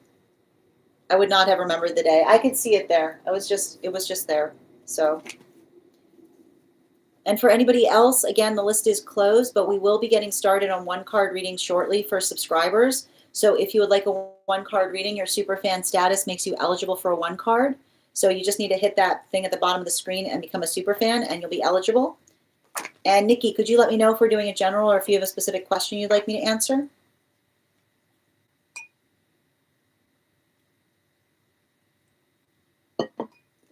Thank you, Minnie, for the heart me's. Just a reminder, if you are a super fan who would like an animal spirit guide card on top of your one card reading, make sure that you're recharging your heart me's. Okay, let's continue. Let's do a general and see what comes out. I got you, dear.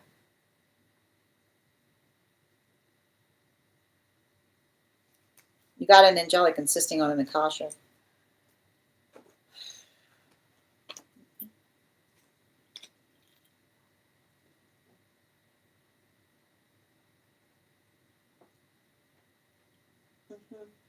Yeah.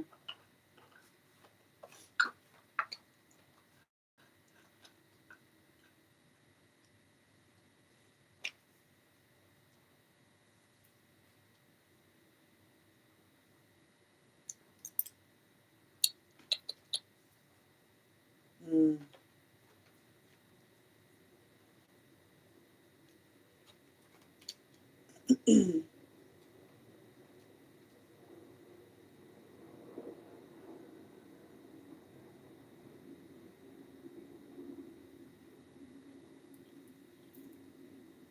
So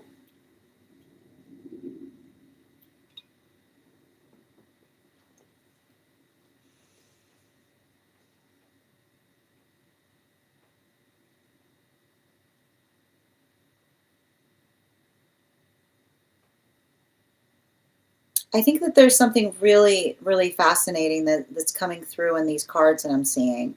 Oh, and before we continue, actually, let's warm up those intuition muscles with an intuition check. Yeah, I got it. We're going to count back from 10. And when we get to 1, I will reveal the card.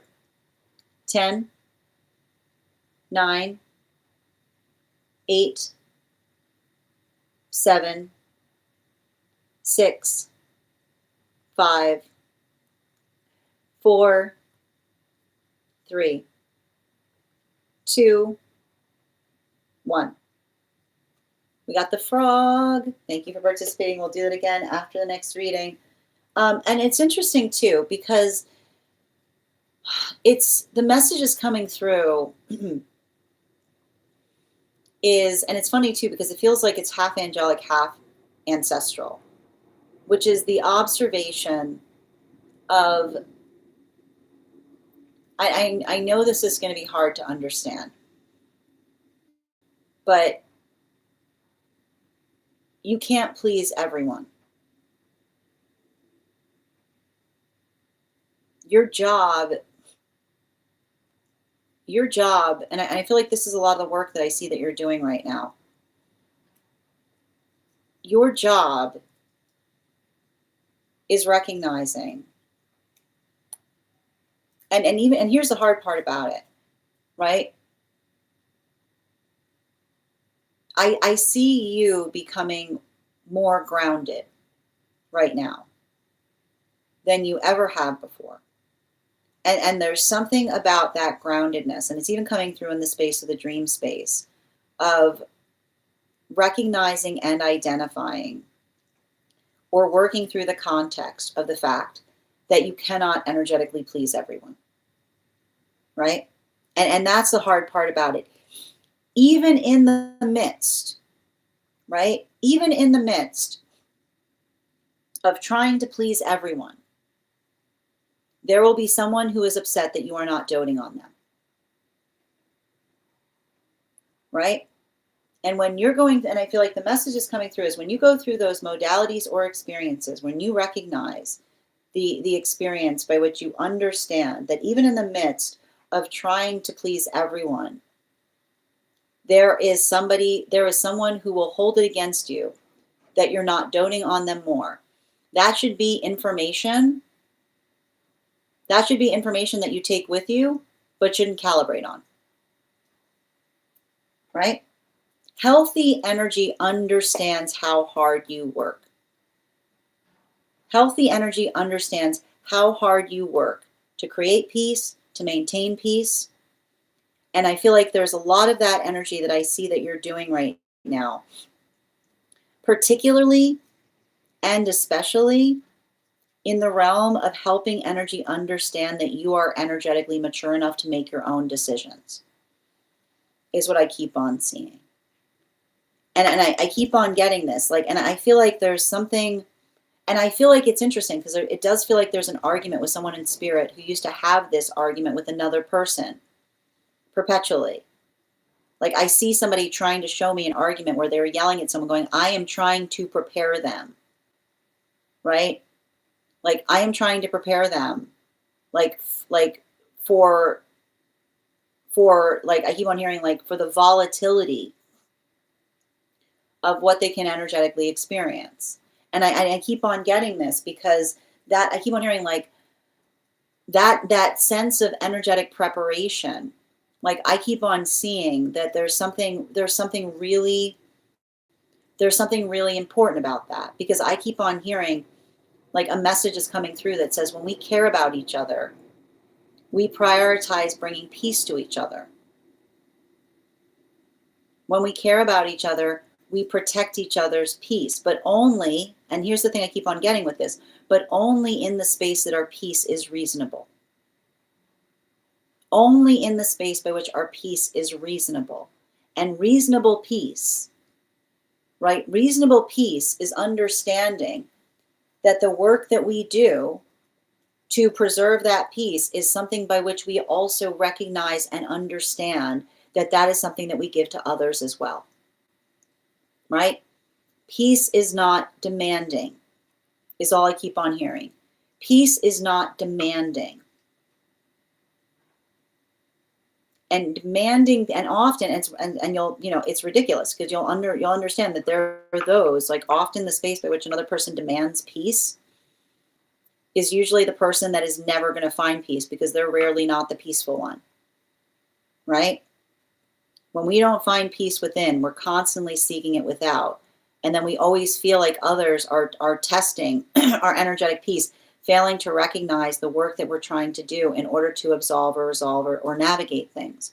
And so I keep on seeing, like, I keep on hearing, like, I feel like there's a message from spirit that says, don't be afraid to put your foot down, is what I keep on seeing. Like, that's what I keep on like, that's what I keep on seeing, particularly and especially with this, like, hangman with the earth dragon that comes up, right? Putting our energetic foot down is often the modality by which we say to another person, you're being ridiculous, right? It's the space by which we just look at someone being like, I care about you, but you are being completely absurd right now. And sometimes that is the gift Do you understand the profound gift? Do you understand the profound gift that one has? The blessing, right? The blessing, like that is the sound of blessing. The sound of being blessed is someone that comes towards us and goes, I care about you, but you are being absolutely absurd right now. Right? Like the modality by which we say, like the space by which we have someone that helps us see when we're energetically unreasonable. But the problem is those who are unreasonable often walk away, right? Those who are, it's like, it's so hard. Those who are unreasonable will walk away from the energetic blessing that they have, that is showing up to them in the form of a person that tries to help them, right? That tries to help them, right? Watch how quickly somebody energetically ignorant will walk away from somebody who is the blessing, the energetic blessing that comes from above, that says, I care about you, but you are being absolutely ridiculous right now. What a blessing it is to have energy that helps us see when we are being energetically unreasonable, right?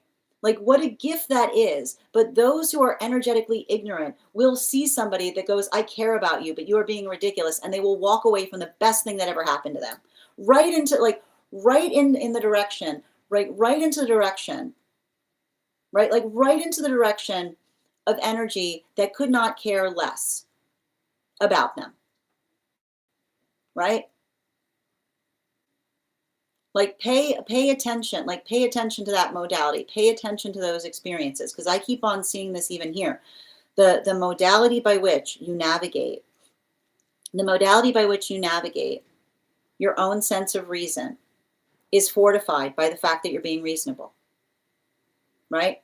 A standard is only a standard if you can articulate why you hold it. And the gift that we have, the gift that we give each other, is when we show each other that our standards are unreasonable, right? The modality by which we say, and again, I like to point out, if someone's holding a standard, you go, why are you holding that? Because it feels good. That's not a standard. That's your ego, right? That's you trying to make your ego into a standard.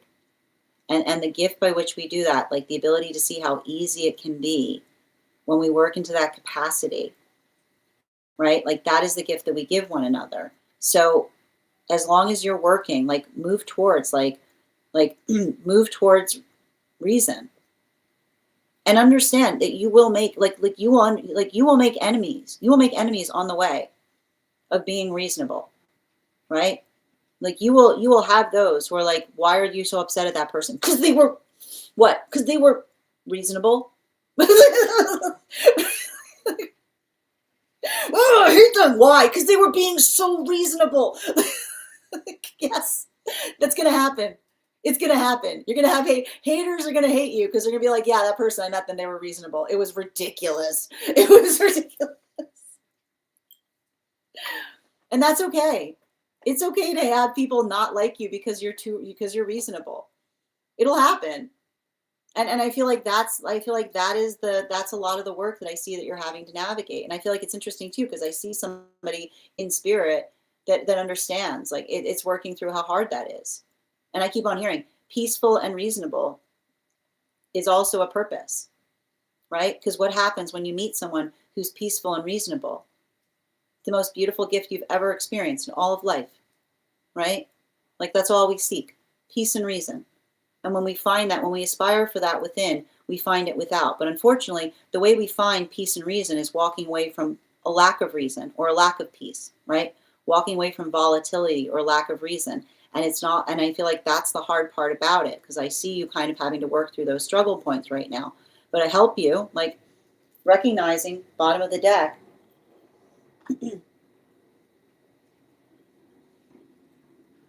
We strive to be each other's peace. Right? We strive to be each other's peace. We work for it. It's not everybody, right? The ability to effectively identify and articulate and to build into the context of feeling that sense of energetic support, I know it's painful. right? Because often when you go through, like what is the song you will hear as you energetically mature? What is the song? What is the lamentation? It didn't have to be that way, right? The lamentation of the reasonable is always, it didn't have to be that way. It didn't have to. And you're right. Because when someone's being unreasonable and you're trying to bring reason to a situation, the space by which you understand it didn't have to be that way, that is the song you will sing as you're making reasonable choice after reasonable choice. And understand that every time you do so, right, it doesn't have to be a volatility point. It can be a hope that you have in the future that another person heals enough that they can find that same sense of peace, right? I keep on seeing, like, I feel like that is you kind of working through something in such a way that you're navigating and you're finding that sense of healing, but also recognizing, like, I keep on hearing, it's not your energetic job. Like, it's not your job to teach lessons, is what I keep on hearing, right? Like the gift, I keep on hearing, like, your presence is a blessing. I want you to write that down. Your presence is a blessing. Don't let another person feel like they're making it feel like if someone is making you feel like they question, like if someone's making you feel energetically uncomfortable in the space by which they're making you feel like they're threatening rejection rather than having you there, like that in itself is the energetic lesson. Thank you so much for having that reading with me. And if this message connected to you as well, it's very common for those who need these messages to be here to experience them. We are doing personal readings right now. If you'd like to get on the list is closed today, but you can get on the list for tomorrow and you'll be the first person read for. You'll also have an additional card in your read. It's 3 cards for a donation of $29 or more, 4 cards for a donation of $23 or more for my subscribers. And anyone who gets on the list today will have an additional card tomorrow. I'm going to take a moment to read over some of the comments that came through as it was reading.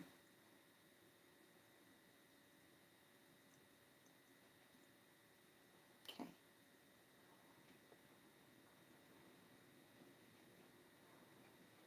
The frog, I know, and I think it's wild the fact that I was like, when I saw that card coming up, I was like, yeah, this is Nikki's reading, because I saw the frog coming up. I was like, yep. Yeah. I know the one time you didn't. It's always that's the way it always works. Absolutely. Yeah. Ignorance is not always a bliss. I like that completely. Sending you support, dear. Mm-hmm. Yeah, I may have. I have my definition of ridiculous is not what others. But I need to point this out. Logical, right? Like, if something is like, again, if something is logical, you can talk about it, right? Like the difference. I like to point out ridiculous rarely wants to discuss things. You know? Yeah. Oh, sending you support, dear. Yeah. Yeah, here's my logic and knowledge and my reason to combat your ridiculousness. Exactly. And it's sad. I know, it's upsetting. I know. I can see it. Well, I feel like again, in the space by which you're having the dreams, I see somebody being like, you have to do the work that I used to do. Right? Like, that's what I keep on seeing. It's like you having to take over that work. You know? Ma'am, the list is closed today, but we are about to get started on 1-card readings for superfans if you'd like to get on the list. No, I know. But it feels like I feel like it's interesting too, because I see some type of energy that's working on behalf of you in the capacity of spirit. Like, that's why they're coming through so much in those readings. And it was interesting because it felt like when I was doing the reading, it was part, and it's hard I got to point out, I like to stress this. It's very interesting when I get a part angelic, part ancestral energy, because it almost feels like the energy that's articulating upon the ancestral and the angelic being in alignment and relationality is something that's energetically occurring towards you. Yeah, your presence is a blessing. Confirmation. Okay, thank you, dear. All right, We're going to continue right now. So again, I'm still looking for Simp. I'm still looking for Katie. And, oh, I apologize. Avatar, you're next on the list. Avatar, are you here? I'm sorry, Avatar, you're the next person on the list today. Avatar, if you're here, can you let me know if you'd like a general reading or if you have a specific question you'd like me to answer? Okay. And we're also at 66.4K likes. When we get to 50K, I will be gifting a reading back to the collective. And thank you so much, Alessandra, for the follow. Oh, that's wild. Nikki. Okay, so second call right now for those who I'm looking for. I am looking right now for Avatar. I'm looking for Simp.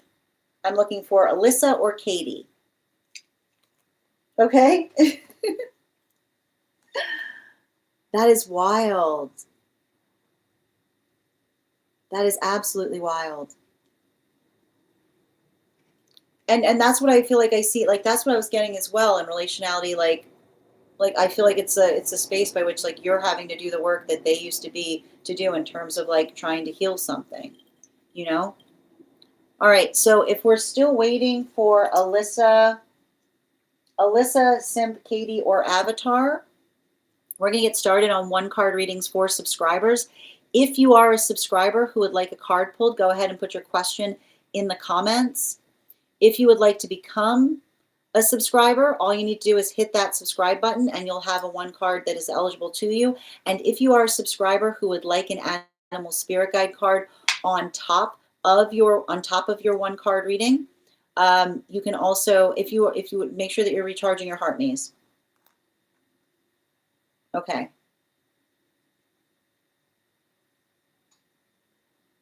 That's so wild, dear. All right, Ivana, I got you.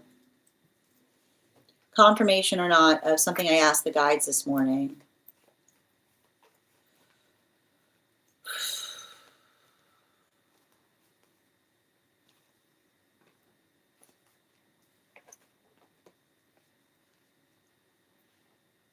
I mean, this feels like confirmation. I mean, this is like the confirmation card. Yeah, but like, oh, you know, here's the thing about it. Like, don't, you know, particularly and especially in relationality to Eight of Pentacles in its reversal, it's interesting too, because I feel like it has something to do, like, I need to point this out. It has something to do with the nature of the dream that we saw that was coming through in terms of healthy relationship, right? Which is to say, like, I don't know what it is about it, but they're saying that when we're in a healthy space, our yes always means yes, right? Our yes is never a no in disguise, is what I keep on seeing. I feel like there's something important about that was coming through in the dream space that is also like something about that modality that you were experiencing. Animal spirit guide, yeah, particularly and especially with this salmon energy, right? There's something I'm seeing there.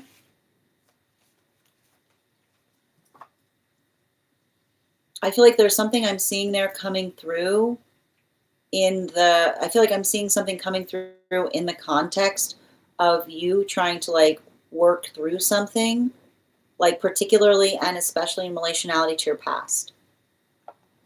I got you, Bridget. 2 cards, highest priority, please.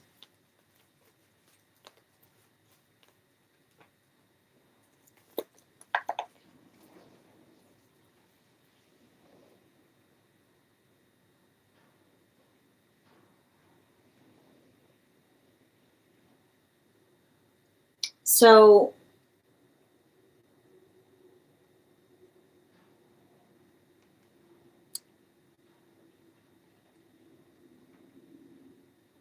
I feel like it feels like somebody who wishes they could talk to you about something. I see cards like this by like, it's like somebody who has like painted themselves in a corner with you, because I almost feel like it's a situation where you gave someone, like you told someone what was energetically happening and they denied it,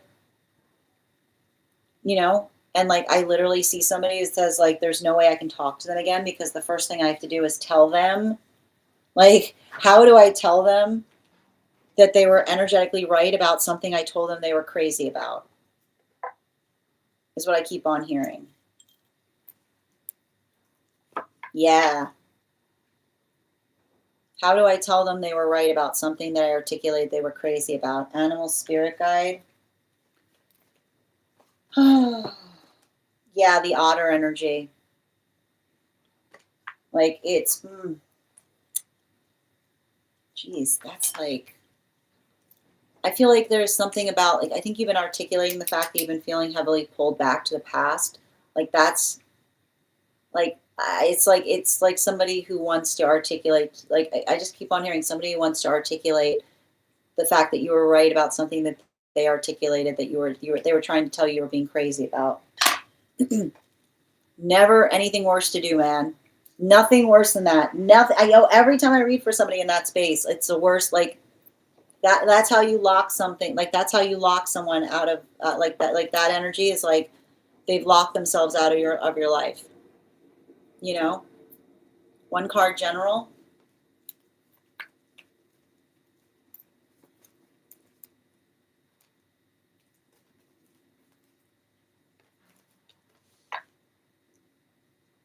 Um,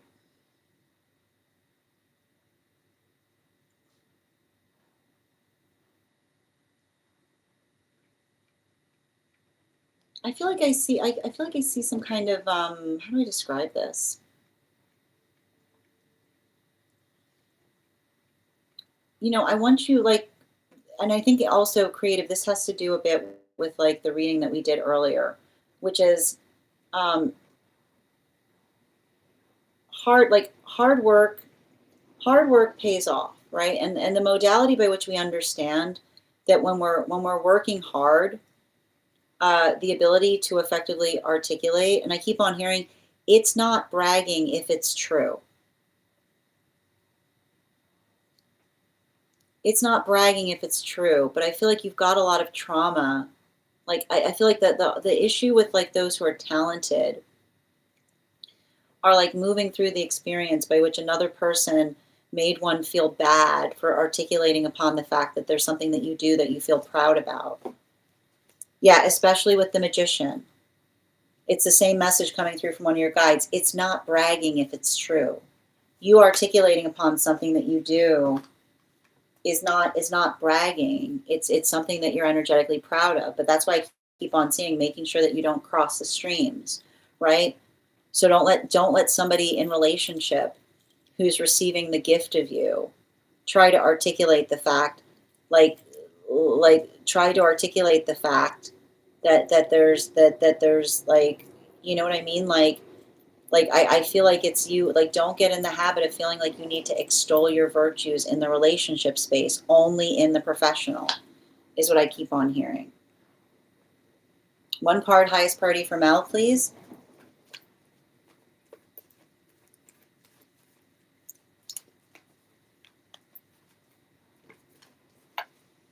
The Chariot. Don't get frustrated right now. This is like a liminal space time, so there may be a lot of things that are happening under the surface. Just be patient with anything that you're trying to do. Bottom of the deck. Yeah, right. Especially with the eight of Pentacles in its reversal. Um, don't get frustrated. Get focused. I feel like there's something about you branching out right now or doing something in a different capacity. Animal spirit guide. Yeah, especially with this adder energy, right?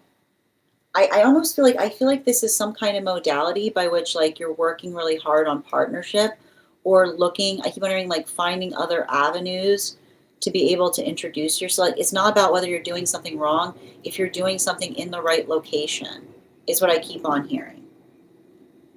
One moment, please.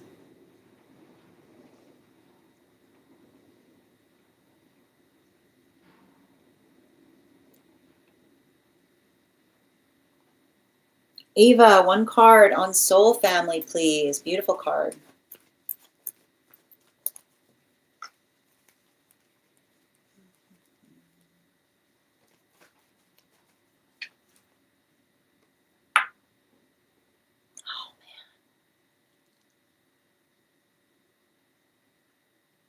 it's really interesting because everything I keep on reading is like this feels like the space by which you're starting to connect with your soul family for the first time, right? And I need to stress this, like, like the bottom of the deck. It's interesting too, because like it's giving me the message that one of the hard things about working through a heavy karmic lesson with someone is that it often blocks us from being able to connect with our energetic soul family, right? Like I feel like there's something important there about you having overcome some kind of energetic obstacle that the past self kept on experiencing in relationality to, I keep wondering, in relationality to like another person building some kind of sense of anxiety or fear within you is what I keep on hearing.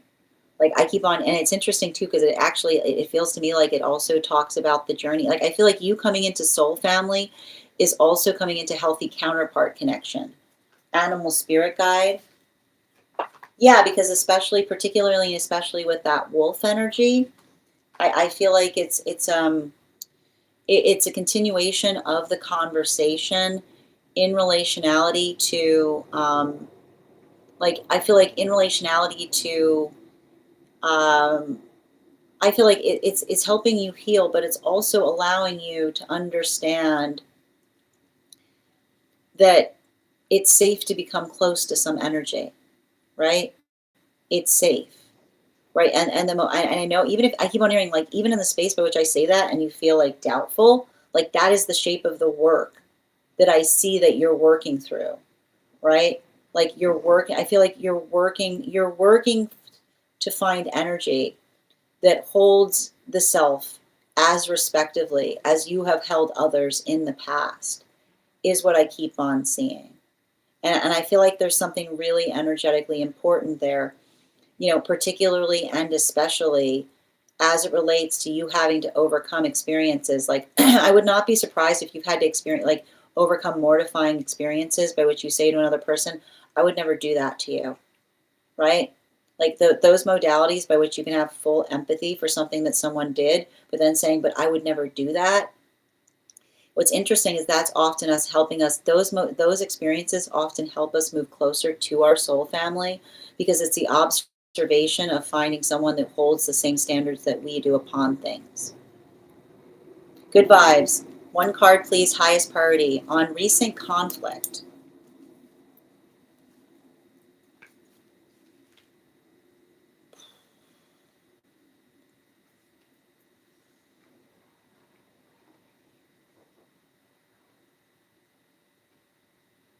We don't. I want to get, like, we don't let our emotions get the better of us. I mean, and I need to point this out. Like the thing is, it isn't the fact that we don't have modalities or moments. Like we know, like we all have those experiences. We all have those moments where our emotions get the better of us for like I keep wondering, like for a moment, right?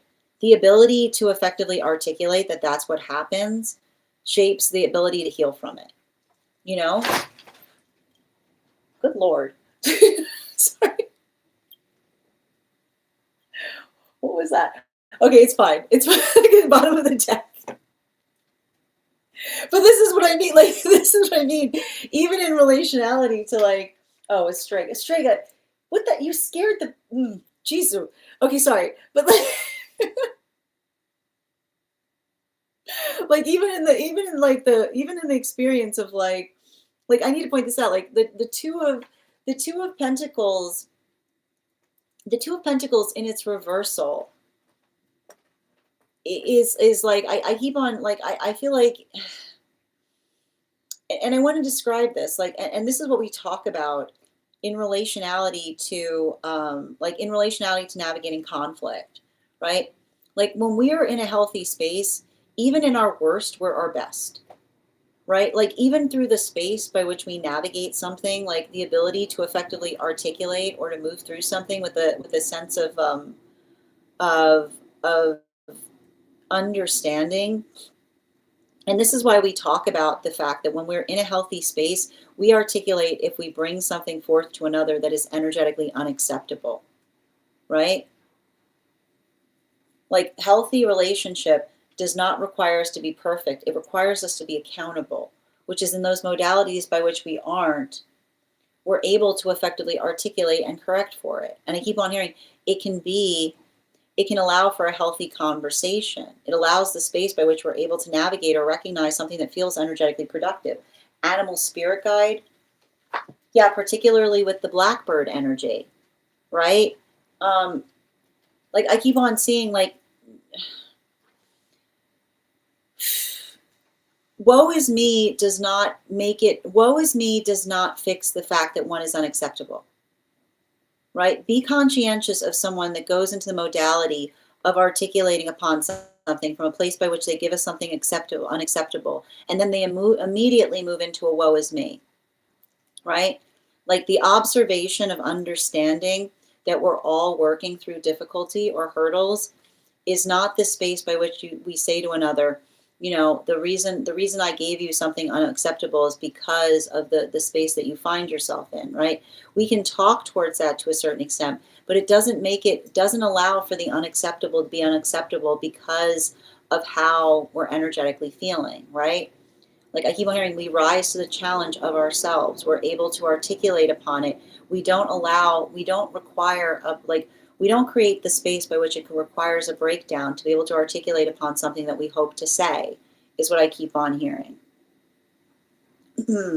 Yep, I got you, Nikki.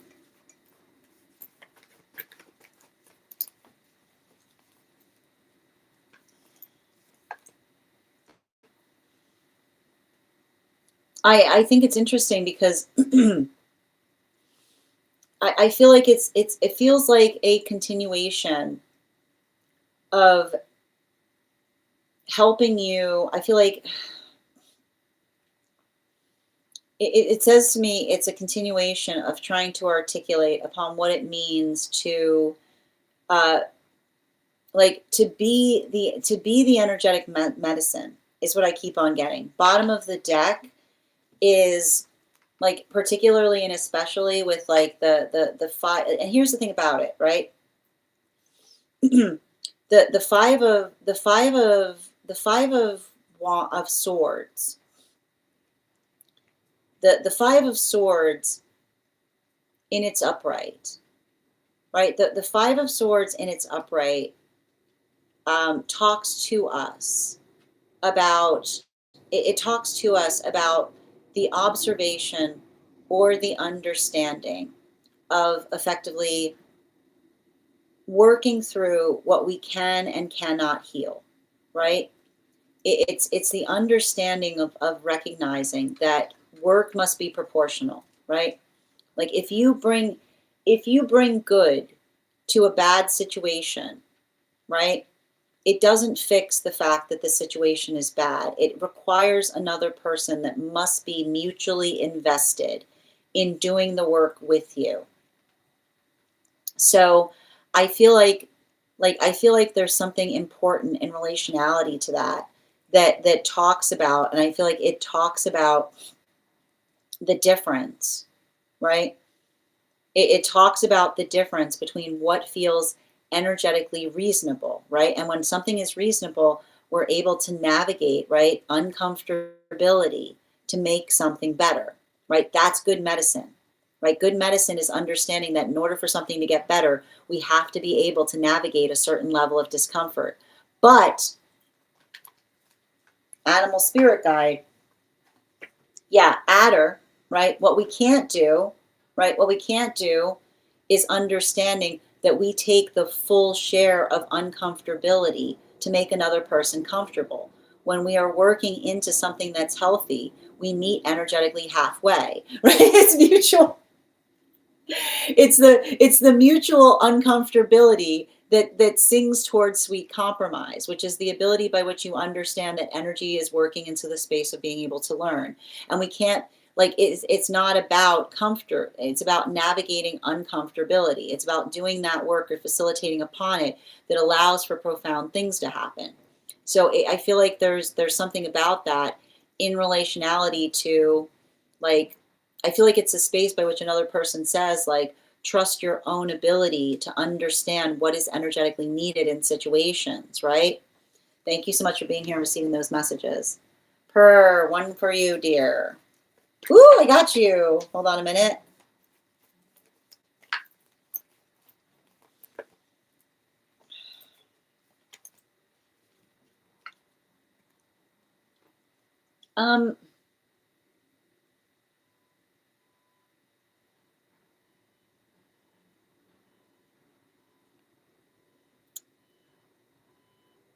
So I feel like I see something here in terms of it's interesting too, because here's the thing about it. I don't like I feel like this energy, like I feel like it has something to do with like the energy, like and I want to describe this. I feel like there's some kind of modality by which you got them used to being like another energetic presence being there in relationality to cat energy is what I keep on seeing, right? Like I feel like there's almost something there in relationality to them energetically. Like I feel like they're missing, like they're missing that energy is what I keep on seeing. Like yeah, especially with the five, like especially with the 5 of swords. You might want to think about doing a video call, like that, and the energy, I forget the name of the energy that you had visiting, like doing a video call so that they can see that other cat energy, because I feel like it's the space by which they bonded in some way. So I feel like the ability for you to kind of like help them see one another is going to if you feel like they're a little bit low energy, like that's going to bring their spirits back up. Animal spirit guide, yeah, animal spirit guide, yeah, especially with the owl is what I keep on seeing. Yep, like they want to see them. Yep, confirmation, the confirmation of all confirmations. I love that. Ella, during meditation last night, the 3 of Swords floated in and tore itself in half.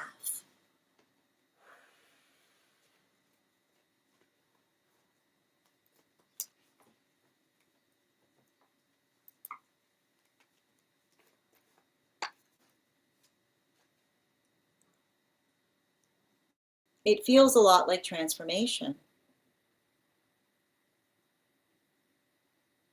you know? Bottom of the deck, Ace of Swords. So the thing I need to articulate, like the thing we need to recognize is it says to me, like the message that comes through on that is like I keep on hearing, we don't energetically put, like I feel like it's a conversation of saying we don't energetically push good things is what I keep on hearing, right? Like the modality by which the modality by which we don't energetically push our blessings is the space by which we don't try to effectively articulate or build into the context of, like it says to me, we don't intentionally try to harm one another, right? It's the modality or experience as it relates to building into, and I keep on hearing, when we demand upon each other, we harm each other, right? Like it's the modality by which we often articulate the space of energetic demand that is often articulated upon harm, because it's often, I keep on hearing, like this is sometimes why demanding energy, like you don't, it's like saying to me, you don't know what you have until it's gone, because the modality by which you feel the weight or the pressure of amplification, right? Like the space by which we energetically honor the space that we hold each other.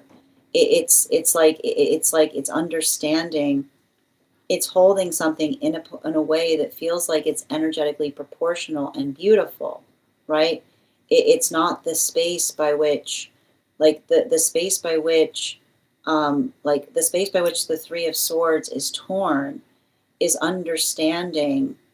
It's understanding the energetic work that we do for one another, but also understanding like the limitation. Like I keep on hearing like the energetic limitation point in relationality to observing situations by which we only feel that we experience suffering in the context of experiencing them, right? Those modalities or situations often inform us in relationality to the direction by which we're moving.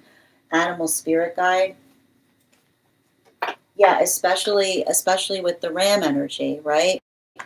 Like it keeps on, it says to me, like we don't energetically push upon our blessings, right? It's saying to me in the meditation, the reason that we don't energetically push upon our blessings is the understanding of working through the space that when we care about each other, we always take on that share of burden, right?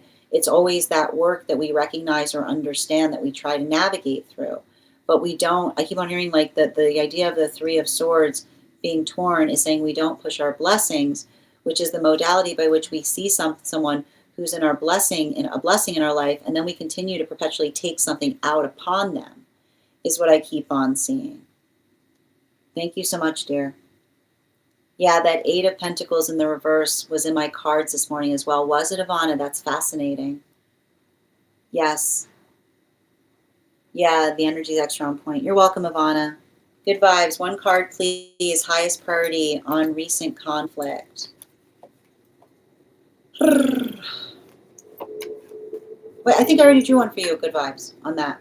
Chrissy, one card regarding connection, please.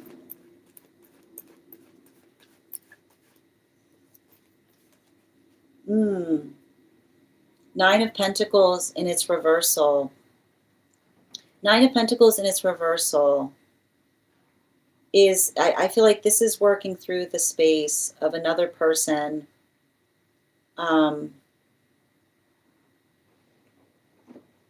Like I see somebody coming into the observation of recognizing or identifying like their own tendency of self-sabotaging is what I keep on seeing, right? Like the modality by which we look around and find things lacking often speaks towards our own, like our own feeling of energetic fulfillment. So I see, like every time I read for this energy, I see somebody, yeah, particularly, and this is the thing about it, like especially with the Ten of Pentacles, right? The Ten of Pentacles in its upright can often speak about someone who feels like they're energetically, like they're always around people, but they're always lonely, right? Like the modality of understanding, like I see somebody who goes through those pathworks where they feel like they're energetically around others, but they feel very isolated in the context of doing so. Animal spirit guide. Yeah, particularly and especially with the bear energy. I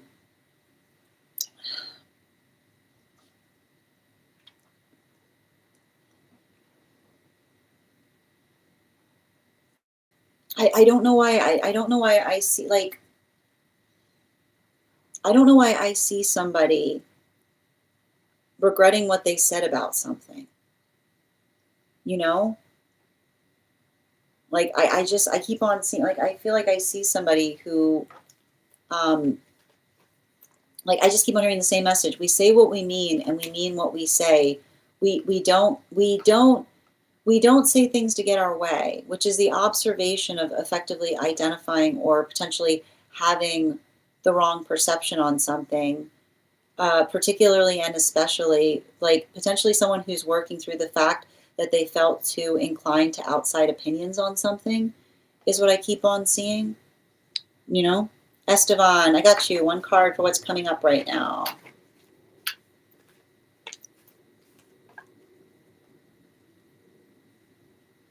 This feels like new opportunity, you know? This is interesting, especially with the Lover's card in its reversal.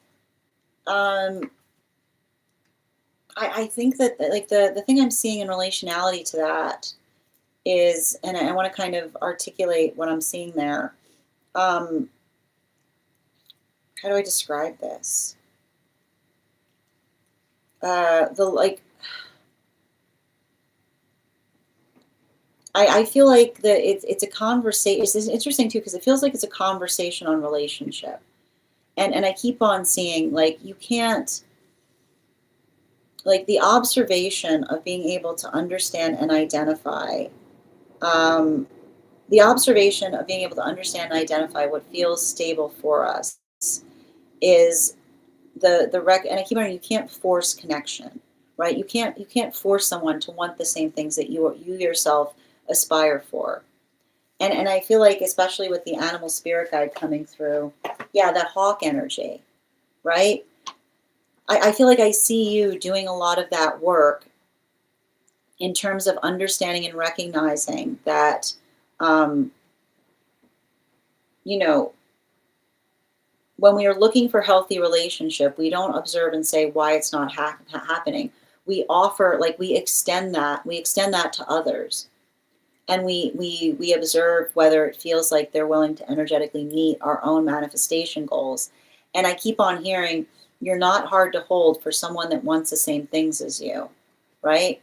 Like as long as you're in the space by which you're talking about what those dreams are, like you need someone that shares your own aspirations. So let those dreams, I keep wondering, like, let those dreams fortify you in terms of what you're looking for, particularly and especially as it relates to partnership, right?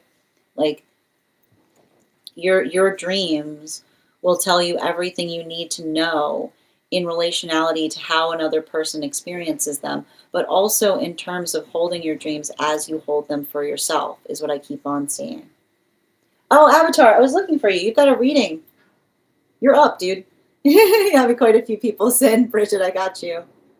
A water cat. What is a water cat? Nikki, you crack me up. Question is about otter. Basically, water cat was in my okay. I just would like to pause. I would just like to pause because you are like. I just like to imagine the fact that you're sitting there with ChatGPT. ChatGPT. You could ask it anything. You could ask it anything, anything on this planet, anything you want to know. You can ask this thing, and you made the choice to say, "What is an otter?" Did you? What is otter? You're welcome, Bridget. I believe so too. Around three daughters. I'm sending you support on that journey, dear. I got you, Minnie. All right. Highest priority, please, for Minnie. One card. And guys, please pause on the one cards. We've got a personal coming back in. Assume everything's going fine. I know how hard that is, okay? Because I see that you're carrying a lot of trauma. You and another person, like, working through the trauma of navigating, like, sometimes a good thing is just a good thing, right? Animal spirit guide. Yeah, especially with the owl energy, right? Like the modality of another person, the modality of another person identifying and recognizing how precious you are. But I keep on seeing, like, this is the sound of you finally matching with someone whose energy is in alignment with you, right? This is why, like, we work through those triggers and we don't let ourselves be informed by the past. We allow it to fortify us, because I keep on seeing it's almost like the conversation you have with another person. Like, look how easy it can be with someone who matches your authenticity with their authenticity. Oh, wild. Hold on a moment, please. Esteban, I just drew your one card, dear. Let me know if you missed it. And Trudy, thank you for the follow. You're welcome, Ella. Vienne, thank you for the follow as well. Hold on a moment. Hi there, B.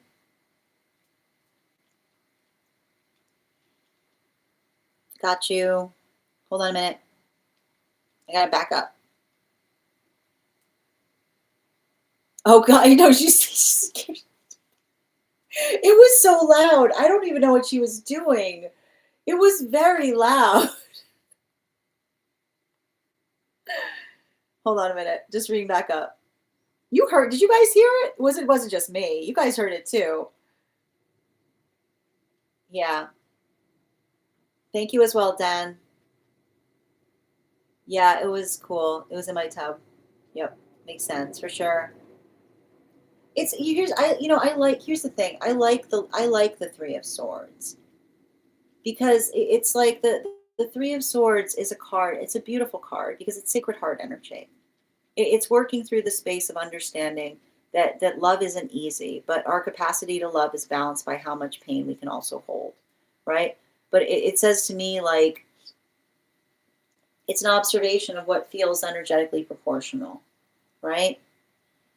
It talks about like, and I like to point out like the thing with the Three of Swords, like the Three of Swords almost also says to us, there's only so many swords that a heart can hold, you know?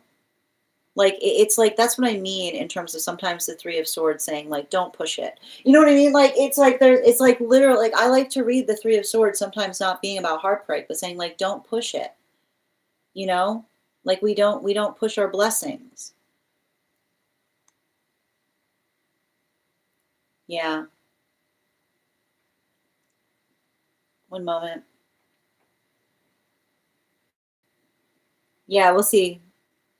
That's what I'm like. That's what I'm talking about. Per get on the phone with that. That's exactly what I mean. They're like I see them being like I feel like that's a problem. Like you might need to think about look what you've done.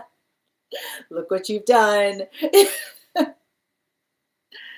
Yeah. Do you think it's easier to read when you've read for us many times before? It's not that it's easier. It's different because I need to point out like it's and this is what we like. I got to be honest about this. This is what we talk about in relationality to what we talk about when we discuss the investiture of an energetic exchange, right? Because when I've read for you a lot, I can read deeper is the best way I can describe it, right? Because it's like I want you to think about like it's working into and it's like I like to describe like the Akashic as like having someone's file. So like the modality by which you're able to kind of work through the context of understanding the landscape by which we're reading, like the more I read for you, the easier it is for me to be able to see what I'm energetically reading upon, right? So again, that's often that's often what we see when it comes to like a good reading. Like the more, and you can usually find this with a good reader. Like a good reader, we like when you go into the space of a good reading, the readings just get deeper because it's the energetic investiture by which you're working through something that helps you get to the deeper work, as it were. So I would easier. I would almost articulate that actually in a way, the more you read for someone, the more complicated it becomes, if that makes sense. Yeah. Strega, cut it out.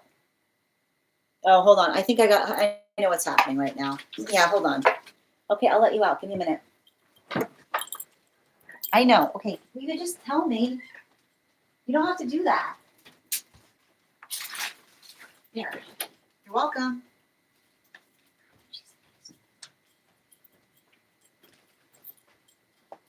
Sorry, it's just if she could talk a bit, make things easier. Okay, where were we? Yeah, me too. Even if we come on here and talk about all of our, oh dear. Mm-hmm. I know you saw that. So loud. I still don't know how she made the noise. I'm still trying to figure it out. Yeah, I'm pretty sure. Oh no, they had a toxic relationship with an orange cat in your neighbor. Them orange cats, man. It was great. You heard it? Yeah, it was like, oh man, that makes sense. You're welcome. What happened to the orange cat? Described to a T. Thank you. Good. Tweet. These are 1-card readings for subscribers. So if you'd like to become a super fan, I'm happy to draw a card for you. Also, please hold if you're a super fan because we're doing a personal for Avatar right now.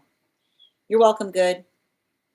And Tweet, please don't repeat the same question in the comments. It's not polite to those trying to communicate through the live.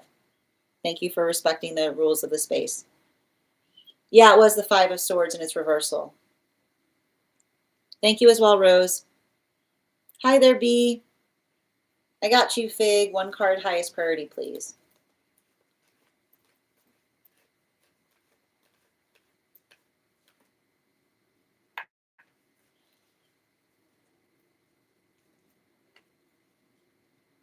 Two of Pentacles. 2 of Pentacles in its reversal is like 2 of Pentacles in its reversal is saying to me, like, I feel like this is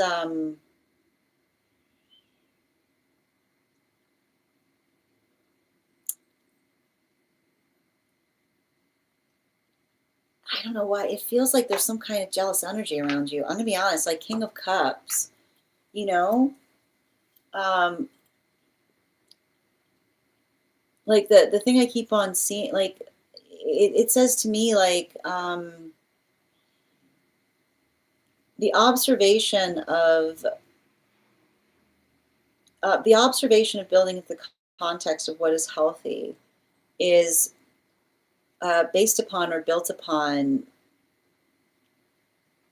healthy communication.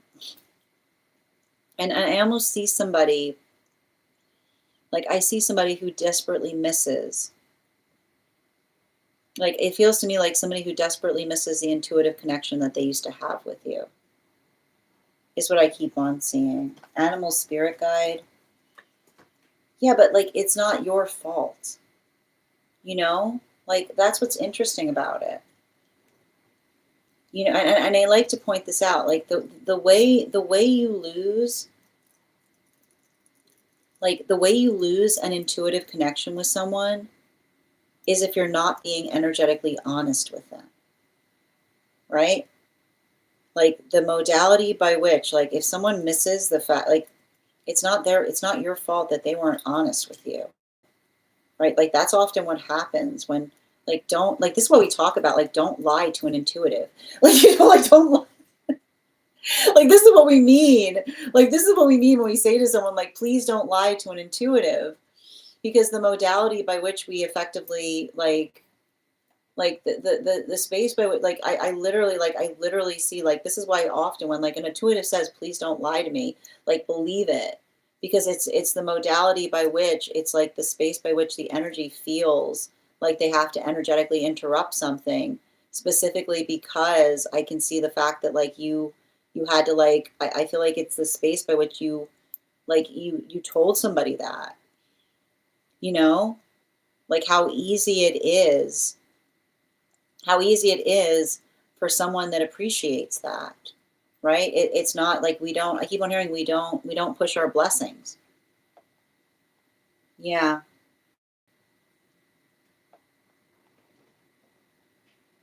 And I feel like there's something beautiful about that, because it says to me, like, I feel like there's a healthy connection coming towards you in the new year. And I feel like that is the nature, like that conversation is effectively like what I see that's coming towards you.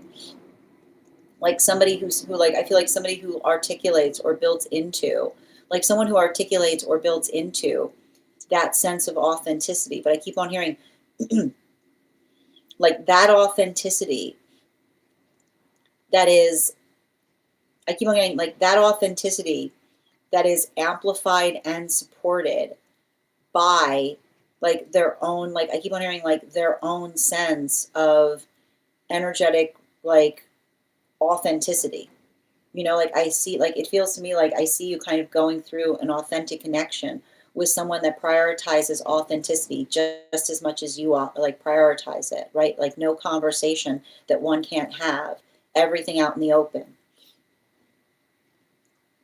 Lisa, highest priority, please. Okay.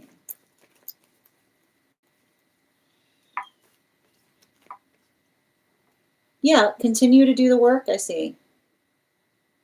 You know, I feel like there's something significant in relationality to you. Um, and it's interesting too, because I think you meant to write my, but instead you wrote mount, right? And so I feel like it's almost like I see you kind of working through a circumstance or situation by which you're helping another person understand that everything is possible so long as the work is mutual. Bottom of the deck. Yeah, particularly with the sun card, you know? Like I feel like that's you kind of working through some kind of experiences or circumstances by which I keep on seeing you say to another person, um, like I feel like I see you in a connection with someone who appreciates the fact that you're always, I keep on hearing like you're always able to find the positive, right? Like that is, I keep wondering, do you know what a gift that is? Like the modality by when even when things are difficult, you're able to find the positive. Like I feel like that is like one of your gifts. And I keep on hearing like healthy energy loves you for that, particularly and especially like I see here with that wolf, right? Like and the thing with the wolf energy is like I see like it says to me like there's something like it feels to me like there's something in relationality to that in terms of helping like I feel like someone's never met someone like you because they've never met someone who can match their energy is what I keep on seeing. And the modality by which I keep on hearing like the modality by which we match energy. And I keep on seeing like this is what we mean about this is like positive matching energy, right?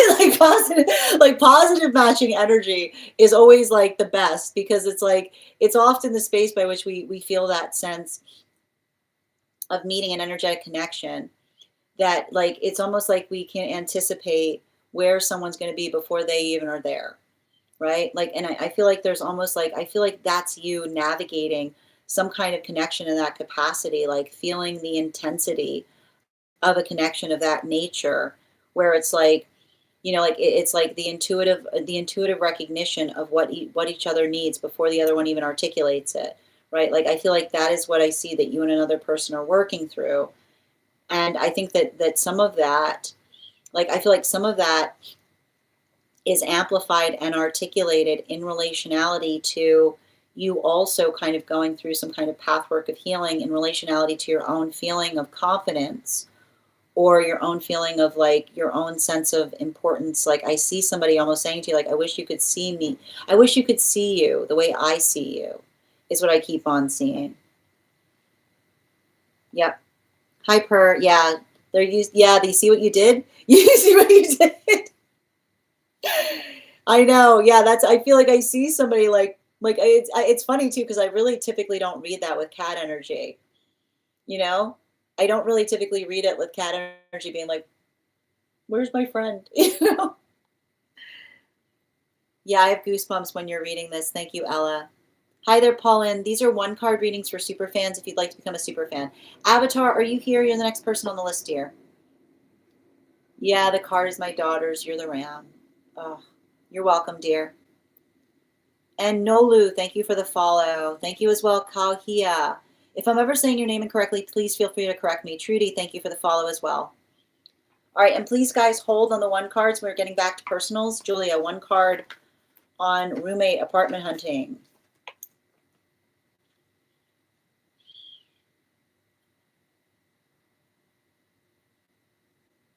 It's interesting. I feel like I feel like I see like I keep on hearing like I don't feel like you're going to be there a lot. Is what I keep on seeing. You know, I feel like there's something about that like it's giving me like super professional energy like you and another like not I keep on I mean and like here's the yeah like this is the thing I keep on seeing like I almost see like you trying to find someone that also appreciates hermit energy is what I keep on seeing. Like, it's interesting because you see how the sun card is in its like it's in the bottom of the deck, like not coming towards somebody being like, we can be best friends, being like, I'm not looking for a best friend. Like, I am not looking for a best friend. I am just looking. I see you almost like saying to somebody, um, animal spirit, yeah, like the salmon energy, right? It's funny too because I almost see you like almost articulating to another person that like you're like not looking you're not looking like you're not looking for like you're not, like it's like you having to say to somebody in the space of looking for a part like a count like a roommate that you're not looking for like you're not looking for a soulmate. You know what I mean? Like you're not looking. I almost see you like looking in that space being like you're not looking necessarily for someone that you feel like you energetically vibe with, but I keep on hearing like someone who's energetically respective, right? Like somebody who's respective of the fact that you value privacy is what I keep on hearing. Nolu, these are one cards for super fans if you'd like to become a super fan. Esteban, I drew for you. It was entirely coming through partnership. Did you miss it? I can give you a recap. It was the Lover's card in its reversal. It was the Hawk, and it says to me, healthy relationship wants the same things as you want on the same timeline, right? It's energy. Like I feel like it's a space by which you can articulate it. It's a space by which you can energetically share it. It's not about like working through the context of having to argue about it. It's just saying to me like somebody who shares your goals and ideals is not going to be energetically intimidated by you talking about them. You're welcome, Chrissy. Avatar, I got you, dear. I was like, isn't an otter basically a water cat? And that was in my annual summary. I don't know why it just cracks me up that you're just sitting there with ChatGPT where you could literally ask them anything. You could ask them anything and you're like, what is otter? You have made my day. You've made my day. You have made my day. I'm just going to be picturing that in my head. Like all the information in the universe at your fingertips. Like all the information in the universe. What is otter? All right, we're going to continue right now. Next person on the list right now is Avatar. Can you let me know if we're doing a general reading or if you have a specific question that you would like me to answer? We're also at 72K likes. When we get to 100K, I'll be gifting a reading back to the collective. Okay. And also, I'm still looking for Sim. I'm still looking for Katie. I'm still looking for Alyssa. So if you're there, if you're here too, let me know, and I'll be happy to do that reading as well. And if you guys, the list is closed today, but if you'd like to get on the list for tomorrow, you'll be the first person read for. You'll also have an additional card. Got your cards out already, Avatar. Okay. Oh, Katie's back. Everybody's back. Where'd you guys go? Okay. Hold on, Rainbow. We're holding the, okay. Yeah, I got you. All right, Rainbow. Again, no more one cards because the one cards we're holding for personals, but can I get one card for Rainbow, please? It feels to me like, I feel like this is you kind of being able to find something that feels energetically abundant and consistent. I feel like this is next year is you finding your flow state.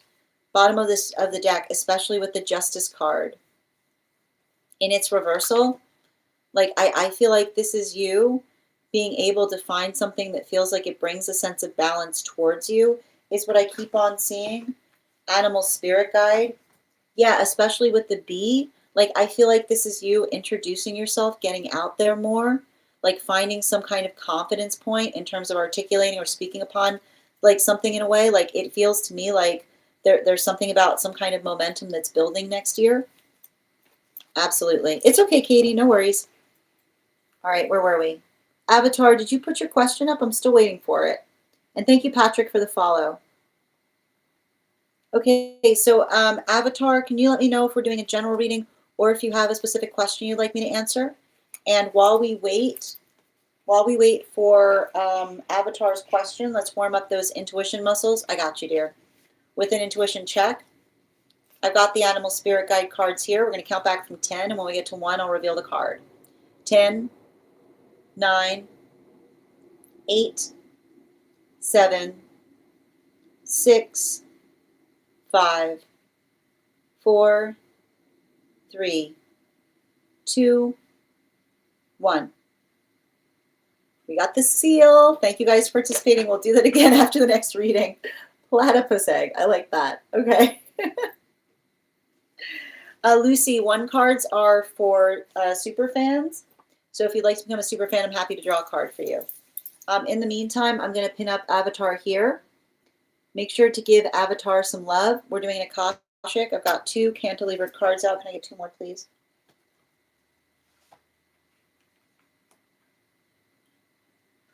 Good Lord.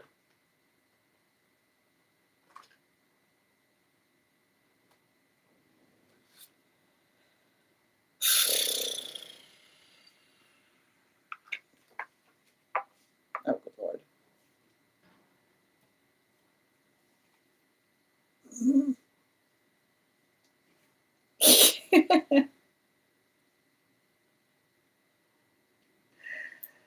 All right, let's get to it.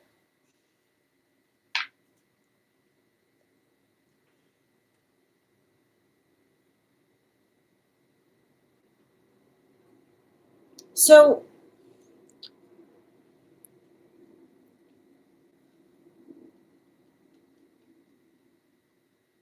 I feel like I see. How do I describe this?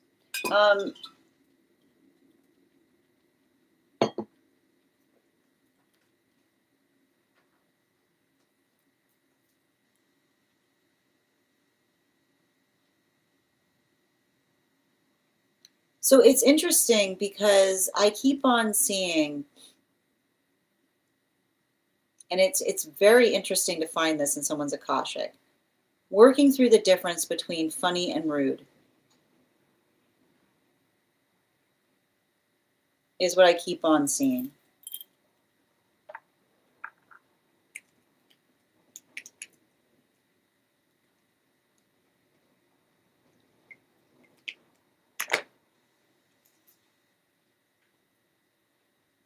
And it's interesting too because, and I want to describe this. And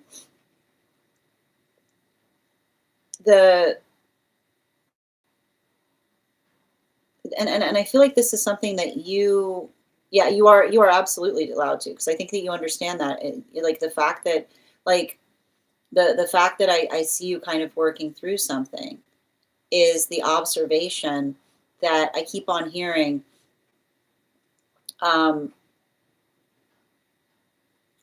Joy is shared, right? And I keep on hearing, like, joy does not come at the expense of another.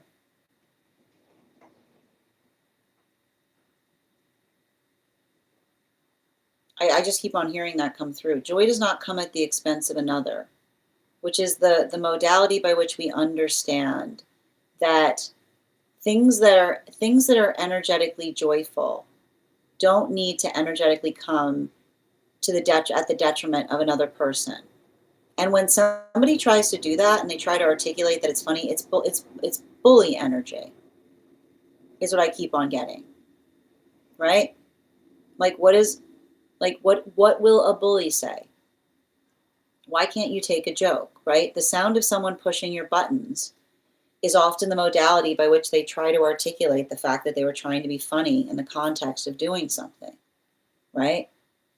Why are you so sensitive? It was just a joke. No, it wasn't. But you watch how quickly,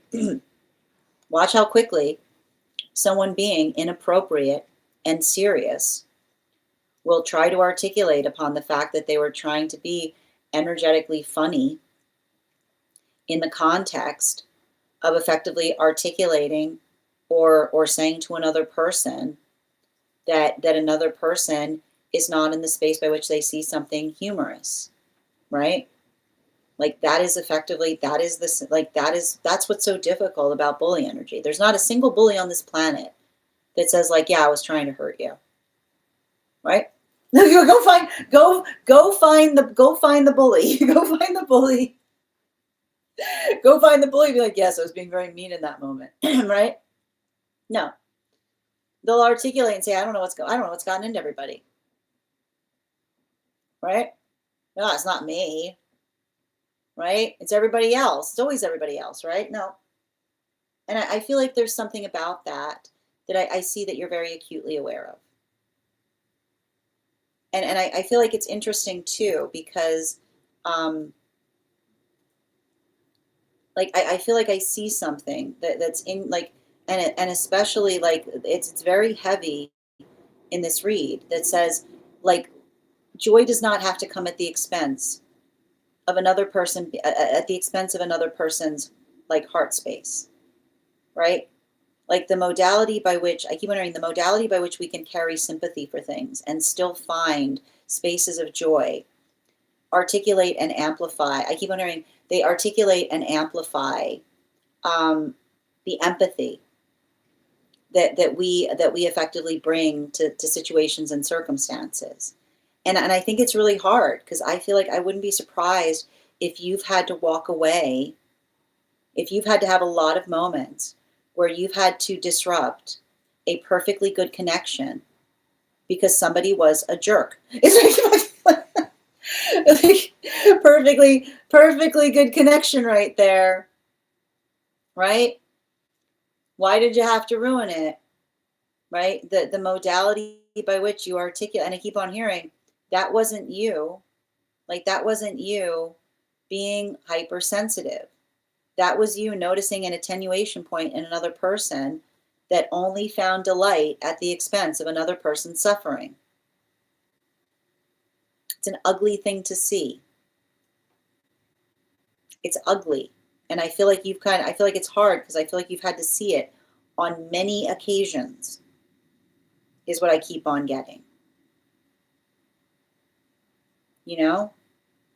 And it's like, and I feel like I keep on hearing, it's brutal energy. And I feel like it's hard because, and I want to say, and I want to stress this, and this is what I keep on seeing every time.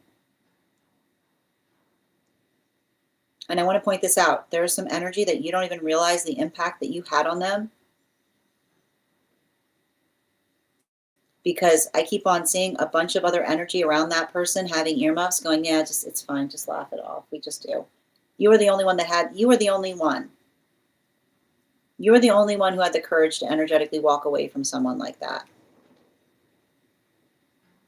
You were the only one to articulate to them and say, like, that's not okay. And I keep on hearing, all it takes is one.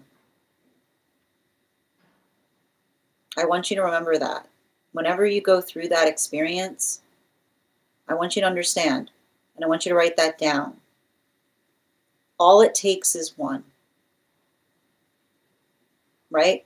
Because all it takes is one in those experiences, because I've got at least 3 experiences where you've had to do this, where they then had to realize that every time they were in a room and they said something inappropriate and everybody around them started laughing, who were they seeing?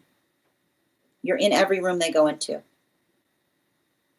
You are in every room they go into, because they suddenly realize with clarity, you showed them the clarity in the difference between others laughing because they didn't want to make it uncomfortable for them. There's something about the experience of meeting you that someone, after they meet you, has the ability to recognize the difference between uncomfortable laughter and joyful laughter, right? The laughter by which others experience something and share that sense of joy versus the energetic, uncomfortable laughter, right? Being able to experience the point of tension that is articulated when someone is laughing because they have no other thing to do, because they're identifying the uncomfortability.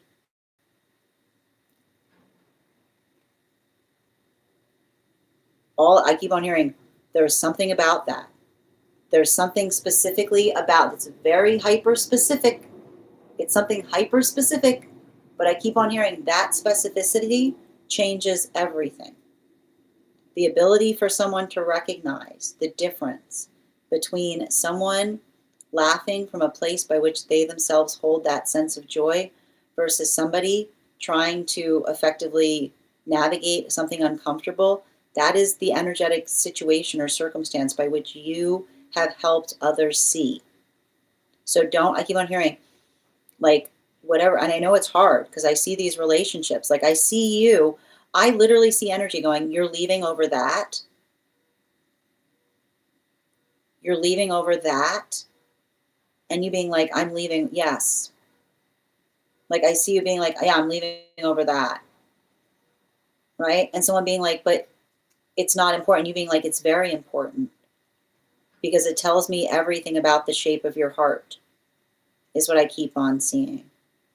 So I feel like there's something significant about that. And I also feel like it's difficult because I can recognize these experiences. And I feel like it might be hard because I can almost see somebody saying like everything was perfect between you and them. What happened? And you being like, I saw the nature of their heart. You know, that's always hard. But here's the thing I need to point.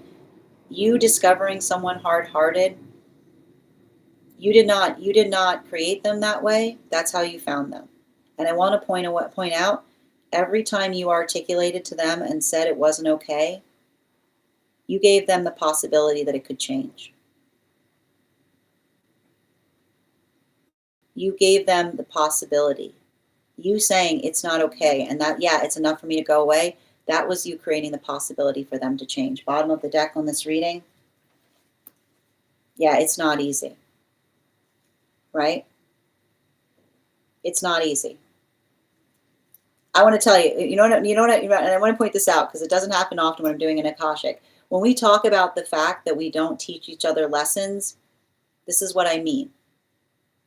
Right? This is what I mean. This is what I mean in relationality to that, right? Like, and I see you almost having those modalities by which you felt like the space by which you could say to somebody, I wish I could help, like, I wish I could help you there. But I keep on hearing you say, like, I keep on hearing that work was not energetically wasted, is all I keep on hearing.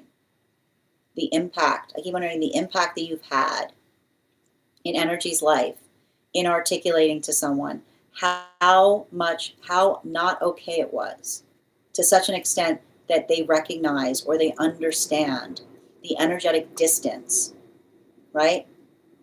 I feel like that is the modality and experience by which you became their energetic healing opportunity, right? And I feel like it's hard because it's the lesson of losing you that's allowed them to be able to do something to recognize how important something is. And I keep on hearing too, like, be able to be energetically consistent, because I also keep on hearing your counterpart will recognize how precious you are and they will hold those same things just as preciously, is what I keep on hearing. Right. And I know it's hard because I feel like, I don't know why, but I feel like you've got a little bit of cynicism. Like, I feel like I see a little bit of cynicism in relationality to some of the experiences that you've had, particularly as it relates in relationship. I keep on hearing there are good people out there. There are good people. Like, I keep on hearing there are people whose amplification of empathy is one that is energetically shared, just as yours is. Be patient, because I feel like I feel like there's something about, and I keep on hearing, like, the pathwork of you walking away from someone that does not share that with you, every step brings you closer to them. Every step brings you closer to them. Thank you so much for having that reading with me, dear. And if this message connected to you as well, it's very common for those who need these messages to be here to experience them.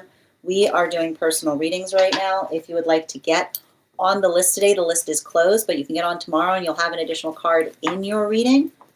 I'm going to take a moment to read over some of the comments that came through as I was reading. I am still looking for Alyssa, Simp, or Katie. And we're also at 75.4K likes. When we get to 100K, I'll be gifting a reading back to the collective, so make sure you're tapping that screen and we'll get to 100K in no time. Gathiro, if I'm saying your name incorrectly, please feel free to correct me. These are one card readings for subscribers. So if you'd like to become a subscriber, I'm happy to pull a card for you. Okay. It's yours. I feel like you have to laugh given what I'm seeing there, Avatar. It's interesting. I've definitely been through this for sure. And Danny, thank you for reposting. Good point. It feels like it comes to avoid, it feels like it comes to avoid accountability. But and here's the thing about it. Like I want to describe, if you have come into the point by which you correct someone and then you correct them again, like you can, I keep wondering, you understand, like I see you going towards someone being like, I have told you once, I have told you twice. Like I see you being like, I see you doing that work. Like not like, I keep on hearing like giving someone the opportunity, right, to articulate upon what it is that they need to energetically do better. Like I keep on hearing that is you being proportional, because you're even in the space by which you're recognizing that you're giving them a chance to change. And then you're only walking away when you recognize that they don't see anything wrong there, right? Like recognize that that is the shape of your heart. And that's a blessing. Girly pop. I have. It's weird that someone can appear so kind, but this is what happens, right? And I feel like that's what's really difficult. I see you having had to go through a lot of those experiences where you recognize someone going through the experience of performative kindness, right? That's really painful, right? I know it's absolutely exhausting. Yeah, it's been a long last 20 years, and I know it's been brutal. But I keep on, I want to stress, I feel like something about, I keep hearing every step you walk away from situations like that, you move closer towards someone that holds things just as carefully as you do. That was coming through really profoundly in relationality to the, and I feel like I see you very close to coming into counterpart connection with that individual, or feeling that sense of like finding like the like that attracts like, but often based upon you kind of working through a lot of those experiences. Yeah. Yes, I could think of two. There were at least like there were two, and I keep on seeing the difference is one was obtuse, one was intentional. One somebody did not know. The other one, I don't even, we'll just, that requires its own reading, that other person. Yeah, I've been so dumbfounded. I finally feel like I'm being crazy. But you're not, but here's the thing about it. You're not being crazy over stuff if you're taking accountability for your own portion of what it is that you're working to correct. Right? But I can see how energy like that can make you feel like I can see how energy like that can make you feel like it's crazy making. Yeah. And Thok, thank you so much for the follow. Thank you as well. The list is closed right now, Hannah, but if you want to get on for tomorrow, you'll be the first person read for. One made me feel like I have to high of standards or something. You have too high standards. Well, yeah, that's what I mean. Right? Yeah, energy, somebody like, and I need to point this out. We're going to talk, like we've talked about this a lot here. It's not high standards if you can explain the reason that you hold the standards. Right? Like that's the hard part about it. If you've got a logical reason why you hold standards, recognize someone trying to get, like the sound of what is the sound of someone trying to get you to lower your standards? Your standards are too high. Is there any thought? So these are, we're doing one card readings for subscribers right now. And personal readings are closed today, but if you want to get on this, if you want to get on the list for tomorrow, you can send the donation. You'll be the first person read for tomorrow with an additional card. All right. Final call right now. I'm looking for Simp. I'm looking for Katie. I'm looking for Alyssa. Simp, Katie, or Alyssa, if you're here, can you respond in all caps? Let me know if you'd like a general. Oh, I got you, Katie. How are you doing today? Can you let me know if we're doing a general reading or, oh, we got everybody back. Excellent. Okay, so wait, the order is Alyssa is not here. Okay, so Simp is first and then Katie. Yep. Hi there, Angelique. Can you let me know if we're doing a general reading? I'm doing well, dear. How are you? Can you let me know if we are doing hold on a moment. Angelique, can you let me know if we're doing a general or if you have a specific question you'd like me to answer? And while we wait for Angelique, let's do an intuition check. I've got the animal spirit guide cards here. We're going to count back from 10. When we get to 1, I'll reveal the card. 10, 9, 8, 7, 6, 5. That's fine, dear. 4, 3, 2, 1. B. Thank you guys for participating. We'll do it again after the next reading. Let me just pull up the question.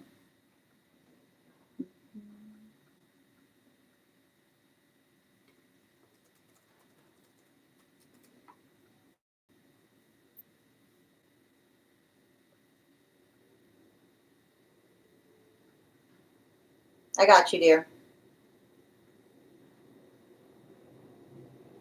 Mm-hmm.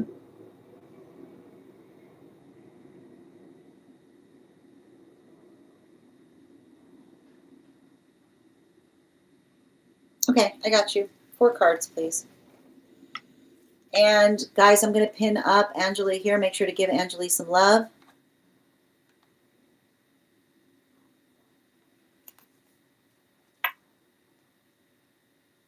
Thank you.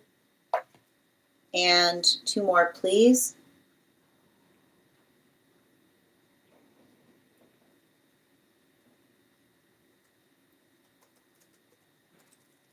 Hold on a minute.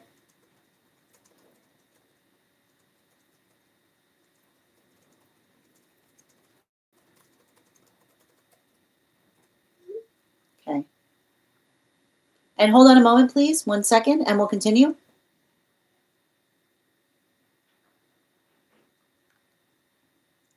Okay. Let's continue. All right. So 2 more, please.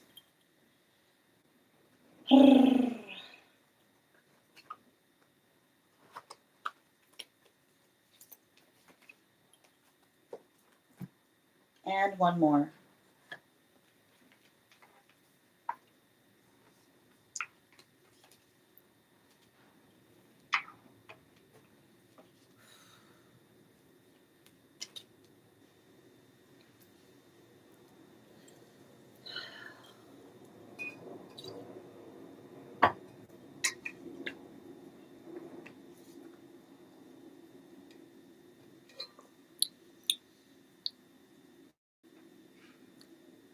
There's something important that I'm seeing in relationality to the connection that they have with you. And I keep on hearing the same message, which is it has nothing to do with the space of the feelings. It has to do with the context of the change that the feelings bring with it. I keep on hearing, if I go towards this, it changes everything, is all I keep on hearing. If I go towards this, it changes everything. And that's what I keep on, and like I feel like that's what's so difficult in relationality to the way that someone feels about you, right?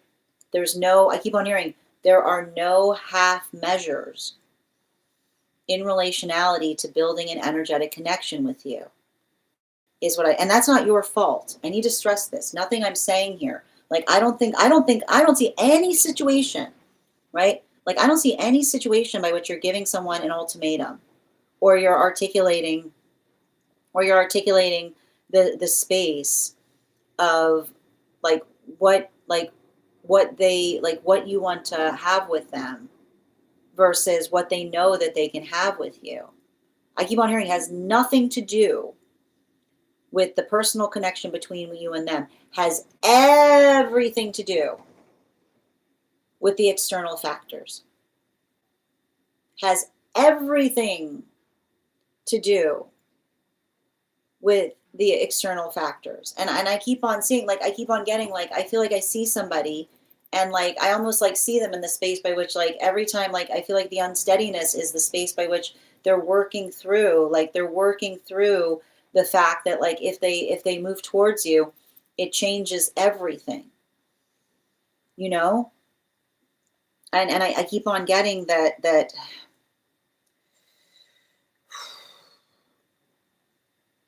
there's, and I feel like there is something I'm picking up here that feels like well-reasoned anxiety. But I also feel like there's something in relationality to that.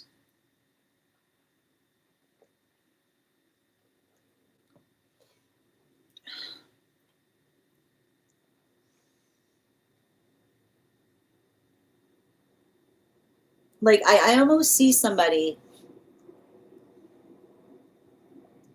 like I see somebody working through trying to understand the full breadth of the changes that would come towards them in having a connection with you. And the thing about it is everything I see is positive, right? Like everything I see is beautiful.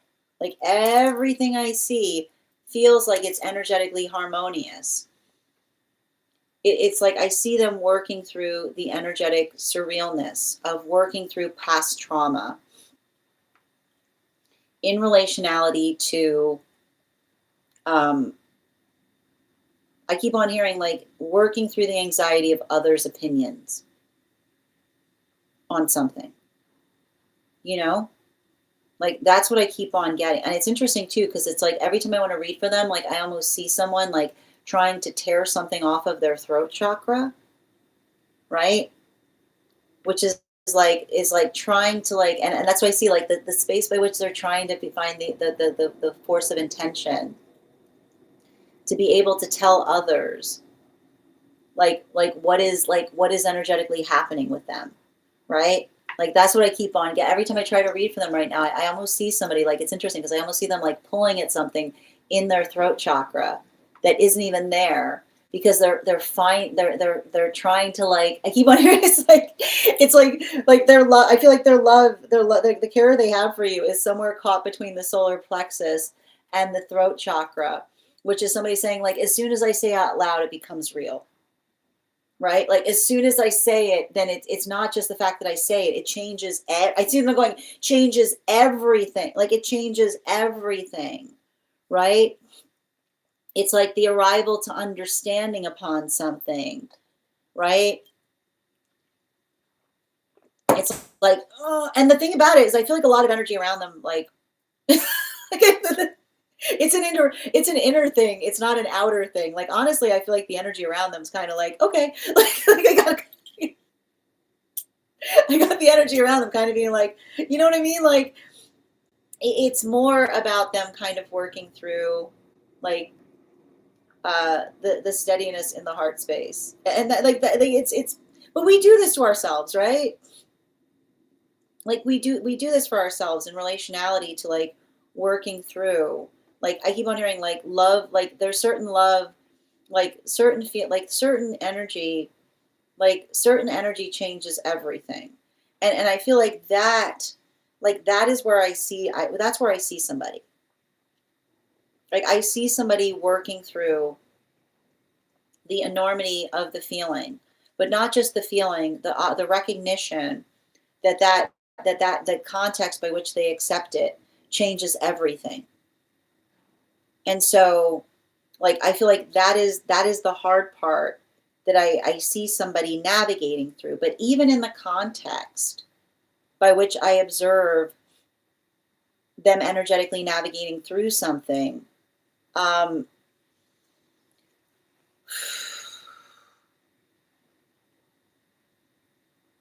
I want to give you some bottom, like the hard part about this is like I see you on the other side of something, just kind of patiently waiting. Bottom of the deck on this reading.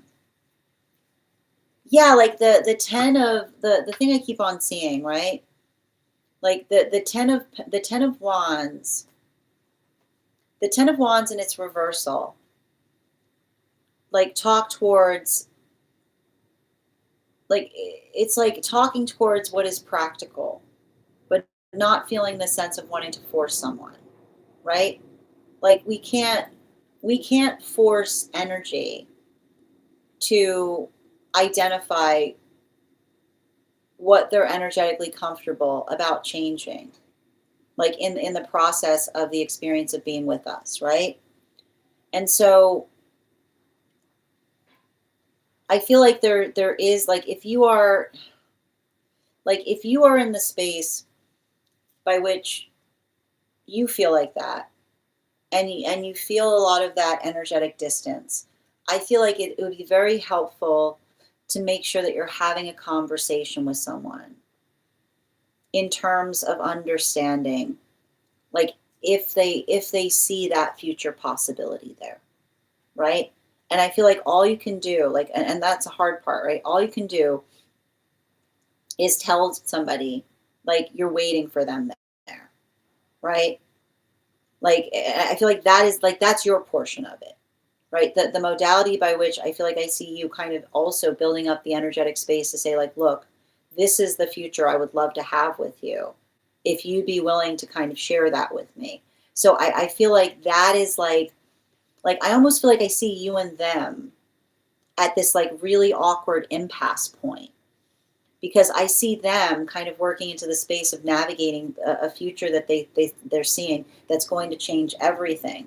And I see you gearing up to tell them about that future that you aspire to have with them that could change everything.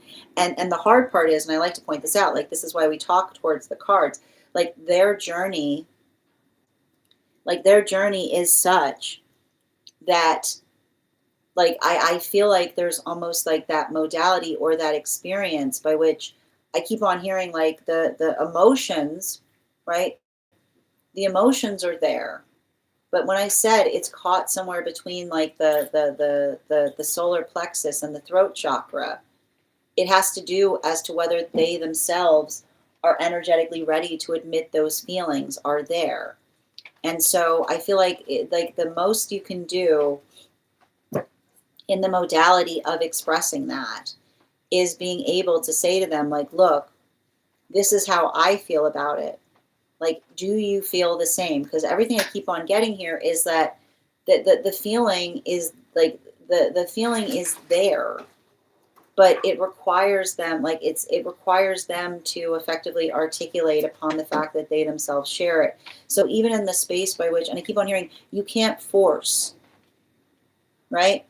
Like, understanding the weight or the force of intention as it relates to how someone feels versus being energetically ready to admit how they feel it, like, that is often like I feel like it's you kind of saying, like, however you feel about that, I'm okay with it, right? Like, the space by which you say, like, look, even in the space by which you don't feel it, like, no hard feelings, because I almost feel like it's the space by which, like having something that is out in the open is often about articulating upon the manifestation goals. So you kind of doing that energetic cleansing to say, like, look, this is how I feel. I want to make sure that we're on the same page.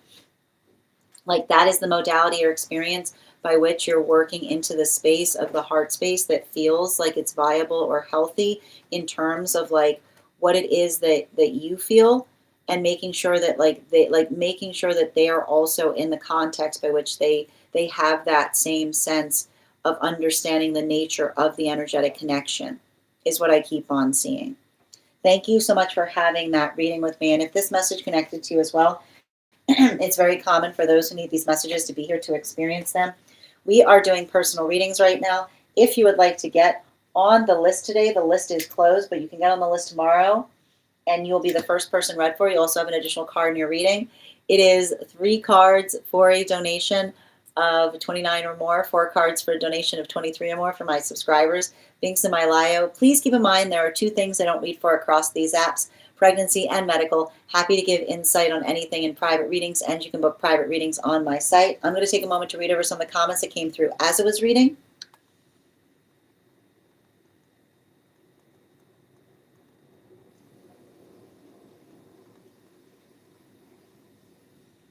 That makes sense, because it would, for her the past 38 years, she's been so sure about something, and now this would change so much for her, and would be a lot for her to come to accept. Exactly. That's understandable. It's scary because you don't know how people will think or what they will say. Yeah, that's so true. Liz, the list is closed today, but if you'd like to become a super fan, I'm doing 1-card readings for subscribers, or you can get on the list for tomorrow and you'll be the first person read for. Sending you support on that journey, dear. 38 years is a long time to be sure of them, of something. No, I see that exactly. And brings up feelings you haven't, exactly. I've definitely been very aware of where she would be and being patient, exactly. I've been working up the courage to bring things up and talk to her. Exactly. And that's what I keep on seeing. Like, that's what I saw in the proportionality between you having a conversation about your feelings and also being able to recognize like their own work that they're doing in terms of resolving through them. Yeah, absolutely. I hope that helps, dear. And thank you. And sending you support on that journey. All right, the next person that we're reading for today is, I'm still looking, Katie, you're the next person on the list. Could you let me know if we're doing a general reading or if you have a specific question you'd like me to answer? And just a reminder, the list is closed today, but if you'd like to get on the list for tomorrow, you'll be the first person read for. Excellent. You're welcome, dear, and sending you support. All right, we're also at 79.2K likes. When we get to 100K, I will be gifting a reading back to the collective, so make sure you're tapping that screen, and we'll get to 100K in no time. Okay.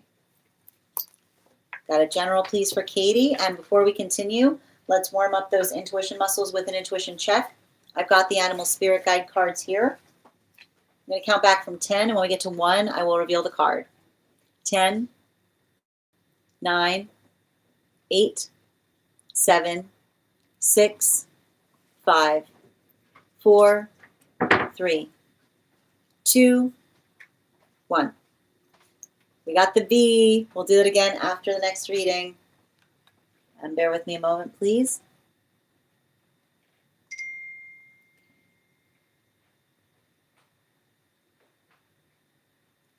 And I've got you. We've got a general here for Katie.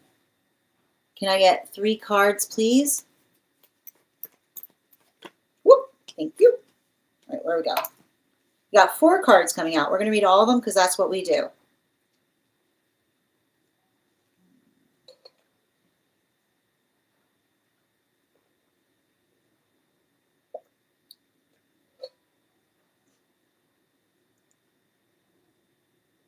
All right. So, oh, thank you so much for that beautiful gift, Olga. I appreciate you.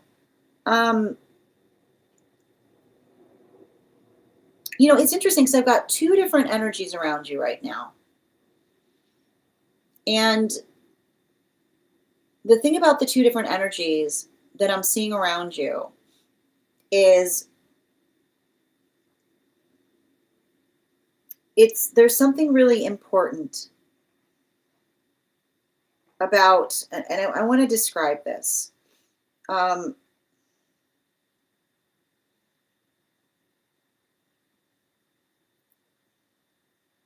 We build, like,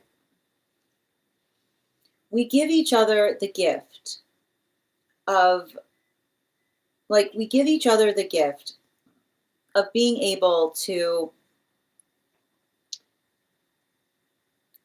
I keep on saying, like, energetically anticipate in relationality to, like, what it is that we're trying to do, but not only what it is that we're trying to do, the understanding of the fact that we have energetic obligations, right?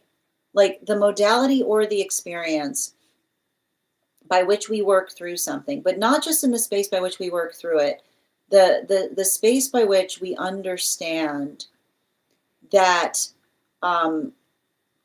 there's something about the condition of your life that does not make you energetically accessible to the last minute, is what I keep on seeing, right? The observation of someone helping, like, understanding the nature of something that you do that kind of requires you to plan ahead is what I keep on seeing. Like, be conscientious with someone who is respective of your schedule is what I keep on seeing. Like, and I keep on hearing particularly and especially, um, when it comes to I keep hearing being respective of your time. Because I keep on hearing like one of your guides is articulating, you're not available for the last minute, right? But I keep on hearing immature energy will be like, what are you doing right now? Right? Nothing with you is what I keep on hearing. Like, and I keep on getting the same message, which is also like, and they're saying basically too, don't let new energy try to assume old friend rights. Don't let new energy assume new friend rights. I mean, don't let new energy assume old friend rights. And what do I mean by don't let new energy assume old friend rights? Which is when we have, I keep on hearing, when we have a long connection, okay? When we have a long connection with someone, we understand, right? We understand that things come up at the last minute. We understand that sometimes those modalities by which we just check to see if somebody's energetically available for something, like that is the privilege, right? That is the old friend privilege. The old friend privilege.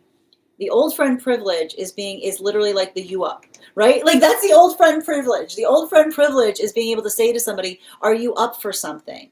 Right? Like something that came about in the last moment, right? The modality by which we understand, because here's the thing about it. We have an attenuated connection. We have a connection, right? By which it doesn't energetically affect us because we don't feel the onus of energetic obligation in relationality to what we're energetically asking for from one another, right? Like that modality or experience by which we say to somebody, hey, like this just popped up. Would you be up for doing that? Like that's what we call the old friend privilege, right? Because you go, I know, but thank you for thinking. Like it's like a lot of that type of energy. It's positive, but don't let a new energy try to assume old friend privileges with you, right? Which is the space by which someone is just constantly just making, and that's the thing. The old friend privilege is the identification point of being able to effectively just pop up. But even the space by which we pop up, we understand because we don't take it personally if we can't, right? We're just navigating into the space of like understanding that is just the way that life flows. But when somebody has a new connection with us and they're trying to make old friend privileges, they're not being respective of boundaries, right? Like the modality by which another person just makes the assumption that they don't understand. And that's the difference, right? The understanding of someone who knows our lives to the detail, right? The recognition of someone who knows our lives to a detail, and they say, hey, this just came up, but I won't take it energetically personally if you can't, because I understand that there's a lot energetically going on. That's what we mean by the old friend privilege. But don't let somebody constantly be in the space of being like, hey, like I want to energetically connect. What are you doing right now? What are you doing right now? What are you doing right now? Because often it creates that feeling by which we feel like we have to energetically scramble because we're trying to forge a healthy relationship with someone, but they're not being respective to us, right? Like the modality or the experience that I keep on hearing, when we are building new connections, we are respective to the fact that we don't wait for the last minute, because often in the context by which we're able to amplify and articulate that is the context or the weight of understanding that we don't know the shape of another's lives. So I feel like there's something really important about that. You are not missing. Like if someone's coming towards you and they don't make plans ahead of time with you, they don't have plans at all with you, right? Especially as it relates to relationship. Especially as it relates to relationship. Because when somebody is building into a new relationship with you and they say, like if you say to someone, I need 3 days notice before I have plans with you, if that person disappears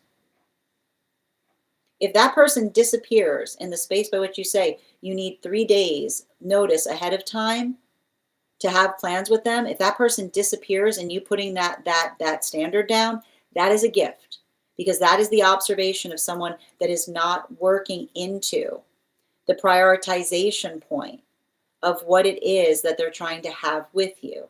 So be energetically respectful of that. Don't get mad. Don't get upset. Just recognize recognize what happens in the modality by which you articulate that. Because everything I keep on seeing here, like I've got a lot of energy around you, and the energy feels demanding, but the question isn't whether they're demanding your time, it's whether they're being respectful of it.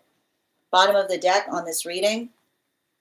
Yeah, none of this Six of Wands in its reversal business is basically like none of this energy here. None of this modality or experience. None of this modality or experience by which none of this modality or experience by which another person, none of this modality or experience by which we are like, I keep on hearing, like, we articulate and amplify upon like somebody being like, oh, like, you know, like, don't let somebody be in that space of being like, oh, you're impossible because you're never available when I'm available, right? You are not, your job is not to be on call, especially in a new energetic connections life. No on-call energy, right? Unless someone has extenuating circumstances, right? Unless someone has extenuating circumstances, like unless they are a doctor, unless somebody is in a space by which they literally do not have any control, right? Unless they are in a space by which they have no control over their schedule, like absolutely none, right? Like the space by which they have zero control over their schedule, then yeah, we can always make a little bit of an understanding in relationality to someone having a difficulty or a hurdle, making energetic plans with us ahead of time, right? So it's saying even now, don't create none of this, it's saying to me, this is you clearing of rendezvous energy, right? And that's what it is. Like a rendezvous is someone who doesn't give you any anticipation point in terms of what you can expect, but just expects you to be energetically ready for any time that they're ready to effectively come towards you. So none of this space by which you feel like you're not making plans, right? Not making plans for another person because you're waiting by the phone for whoever this is to effectively let you know if you're doing something or not. We don't do that to each other when we care about one another, right?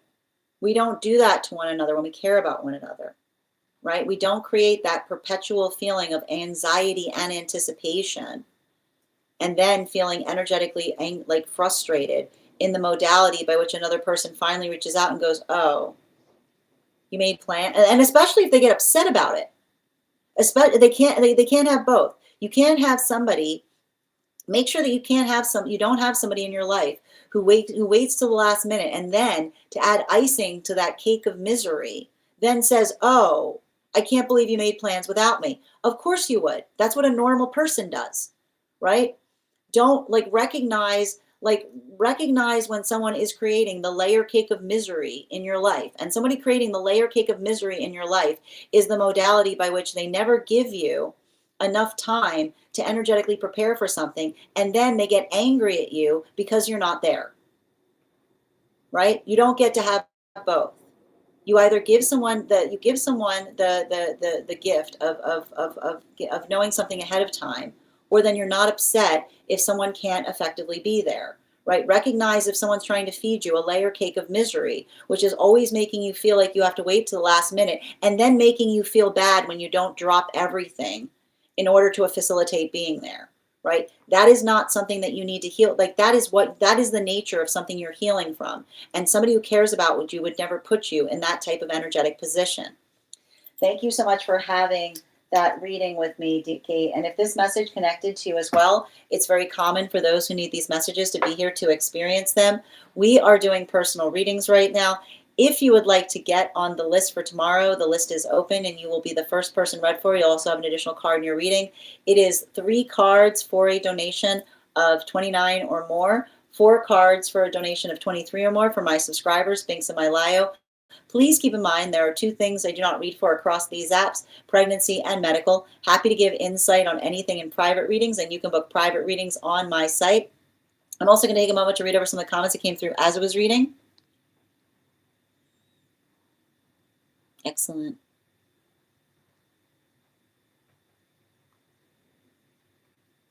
And Allison, thank you for the follow. I've been applying this to old friends too lately. Not always saying yes because I feel bad. Yeah. No waiting. Yep. Yeah, they would use empathy against me. Sending you support, Katie. Yeah, recognizing people that do this. You're welcome, dear. I hope that helps. All right, my friends. Final call today for anyone who is a subscriber who has not had a card pulled today. If you'd like to become a super fan, that will make you eligible for a 1 card. And again, just a reminder too, if you became a super fan today and would like access to our super fan only disco channel, all you need to do is send me, go ahead from this live and send me a message, a personal message with a disco gift, and I'll send you an invitation to that disco. In the disco channel, make sure that you introduce yourself to the collective. You'll also find in the perks section a special coupon code that will give you an additional discount to our tarot class subscription program. Our next tarot class will be held on Thursday, January 15th at 6 p.m. PST, 9 p.m. Eastern. We'll be continuing our studies into the tarot with a focus study on the World card. If you are not a subscriber and would still like to join the classes, I do offer a smaller coupon specifically only in this live. So message me, send me a direct message by hitting that orange icon with the word class, and I'll be happy to send you that discount code. And if you would like to learn more about the special retreat that we have coming out that we'll be doing in August, where we'll be going to Italy to study the tarot in the space by which it was discovered, message me the word trip. I want to thank you guys. So much. I will be back on tomorrow at our usual times, 7:15 a.m. PST, 10:15 a.m. Eastern. If you would like to be notified as to when I've gone live, all you need to do is head over to my profile. There's a bell there. Hitting that bell will turn on notifications. I want to thank you guys so much for being here today and sharing in these messages. Huge thank you to my followers, old and new. Thank you for being here and sharing in these messages today. If you missed the Daily Collective Read, it'll be up later today on the place where we keep the photos and videos. It'll also be up as a podcast over on my Spot and over on my Stack. Huge thank you to my subscribers. Your ongoing support means the absolute world to me. And the biggest thank you to my mods. Thank you for all the help today, Kay Megan. I hope you guys have an absolutely beautiful day.